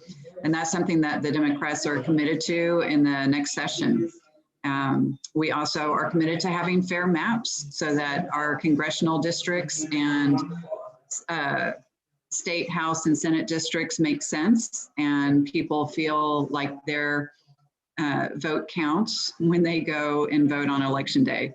So redistricting is going to take a lot of effort to make sure that, we, the Democrats, have a say in a legislature that is run by the Republicans. So we were really looking forward to flipping the House. Right now, the numbers are looking like that might be tough.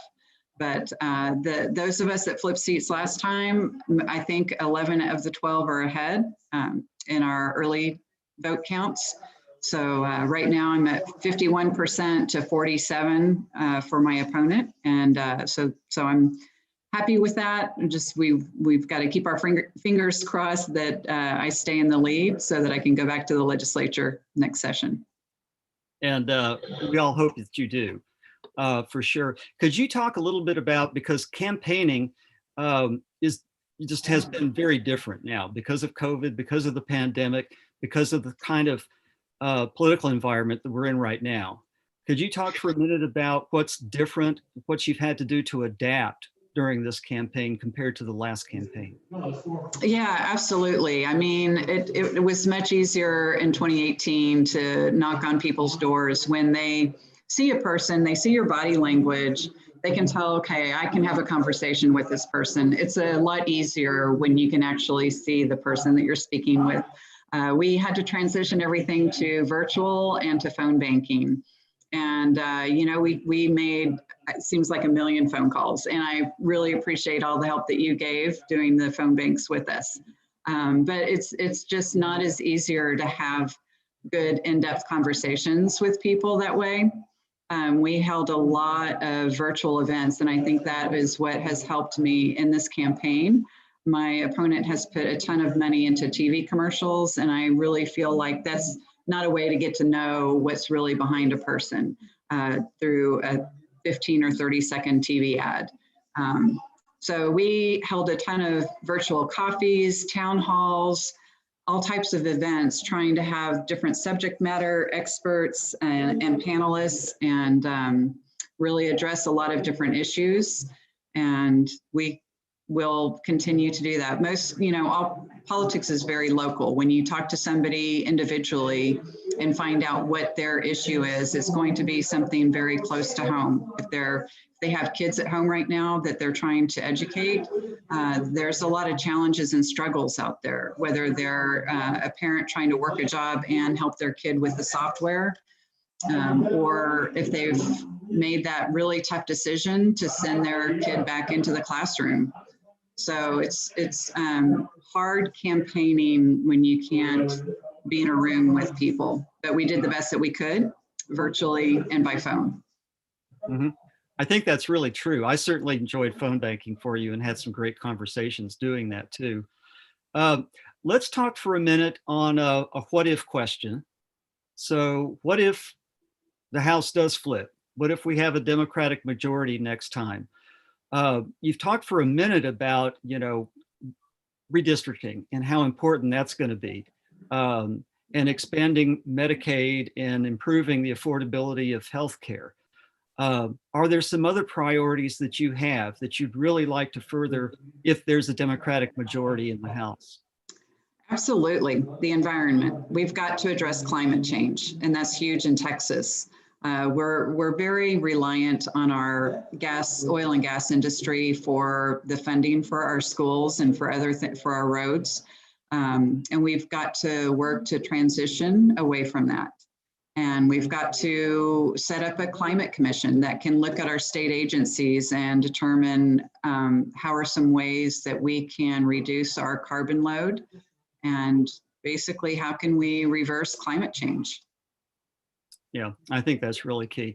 And there's one more thing, and I know this is kind of a pop question, so I apologize in advance, but looking back over, you know, the previous campaign and then this campaign, if somebody was a new person and they were running for the legislature, and of course it all matters where they're running for a legislature, but what kind of advice would you give that person so that, you know, they would have a better chance of winning?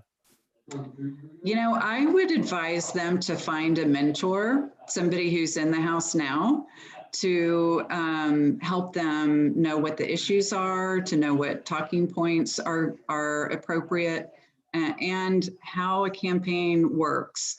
You know, I came in not knowing anything, and I was fortunate to be able to hire some good professionals the first time around.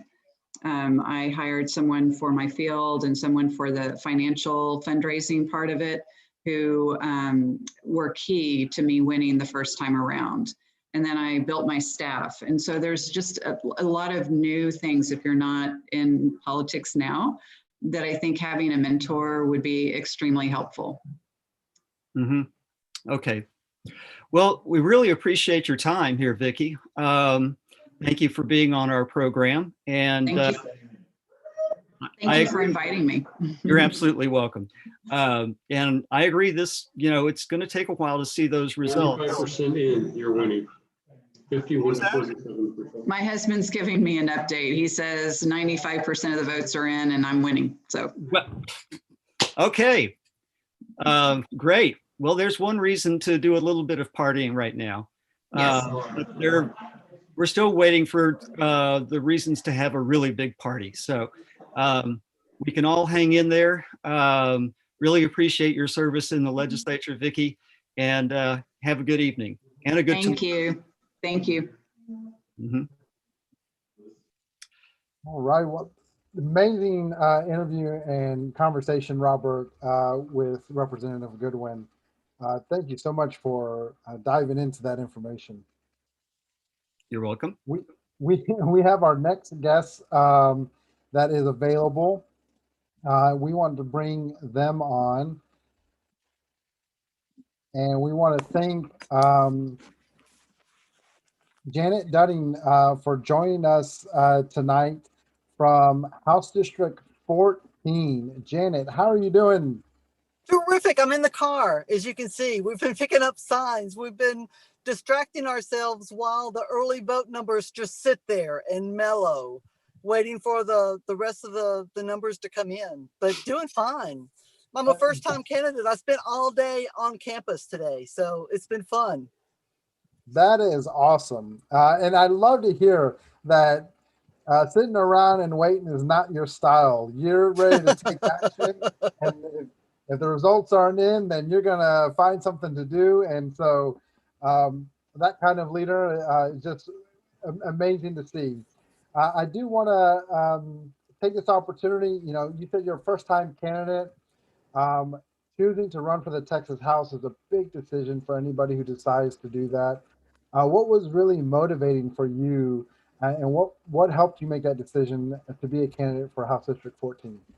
I'm a governmental CPA. I have been doing governmental accounting, audit, and investigations. As a matter of fact, my first job out of school was investigating allegations that elected officials, politicians, were embezzling taxpayer money or taking kickbacks or money for favors. And I've spent my whole career holding government accountable and as transparent as I can.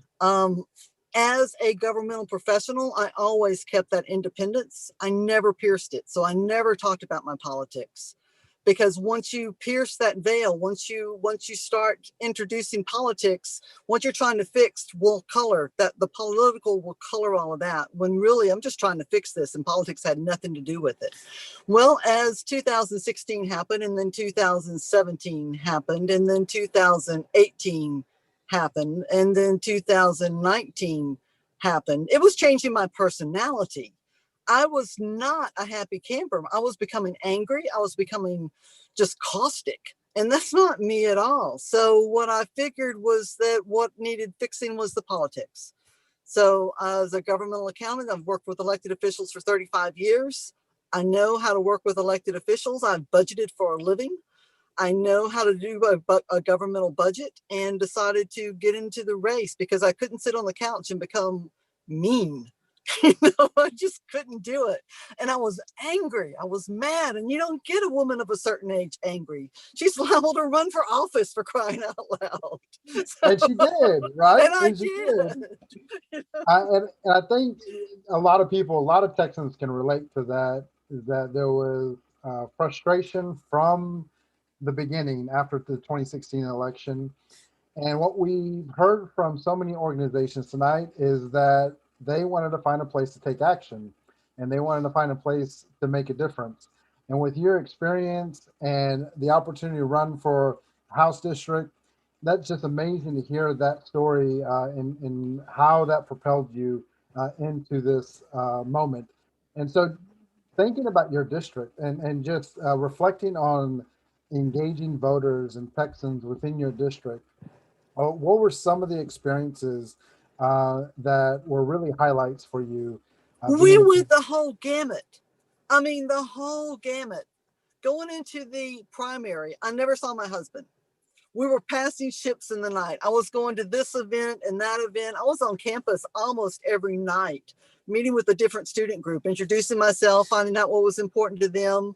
And then there comes the primary. I win the primary. Here comes spring break. And we never come back from spring break. Everything goes virtual. Everything is canceled.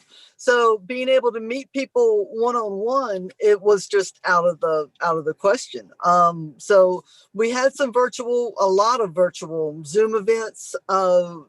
They were good. It was just tough building that connection without being able to see people. So today on campus was fun. That was fun, but we had 800 students vote today at the MSC, the Memorial Student Center. For the primary, the polls didn't close until 9 because there were that many people waiting in line. So you have to wonder where's everybody? I know my husband is teaching civil engineering from down the hall at the house. So, he's got a virtual class and who knows where those kids are. So I'm just waiting for the numbers to roll in. But yeah, I wouldn't change it for the world. I wouldn't do anything different. Everything has been great. Everything has been, I'm an introvert, believe it or not. So staying at the house, that's something I can do, So everything has its pluses and minuses. Everything happens the way that they happen. And we'll see how this is how the chips fall. So yeah, it's just been interesting. This definitely is a historic election for Texas. And once all the numbers are in, once all the outcomes have been, finalized and determined, it'll be a lot of work for Texans to understand where the votes landed and what worked and what was engaging voters to get out, because they got out in record numbers. 9.7 million in early voting. We'll see what the final number is for election day. And so that's just exciting to see that people are engaged and people are voting, and we still have a lot more room to go. So we want to celebrate your volunteers, your team, your candidacy, because it takes leaders willing to run to engage community. And I tell you what, it takes a lot of women, a whole lot of women ready to roll their sleeves up. And that's exactly what we have in this district. So I didn't mean to interrupt you, but my gosh, we've got some women here that are just fantastic, and some men. But absolutely interrupt to celebrate the amazing women in your district and all across the state of Texas, because they're leading the way. Women like you, women like that volunteer and support you in your district are leading the way. So that is definitely worthy to celebrate. Absolutely. And we're planning to do that pretty soon. I've got a car full of signs, so it's time to check in with people. Well, Janet, thank you so much for joining us tonight for our election night event. It has been a true privilege to be able to talk to you, reflect on your candidacy, wait for those results. I want to update everybody really quick while we have you. We're looking at Texas Tribune site, and so the updates that we have as of right now is John Rainey, the incumbent, has 29,820 votes, 56.7%, and you have 22,805 votes, 43.3. Texas Tribune's indicating 0 of 91 polling locations reported, which we know there's some reporting because we got numbers. So hopefully once those final results come in, we'll be able to see where everything stands. So Janet, thank you so much for joining us tonight. We really, really appreciate it.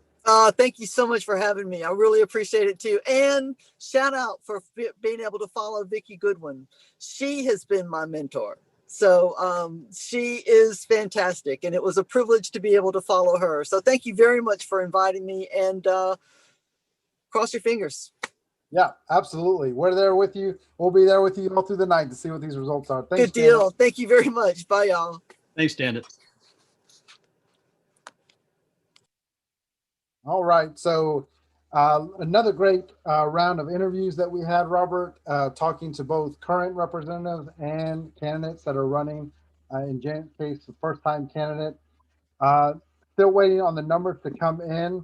We have a couple of things that we can do. We can take a quick break if we want to bring on some of our correspondents, and we can bring Trish, James, and Jason. If y'all are available to join us, we'd love to check in with the three of you, to see what you're finding, what things you're tracking. It looks like we're still waiting on final results to be established, but definitely join us so that we can talk about and dig through either some stories that are happening or just some of the results that you're seeing. Hey, Trish. Hey, it looks like it's still just early vote results. It's a slow night. I keep flipping back and forth between the Secretary of State site, the Texas Tribune. I've been checking some county sites, and it's slow reporting. So we're in for a long night, and everything is close. Every race I've looked at is close. So yeah. And I think the exhaustion of the last 4 years is hitting me all at once tonight. I am suddenly just feeling like, wow, it's hard to take a breath at this point. It's been a Definitely long 4 years. understandable. It's been a lot of hard work, and you've been at the center of it, and so definitely understandable. And I'm curious, I don't know if anybody knows, part of our panelists right now, so I'm asking a question that I don't have the answer to, which is dangerous. But is it for some? Do we know for mail-in ballots if some locations had to wait until election day was over before they can count them? Or is that something that they're able to count like the early vote and already have that established?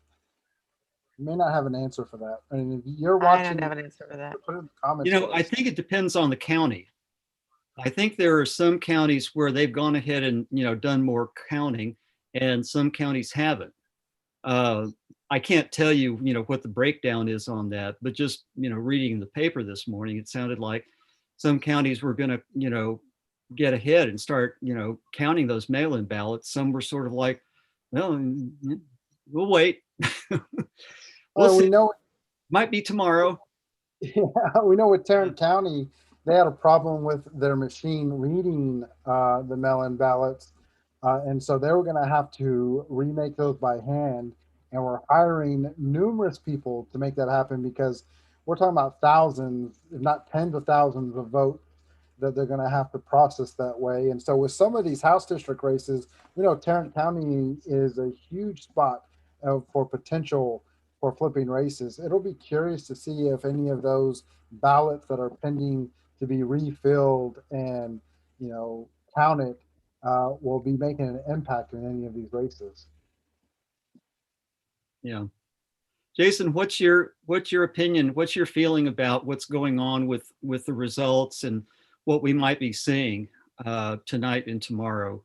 Yeah, the numbers I'm seeing are looking a little disappointing.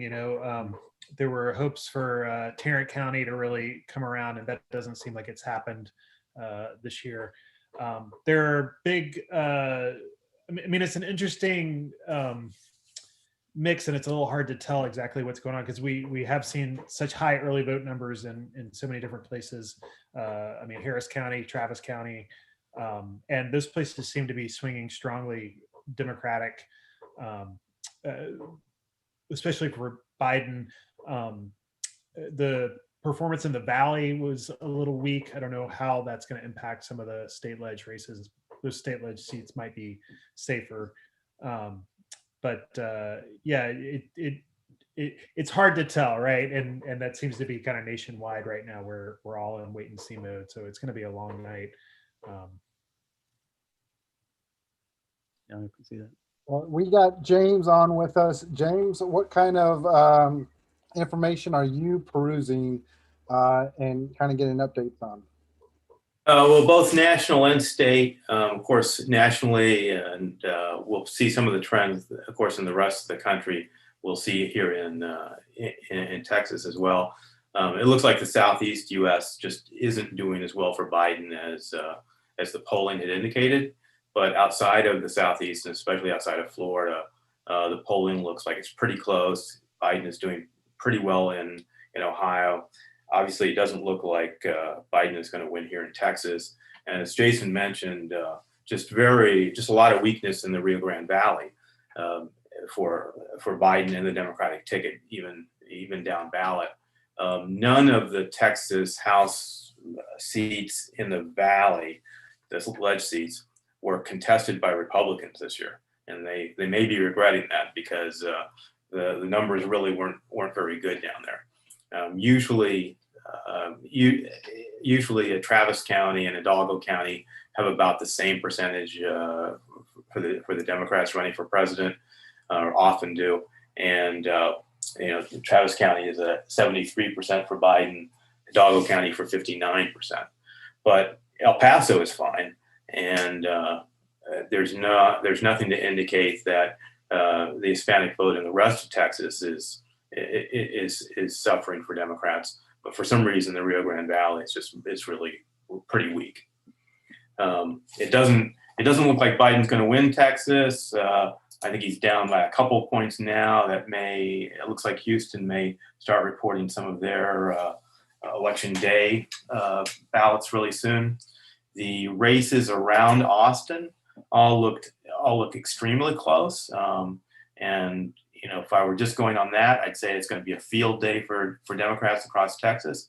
But in fact, we know that what's happening around Austin and the metro area isn't happening across the rest of the state.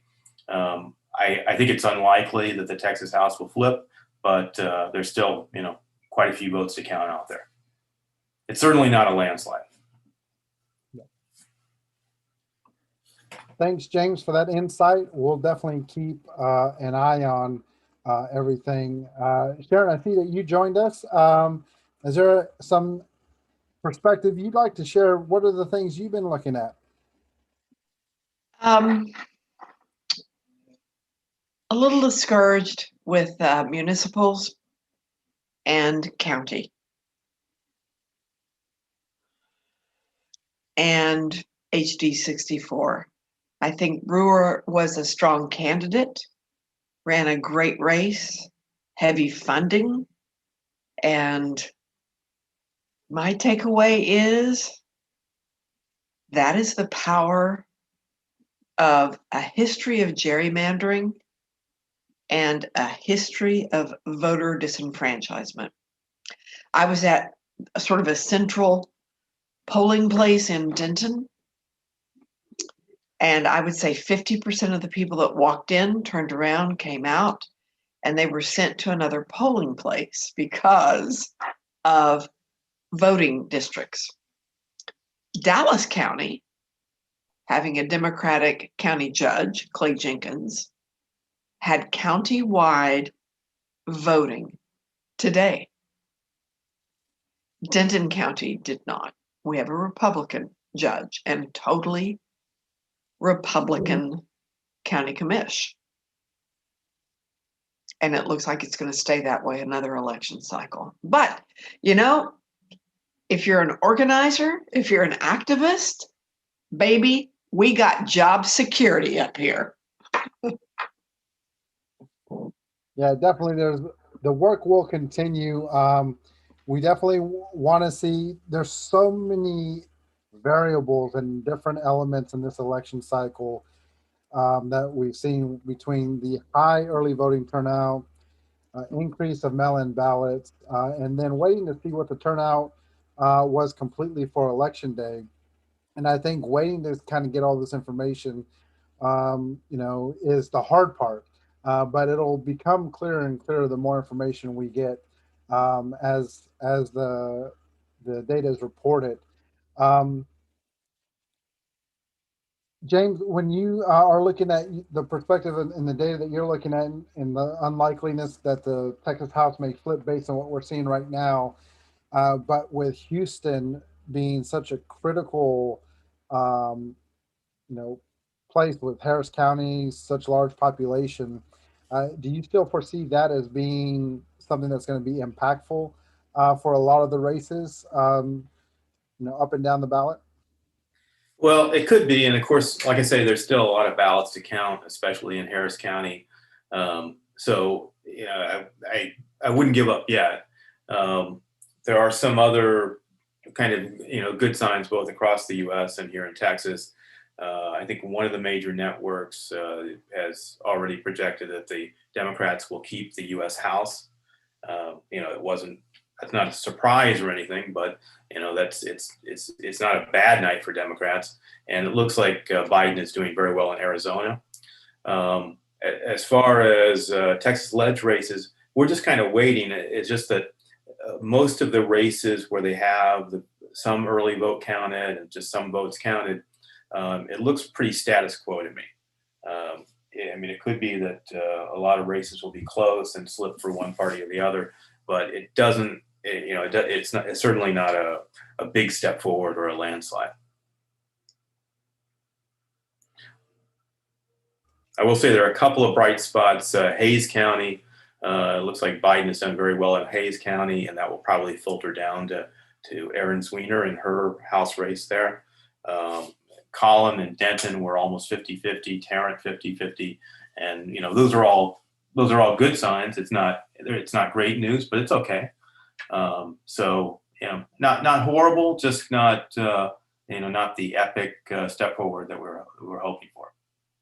Oh, we definitely know, as Sharon says, there's still plenty of work to be done, and we're not going to lose the various needs or tasks or efforts anytime soon. And so this checkpoint for everybody today is really to acknowledge all of the amazing work that's been done, celebrating that work, and understanding that, you know, we're going to need to continue. You know, why is Indivisible TX Lege doing an election night event that's not really focused on the biggest race in the terms of the president? It's because TX Lege work starts today. Bills will be starting to get filed this month. The Lege session is just around the corner, starting in January. And so we need everybody to understand the impact of the election and how that's going to impact the Lege session, because we've got to get to work one way or another. We're going to have to get to work regardless of the outcomes. And so we want you to be a part of it. Join our efforts, join the efforts of other organizations that are going to be committed to it, because we need everybody. Can I add to that, Alex? So today, doing some poll greeting, I met a fabulous, untapped community organizer from Southeast Denton, which is a very ethnically strong and highly disenfranchised section. And I just, you know, dropped my favorite things of your strongest vote is state level, because you don't have an electoral college. And it was like a light bulb went on.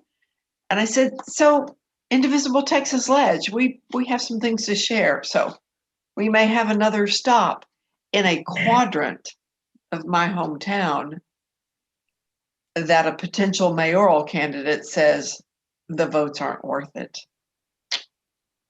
So we continue. We are needed. Absolutely.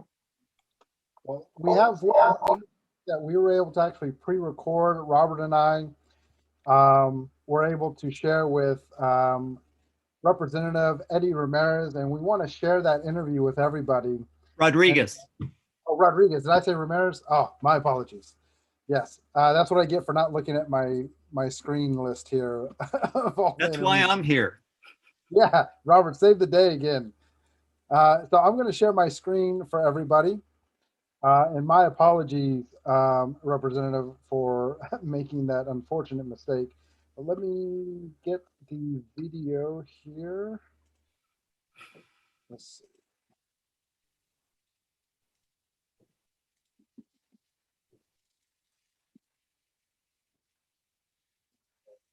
We have Representative Rodriguez here.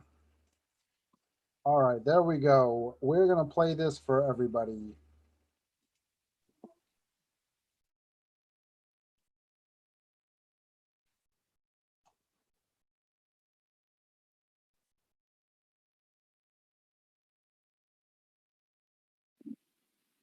We're very excited to be here with Representative Rodriguez. Thank you so much for joining Indivisible TX Lege live in our very exciting election night event that is just amazing to be able to be a part of and to have you join.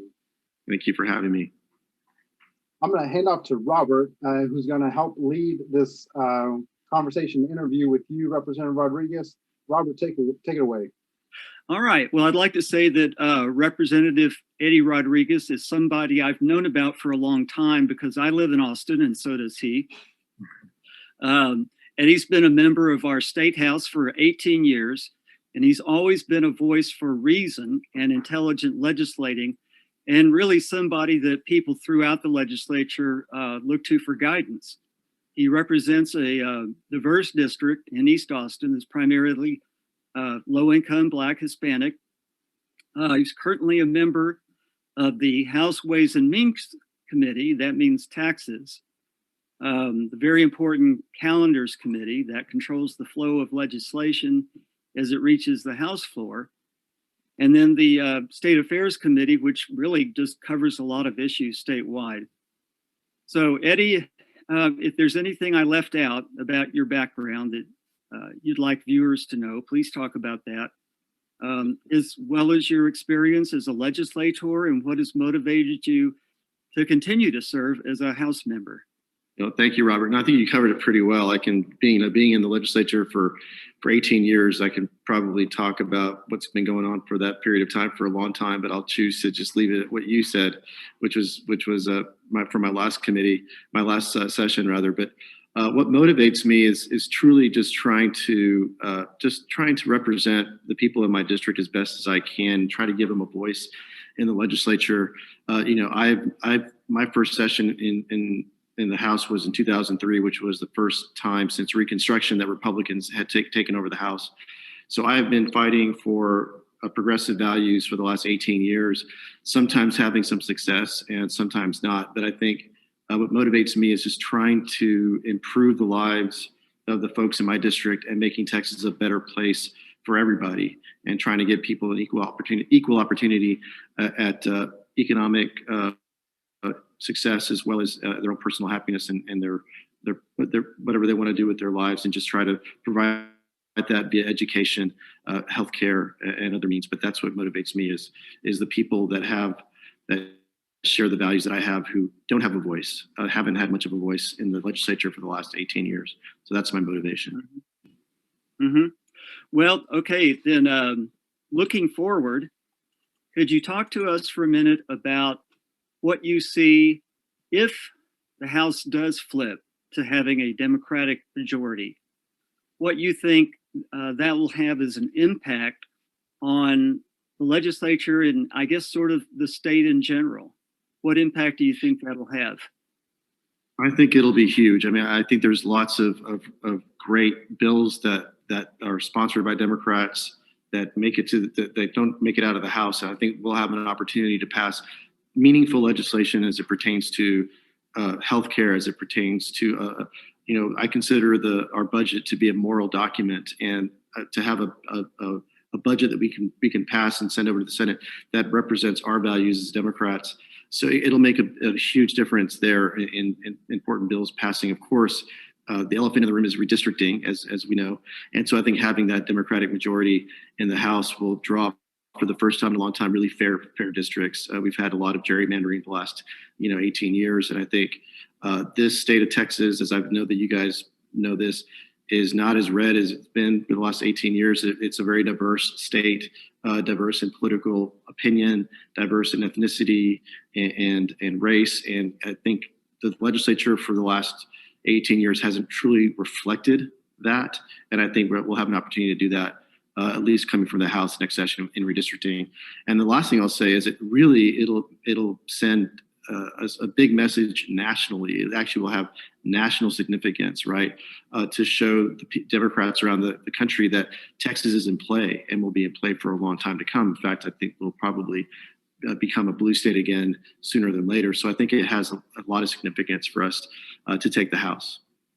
I think that's so true. And in fact, in looking at just the composition of leadership in state government, it's been true for so long that there's been what they call a trifecta, a Republican majority in the House, a Republican majority in the Senate, and then the governor is a Republican.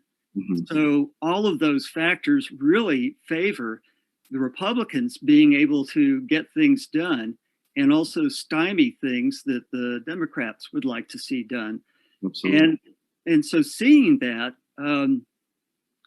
again, if there's a Democratic majority in the House, are there specific priorities that you have that you'd like to see accomplished? Like I say, once the House turns, if and when the House turns blue. Yeah, no, that's a great question. I think that what I've learned during this pandemic period of time, there's a lot of issues that have come up, policies that we need to probably put in place that'll really handle maybe not just a pandemic, but obviously the social safety net that we have, and I think we need to strengthen that. But one of the things that I'm really going to focus on next session is universal broadband. I think we've seen that during COVID, we're doing this virtually. You can work virtually, right? Do your job at home or wherever you want to do that virtually. See your doctor. My kids are going to school virtually, so I think you're at an extreme disadvantage if you don't have access to the internet. And I think we need to really fight, and I think it's a bipartisan issue to get universal broadband, affordable broadband across the state of Texas. That's a rural issue, it's an urban issue, and I think we can get a lot of things done there. Medicaid expansion, I want to work on that with many other Democrats are focusing on that. We've seen over the last several months now, probably longer than that, much longer than that, that voting rights and fighting voter suppression should be top of mind for every Democrat in this state. And so I want to work on that with some other colleagues of mine. And obviously social justice and criminal justice reform is we have an opportunity to do something about that in the Texas House next session. I want to work on that as well. Okay. Well, those are really important points, Eddie. And I'm glad you've brought that out. Alex, do you have any questions you'd like to ask? Yeah, Representative Rodriguez, I just really appreciate your time once again, and knowing that we're in the middle of a pandemic and seeing the process that committees have taken with the interim charges and just various responsibilities they've had throughout this year. What are some of the things that we could potentially look to see in Texas in the Capitol when the legislative session starts? No, Alex, that's a good question. I wish I had a solid answer for you. I think next session is going to be different than any other session I've been a part of, not only because Democrats will be in the majority in the House, but also because we'll probably have some kind of hybrid of virtual meetings and virtual hearings and in-person meetings and in session too. So it's going to be a hybrid. I think we're going to have to work that out. Let's see where we are with this pandemic between now and January, the second Tuesday of January. But I think hopefully we'll have some of that under control as far as the pandemic goes, the virus goes. But I think probably better to be safe than sorry. I think a lot of members feel that way, is that we're going to have to do some kind of hybrid of virtual and real, which really does give an opportunity for a lot of voters out there, a lot of Texans to participate. Instead of having to maybe come to Austin, they could participate from wherever they live at some level. So I think there's an opportunity there too. And, this pandemic, a lot of obviously very terrible things that have come about. But one of the things that I think it has done is kind of jump-started us as a state and a state government into the 21st century. And we're going to have to kind of go there quickly. And I think the next session is going to reflect that too. Well, thank you so much for your time. We really appreciate you joining us on our election night event. It has been fantastic to get to ask you these questions, get your perspective. And as of this recording, hopefully we'll have some good news that once we play this, that Texas House has been flipped. But we look forward to having an active legislative session with all of our legislatures and organizations across the state, and look forward to working alongside with you to help make progress happen in Texas. I look forward to it as well. Thank you, Eddie. Let's win this thing. All right. Let's win it.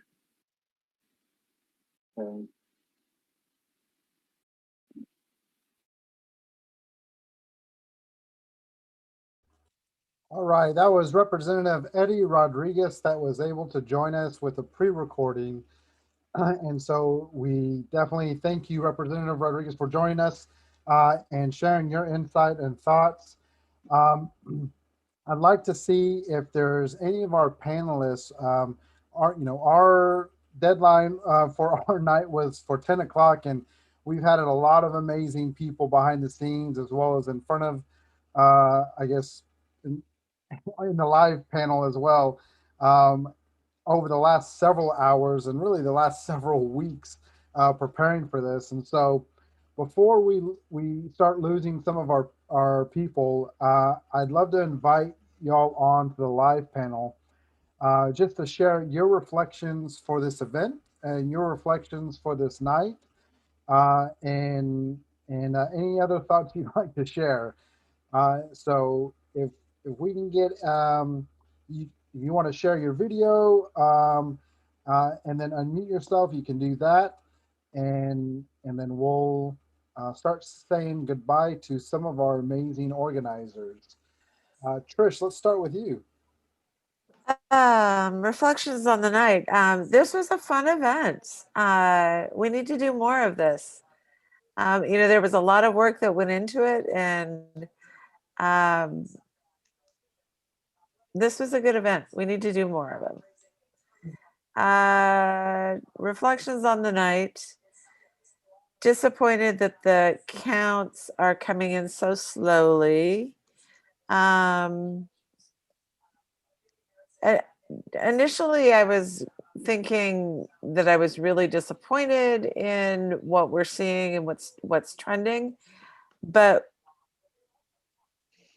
I have revised that in thinking about where we were 4 years ago and the progress that we've made in Texas in just the past 4 years. Yes, we've been working for a lot more years than just the past 4 years, but progress really accelerated in Texas during the Trump administration, and I'm excited about that.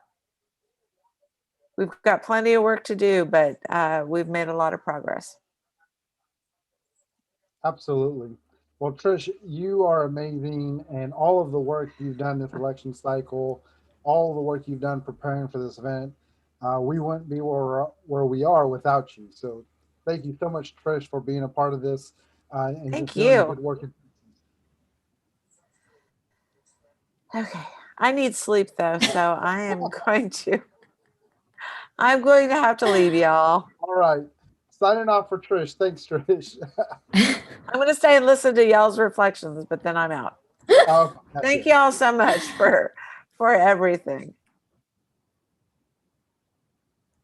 I'll go next. I'll go next. Yeah. Still staying behind the Indivisible TX Lege logo on our side. I am in a very dark production studio right now, so there are just no lights to be turned on right now.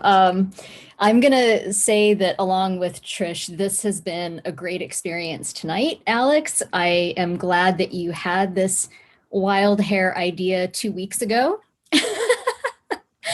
And 3 weeks ago, in true crunchy, as Sharon likes to say, grassroots fashion, everybody kind of pulled together and pitched in, and it's been a lot of fun, and we've learned a lot, and it's been a great experience.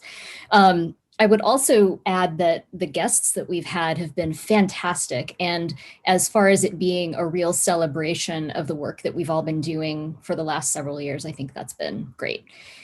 Tonight, I think I'm feeling like even though I will be tired, I will probably be somewhat sleepless. So I imagine I might be walking the streets late tonight aimlessly, just taking everything in and, walking about as slowly as the returns are coming in. So my very pragmatic approach to today was that I didn't think that we were guaranteed any big wins. And I thought that even without big wins, enough small wins were going to be exactly what we needed. And I think we may get there yet. So thank you. Thank you, Alex. Thanks, team, for tonight. It's been fun. Thank you, Antoinette. The behind the scenes work that's been done for this event, you know, it's hard for people to be able to know what that is because they're only seeing the live panel and that portion of it, but to navigate all the guests, for us to pivot all of the innumerable ways that the audience will never know about, was a large part of that ability. Thanks to you, Antoinette. Really, really appreciate it. Who do we got next? Who would like to share their reflections on this night, this event, and how you're feeling about right now? Well, this is James. I wish I could have been here for more of it. It's always great to see friendly faces, whether you're sharing misery or reveling in joy. And tonight it's kind of I hope somewhere in between for all of us here. It's not miserable, at least not yet. And I know my plan for the evening had been whenever the Democrats flip a Texas Lege House seat, you know, I would drink, and I'm still totally sober. I'm not very happy about that, but hopefully we'll pull some things out, you know, in the county that goes on very soon, and maybe tomorrow will look a little better than this. I know, and certainly around the country there are just, you know, there are a lot of close races. It doesn't look, the Senate doesn't look for us. The U.S. Senate doesn't look all that great, but you know, it's going to be a nail biter. Yeah. Wait and see. Wait and see. That's where we're at. All right. I saw Lauren just logged back in. Lauren, you were phenomenal leading up to this event and tonight. What are your reflections on how this has gone and just the night in general?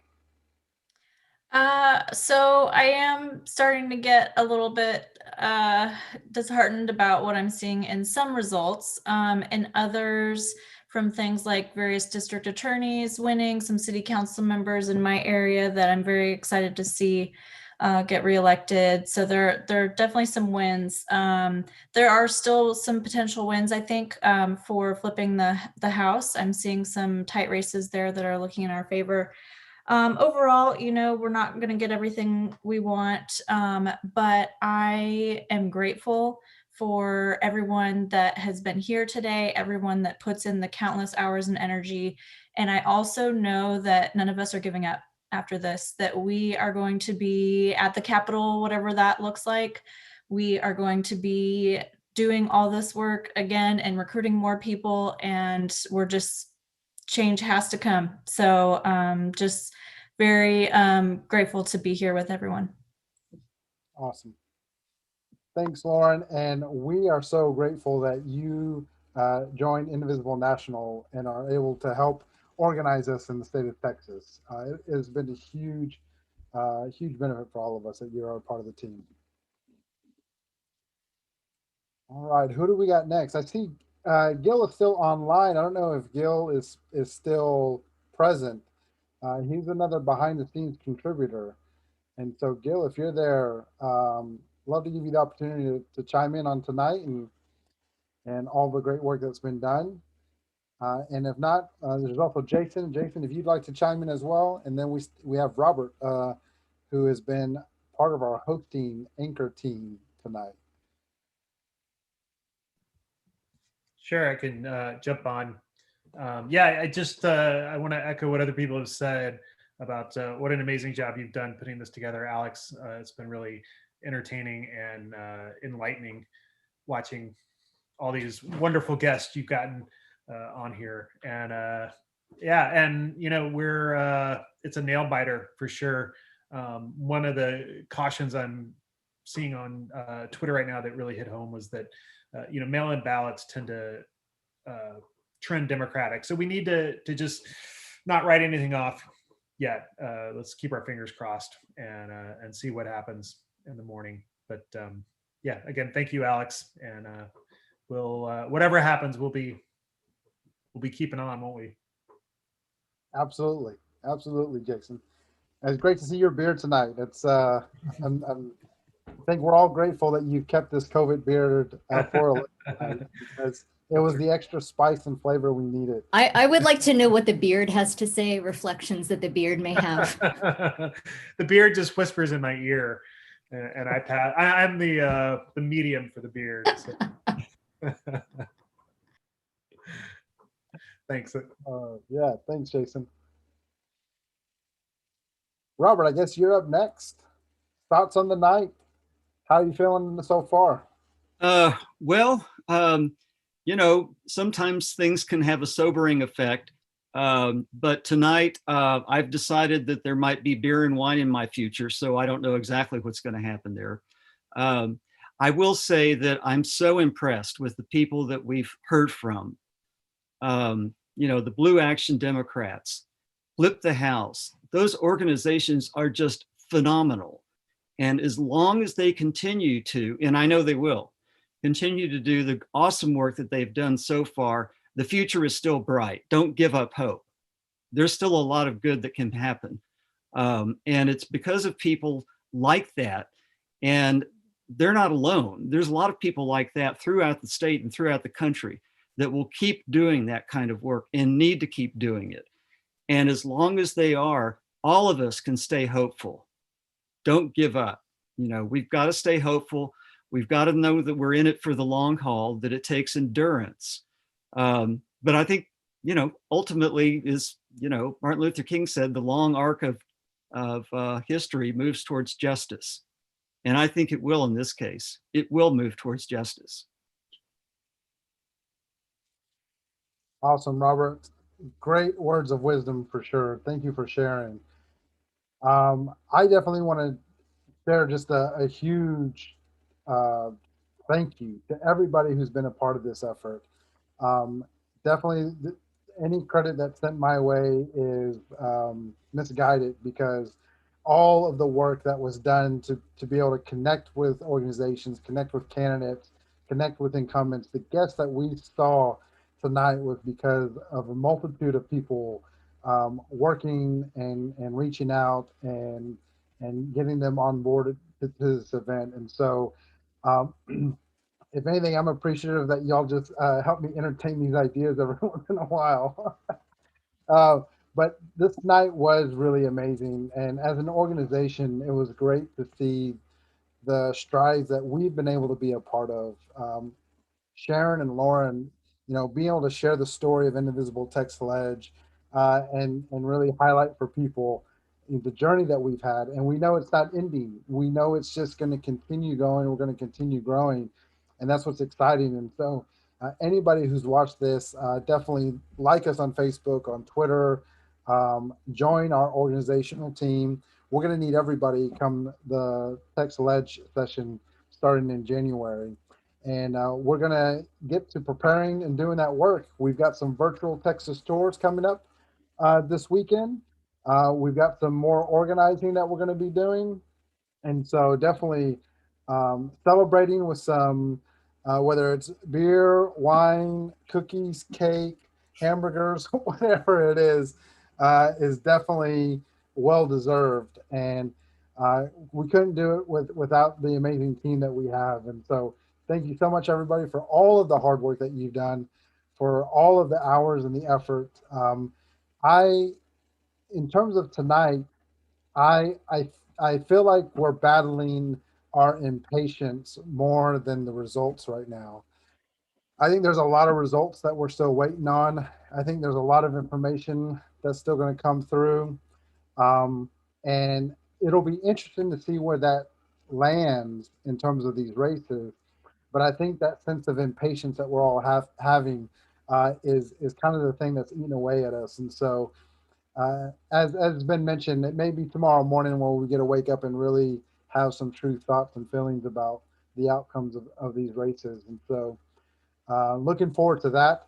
I don't know if I'll sleep a whole lot tonight. I may be glued to the refresh button and continue to compare it to multiple sites and seeing where things are at. But to all the candidates who joined us or the candidates that we were able to communicate with and who either had conflicts or ended up not being able to make it, thank you for your leadership. Thank you for running for office.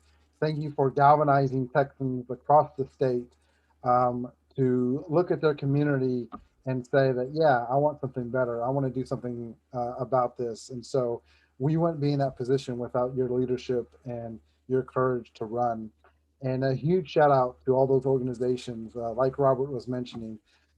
You heard it from every single organization tonight that they're not going anywhere. And you heard things like 2021, 2022, and even down the line after that. The work in Texas is going to continue, and it's just a privilege to be a part of it. It's exciting to be able to witness it, and definitely glad that we all got connected so that we can go on this journey together. Huge Thank you, Alex. everybody. I want to just Thanks. say that Alex is one of the most humble people I've ever known. He has done phenomenal work organizing this event, doing all the other work that he does for Indivisible TX Lege, especially with partnership organizations. TX Lege would not be nearly as good as it is without Alex. So thank you. Thanks, Robert. You're too nice, man. I really, really appreciate it. Love being able to partner with you on these projects. It's been amazing. All right. Well, folks, I think we're going to call it a night. We're going to do one more perusing, though, just through the Texas Tribune website, just to take a look to see what is happening on the site. So we're going to end our time with you by diving into that. I hit the refresh button, so hopefully it took.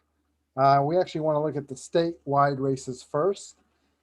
And so we see with Railroad Commissioner, 78.2% of the votes have been counted. And it looks like about 800,000 votes are needed to overcome the lead that's there right now. State Board of Education, we want to take a look at those races to watch. State Board of Education District 5 is still holding a lead for Rebecca. And as Jason had shared earlier in our broadcast that, you know, there's a lot that this particular district can tell us, not only for this election cycle, but moving forward. So we'll definitely keep an eye on that. 58 of the 1,231 polling locations are being reported per Texas Tribune. Let's see, we have State Board of Education District 6, which is also targeted. That's a very close race. Just 12,000 votes difference there. And then State Board of Education District 10 is also a fairly close race with 51% of the vote being accounted for right now. So let's look at the all-important Texas House, which is what we've been keeping an eye on. We had Janet Dunning on with us. It looks like those numbers are still the same, if I'm remembering correctly, or pretty similar. District 26 has a low count right now, but at a very close count. And so that's under 200 votes difference right there. And so we'll be eager to see what the results are there. Looks like District 28 and 29 are not reporting a whole lot of the vote yet. This may just be the early vote still that's being reported. I'm thinking with that 0%, that's an indicator, maybe just the early vote that's being counted for. Aaron Zwiener, the incumbent, is looking to still have a lead. District 32 seems to be quite a big gap there still, based on the data. We heard from Representative Goodwin today, and she is still holding the lead per Texas Tribune. And James Tallarico is still in the lead as well. And so, yeah, we're looking at some pretty steady numbers in terms of what we've been seeing all night. I'm not seeing a whole lot of shift If anything's sticking out for you, Robert or Sharon, definitely feel free to chime in. But it looks like a lot of the data is still kind of stagnant right now. I think this number with Lorenzo, when we had him on a couple hours ago, was pretty much where this number is right now. So it was, under 3,000 votes, and it's still under 3,000 votes that he is needing to make up. District 92 is fairly close still.